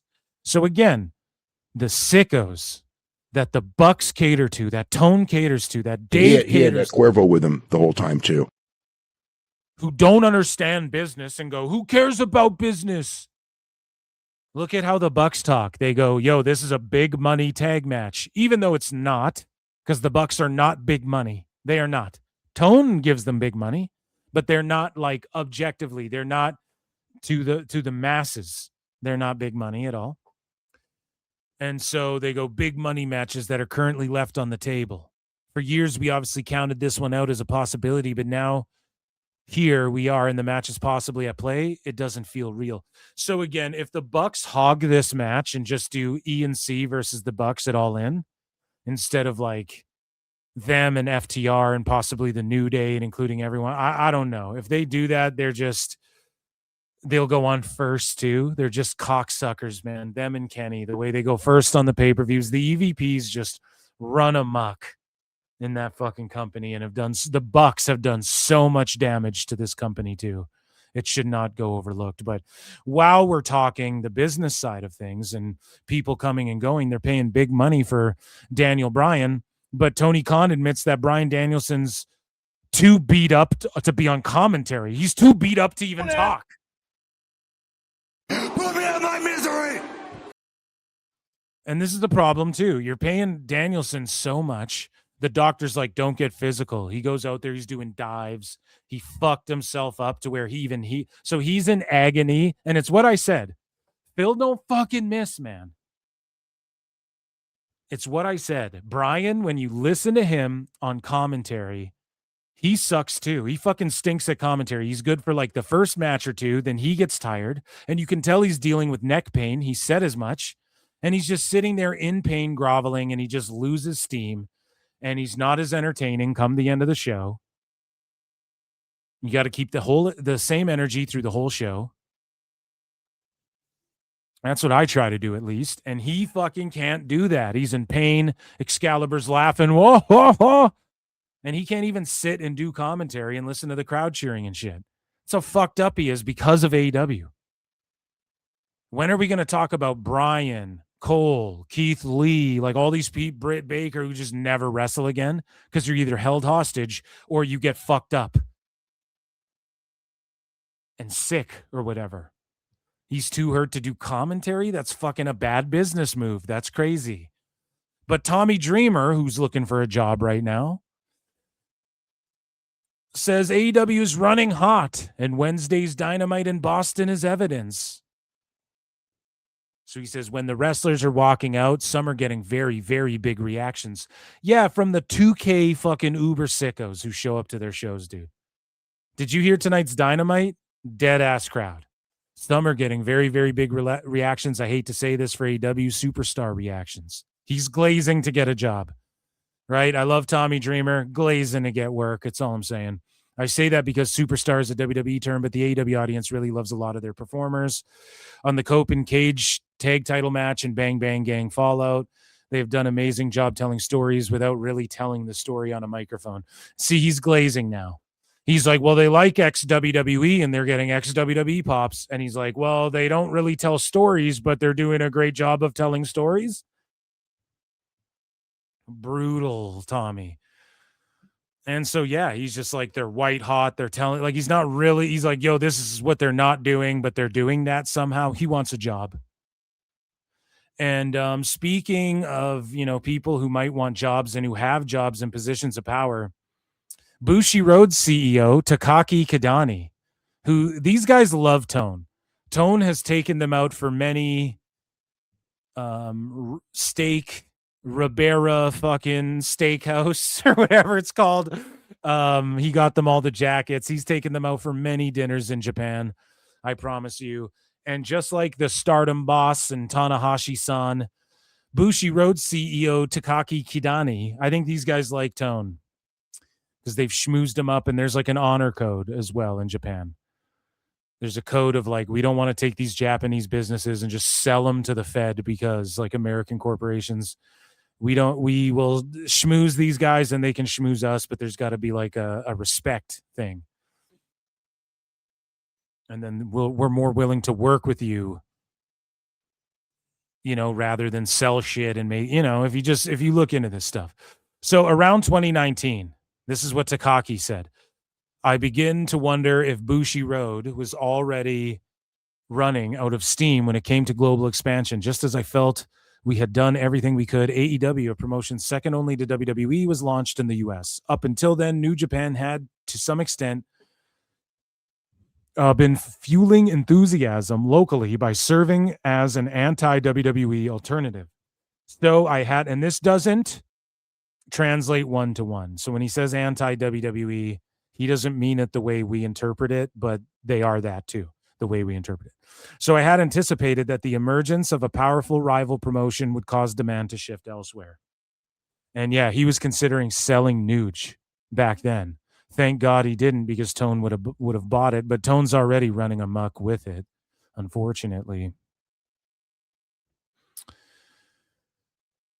So in other business moves and roster news and all that, Matt Taven is back. The Kingdom are back in ROH. So Bennett's got a job again, and so does Taven. Again, because Tone only released them because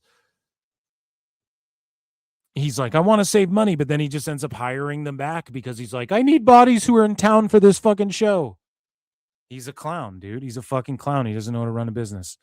So the Triangle of Madness pulled up to stardom and won these trios titles, which everybody knew they were going to do. Everybody knew they were going to do that shit. Speaking of Japan.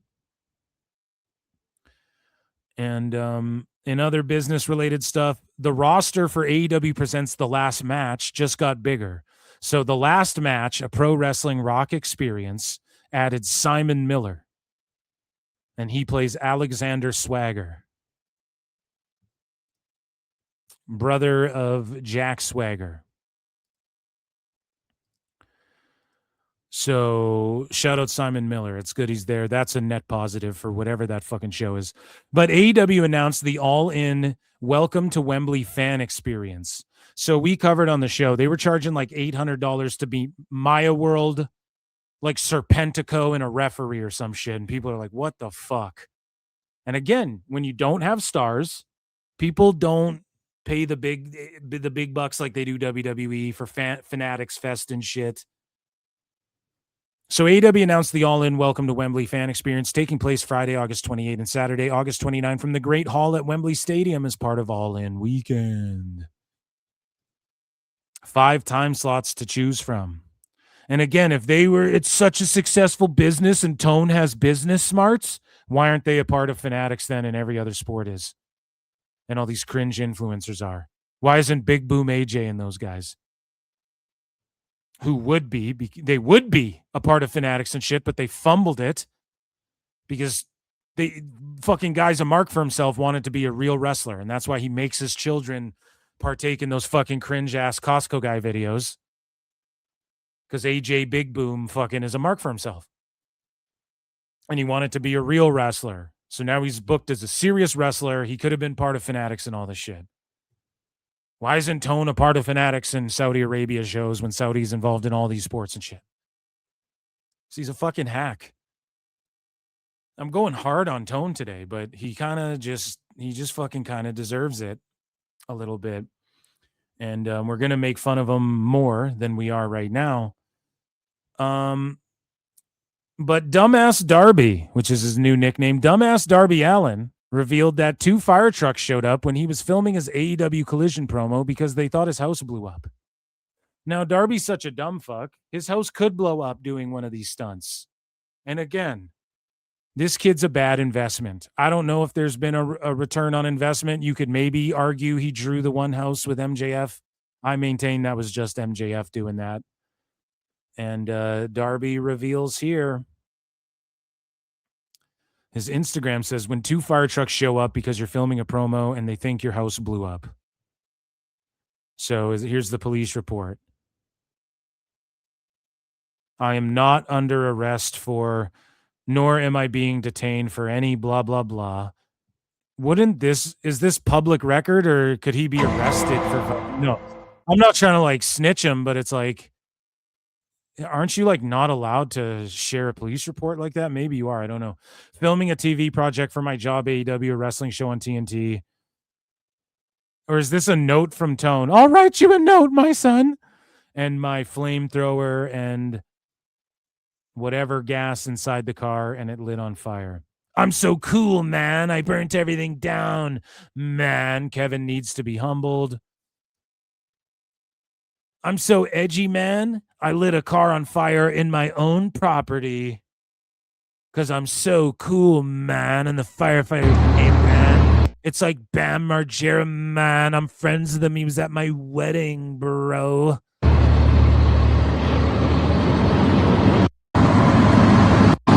You're just wasting taxpayer money and shit because they got to pull up and put this shit out because he's such a fucking mark.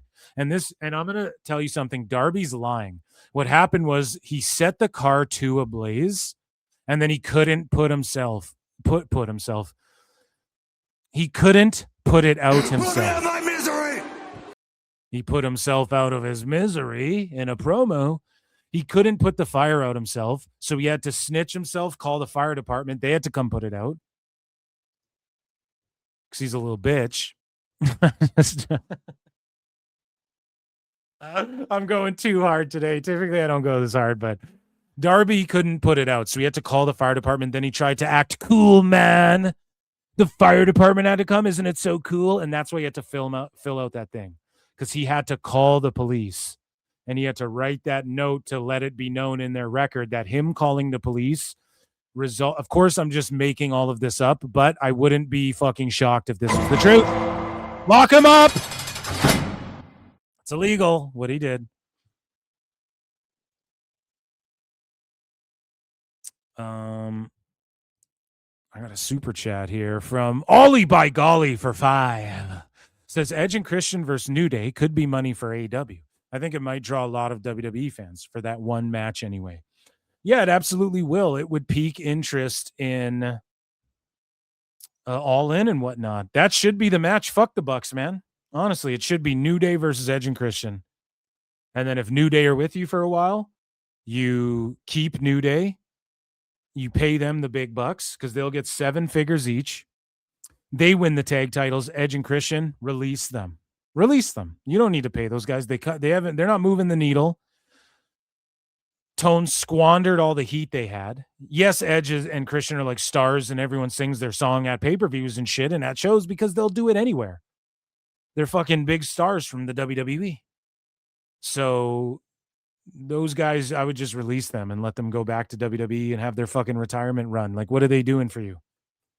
Or start booking smarter. Now, if Tone was a better booker, I'd say keep Edge and Christian and the New Day and do a big, long program with FTR. Yeah, do all of that. But he's a dumbass. He doesn't know how to do that properly. Thank you so much for the super chat. Guys, get your super chats in. Check out patreon.com/ProWrestleTimes. And thank you for all of the goddamn support. That's how you support the show. And just hit like and come say what up and all of that shit. So speaking of Darby Allin, he surprised a young fan who didn't know who the fuck he was. So they went to Atlanta and they did this news spot. And this kid is not excited or nervous at all. This lady knows it. And this is a boy with possibly Down syndrome or something. I think he has Down syndrome or whatever. I'm not trying to be insensitive. I'm just fucking whatever. That's why I kicked your leg from your leg, Brett. Listen.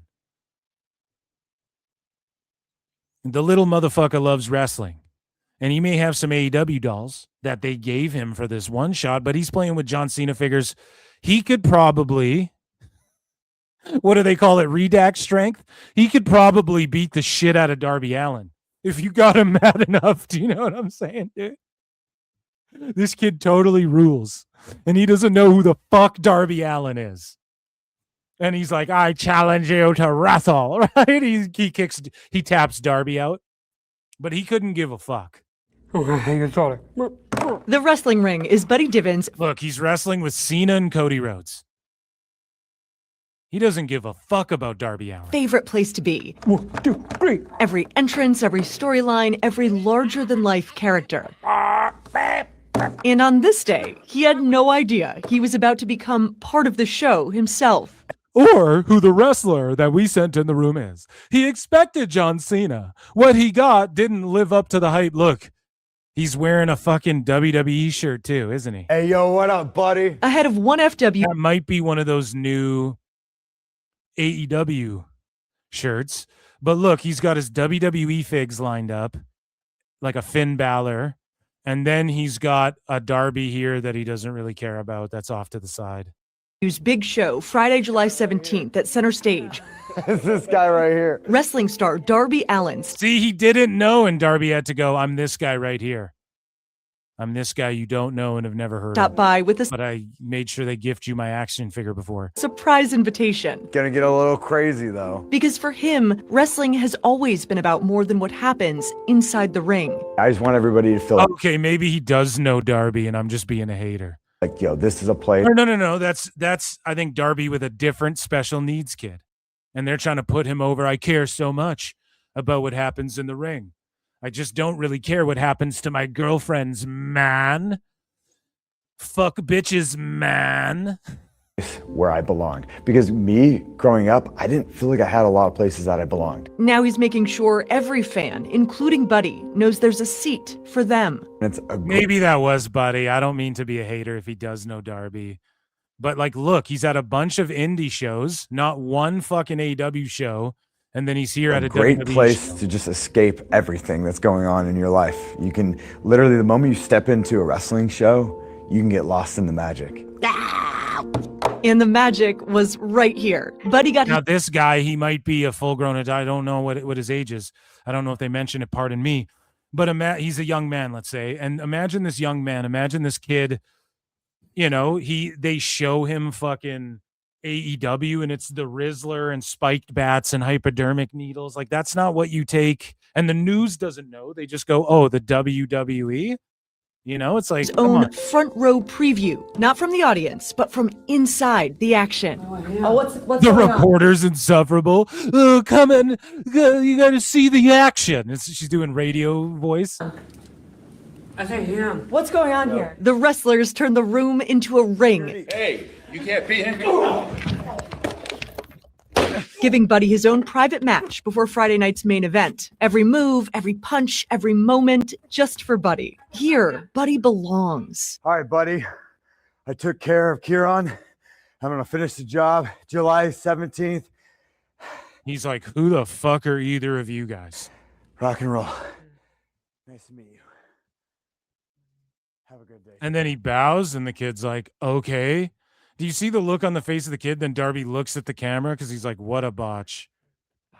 July 17th, 1FW, Center Stage. I took care of Kieran. And he does like satanic imagery and brings Satan into it. I'm joking. And then it fades out because they're like, the news is like, we're done. Stop. This kid didn't know what the fuck was going on, man. He has no clue who the fuck Darby Allin is. And speaking of people with no clue, Mikey Ruckus, who, if you look on Twitter, this guy, all of these sicko guys that are just crazy, say crazy sicko shit, he follows all of them. Okay? But he makes some cool beats. And before AEW, I had actually heard of Mikey Ruckus before AEW, well before. He makes some good themes. But AEW music composer Mikey Ruckus responds to Jim Johnston's criticism. And instead of being like, yeah, dude, music, Jim Johnston's a legend and music inspires me. Mikey Ruckus, who again, there's something in the water at AEW. Everybody becomes marks for themselves because they're getting paid too much for being mid. And he's just a shithead. I don't give a shit what he says, man. I'm a little kid. And I don't give a fuck what he says, man. Jim Johnston, a fucking legend. You think you'd be cool? Like, what a baby. You think you'd be like, man, that fucking guy, he created amazing themes, you know? He makes me want to step my game up. And I think if he heard some of the bangers I made, I think you could argue that they're better than some of the ones WWE makes. And you can identify Joe and his music hits and shit. Damn, I'm going to step my game up. This inspires me to do better. No, I don't give a shit what he says, man. That's the Sickos. I don't give a fuck what anyone says, The best man. guy is Tony Khan. McGraps. Tony pays me, so who cares what anyone says? Fucking babies, man. For your mid-fucking beat stars beats that you fucking, get out of here. Fucking ass. So let's head on over here. Because we're talking about tone a little bit. And this portion of the show is called The Best Guys. Tony Khan, ladies and gentlemen. You know how it goes. Sing it. Where is it? I can't find any of my sounds. The best Here we guy is go. Tony Khan. So Tony Khan was accused by Nick LoPiccolo of thinking WWE client announcements were meant to sabotage AEW.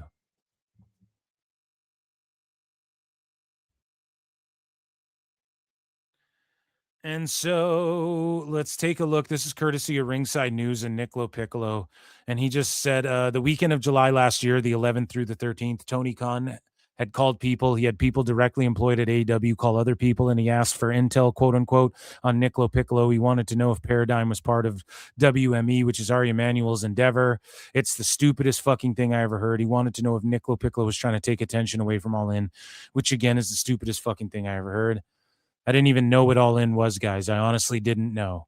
I was at the Nobu Hotel in Atlanta. See, here's the thing, man. Nick represents fucking Jade and Miro and people who dipped out of there, even though Tone offered them more money, or people who didn't want to do business. And in Tone's mind, he's conspiratorial towards Nick LoPiccolo, and there's a way deeper beef. And even Nick gives him the benefit and is like, no, it's just business. I don't know why would he be mad about that.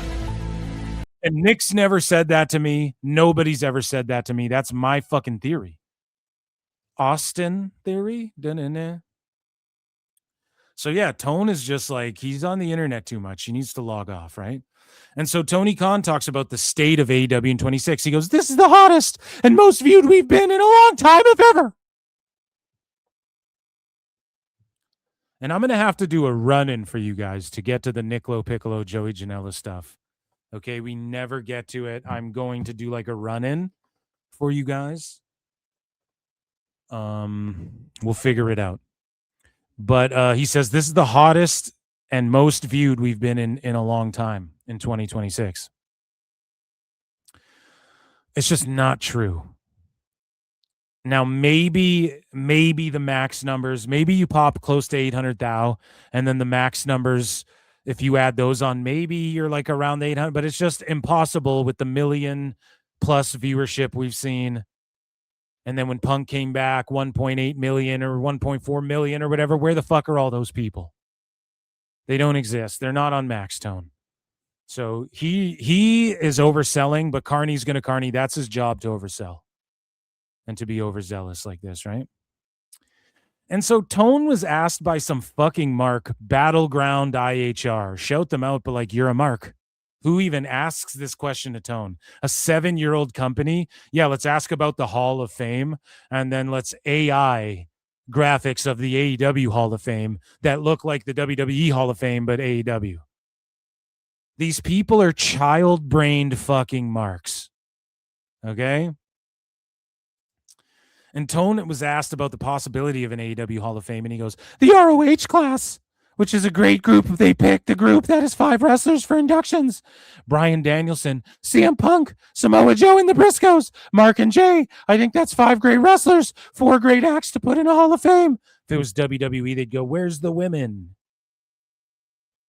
They'd be like, why is there no black guys? I've never launched any AEW Hall of Fame as of yet, and have not worked on the ROH Hall of Fame yet. So those are great thoughts. It's something to think about. No, they're not. Shut up. After 10 years, if on the 10th year of AEW, you want to go, okay, we're doing a fucking Hall of Fame, maybe. But like, that's cringy, dude. Just invest in the actual Pro Wrestling Hall of Fame. Now, we have 3 cringe tones. 2 of them are from tonight. I think we might save those other 2. And we'll do this one because they're all so fucking long and I've kept you guys forever. Okay? So here is Tony Khan, who was live. This was last week or even longer. This is a while ago. We might skim through this. We'll see. It's great. And then I'll probably do a run-in for you guys, and we'll get through the Sicko stuff and the Nick LoPiccolo stuff that I've had planned, him versus Joey Janela. And he did an AMA, so maybe I can just do one long run-in about that. Let's felt tone here. Get your supports in, guys. See you. Thanks for joining me. It's a big, Make sure you're sharing the show. Hit retweet and like and all that shit. Hype it if you're on replay. big Saturday night, and I'm so excited because we If you're watching the clip, hype the video. Don't be a bitch, dude. are minutes away from a huge Saturday night collision. A night with multiple championship fights and the return of the former world champion Hangman Page to AEW tonight. It all starts minutes from now at 8 p.m. Eastern, 7 p.m. Central, live on TNT and HBO Max. It's Saturday Night Collision. Of course, I'm so excited to have Hangman. Of course, I'm so excited to have. Then he starts repeating himself again. Of course, I'm so excited. I'm in the small gymnasium. I'm actually in the big gymnasium. I'm in the big gym in the Super Yacht Kismet. There's a gym in the Super Yacht. And Hikaru Shida taking on a top challenger, somebody who's been very impressive and has come close to winning the TBS title before. Teaming with partners, Davis has been defending the title all over the world, and he has earned an ROH world title shot. And last week on Collision, he says, why would anyone care that on AEW Collision a guy earned an ROH title shot? Why isn't this on the show? He wants that match here on Collision tonight. And that keep saying tonight, minutes from now. Yeah, we know it's tonight, you idiot. You're saying tonight, it's already tonight. Wouldn't we just fucking know it's on? Who's even watching this? 8,000 people. Even Tone's getting less views on these. Do you guys notice? Because they're boring. They're repetitive. I'm skimming through this one. They're not fun. It's goofy. Tone's a fucking clown. He's not really excited. It's filmed poorly. That's going to happen. It's going to be for the ROH world title. And it's psychotic. It is insane. The definition of insanity. He keeps doing this. It's doing worse numbers, just like all of AEW. But he just still does that. Bandito versus Shibata. I can't wait for that. And ladies and gentlemen, a lot of excitement here backstage. In addition to hearing from the former world champion Hangman Page making his return. Of course, I mentioned at Beach Break, we had such an exciting night. We had a new world champion. No one cares. And Willow Nightingale is the winner of the Casino Gauntlet. It's so dumb because anybody watching this, Tone, has already watches your show all the time. Or these lives all the time.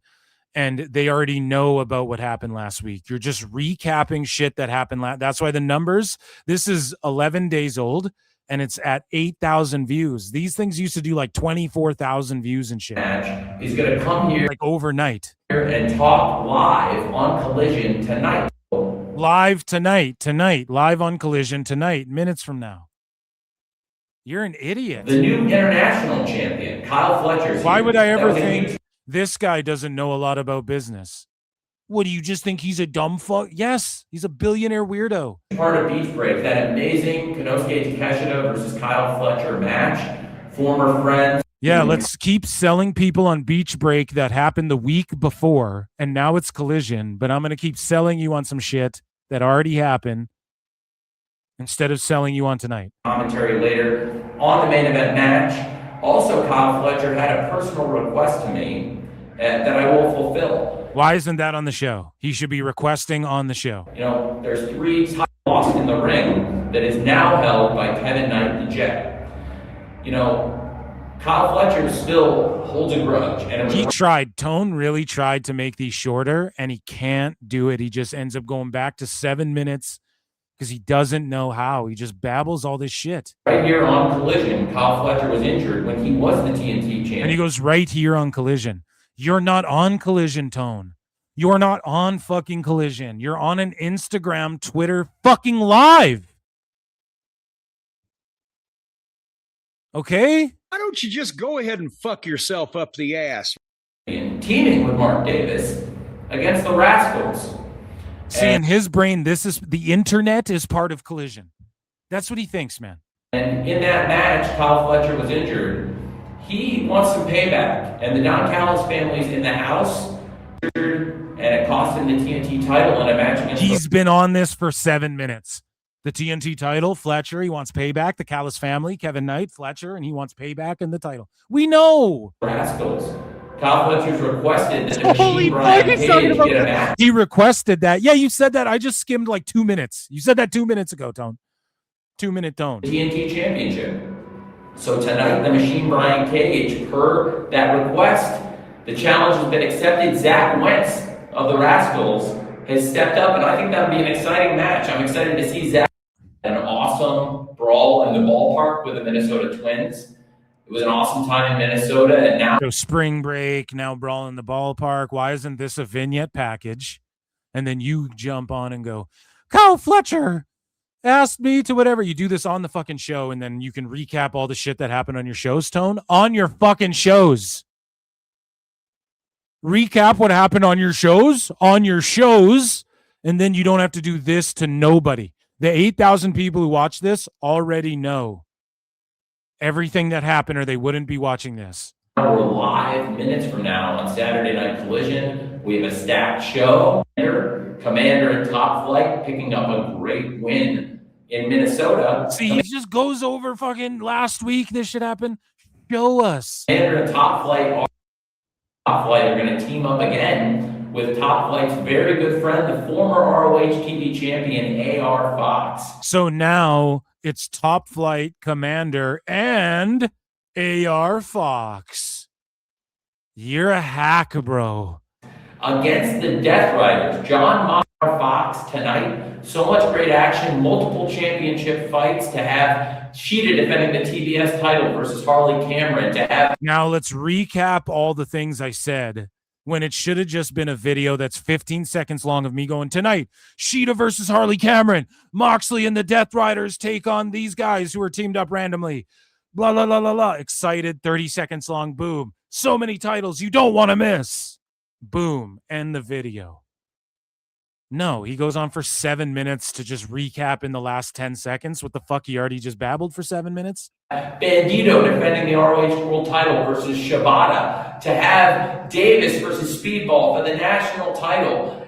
The return of Hangman Page. We'll hear from Willow live and so much more coming up very soon. Don't miss Collision Live. It's coming up very soon on TNT and HBO Max.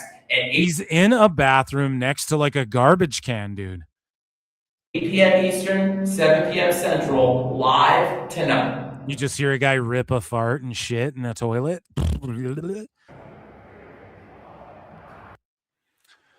Fuck, man. And that was the best guys, Tony Khan, ladies and gentlemen. And that was AEW News. The best guys, Tony Khan. We've gone over 4 hours. You guys pulled up with a fucking bunch of gifts and super chats and shit. I really appreciate you all. Thank you all for being here. A huge turnout. Shout out everyone on X2. Shout out everyone on YouTube.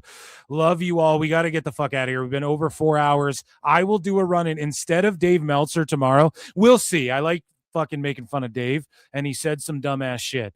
But maybe I just do like a run-in stream tomorrow where we cover all the shit I've been trying to get to on the live shows that I just keep putting off. Because there's just so much stuff that I put together in so many segments, and we don't even get to them all the time because we got to cover the news, right?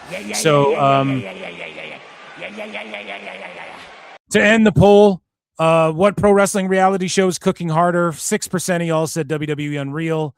47% said Dark Side of the Ring, and 47% tied. Haven't watched either. Go and watch them, you fucking marks. Quit being marks. Unless you're Phil S. Marks, then keep on rocking in the free world, baby. I've been Phil S. Marks. I love you guys. You guys are fucking goated. I will see you next time. I'll see you tomorrow. Just tune in. I'm going live. I don't know what the fuck I'm doing, but it will be a magnificent show, as they all always are. Be good. Drink lots of water. Get some rest. Until next time.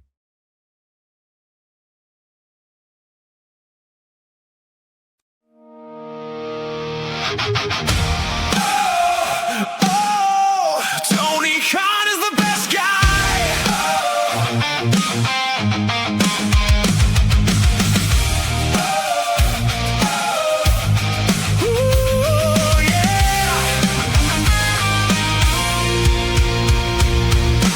Dave woke up on a Wednesday night, got the star ratings ready, feeling just right. Tone booked a ladder match, 12 flips in a row. Dave said, 6 stars, brother, let's go. The ratings dipped a little, but that's okay.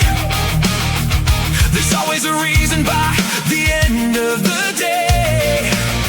When the message boards crumble and wonder why, Dave just smiles and starts to type. Maybe you just don't understand the art. That's the line before he plays his part. Tony Khan is the best guy, never wrong and he'll tell you why. If Tone books it, it's certified. Tony Khan is the best guy. Tony Khan is the best guy. Dave's got another defense to write. Every match is a masterpiece tonight. Tony Khan is the best guy. Tony Khan is the best guy. Tone made another huge announcement again. The biggest announcement since 10 announcements ago then. Dave got excited before it was said. Already handing out flowers in his head. The forums laughed, the podcast cried, the tribal wars burned all night. But Dave was there with a brand new take, explaining every questionable mistake. The critics yell from far and wide, but Dave is always by Tone's side. Tony Khan is the best guy, never wrong and I'll tell you why. If Tone books it, it's certified.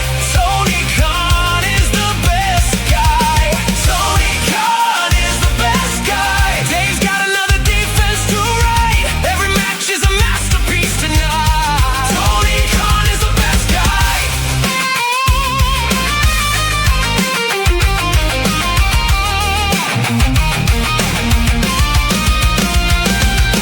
Tone on the phone at 2:45. Dave, what'd you think of the show? Dave said, Tone, that was wrestling history. That's exactly what I hoped you'd say, bro. The fans keep arguing year after year, but Dave's got 5 more stars to give right here. Tony Khan is the best guy. The stars keep climbing to the sky. 7 stars, Dave might just try. Tony Khan is the best guy. Tony Khan is the best guy. Tone can do no wrong tonight. Dave's already got the headline tight. Tony Khan is the best guy. Tone booked the match. Dave loved the match. Tone booked the show.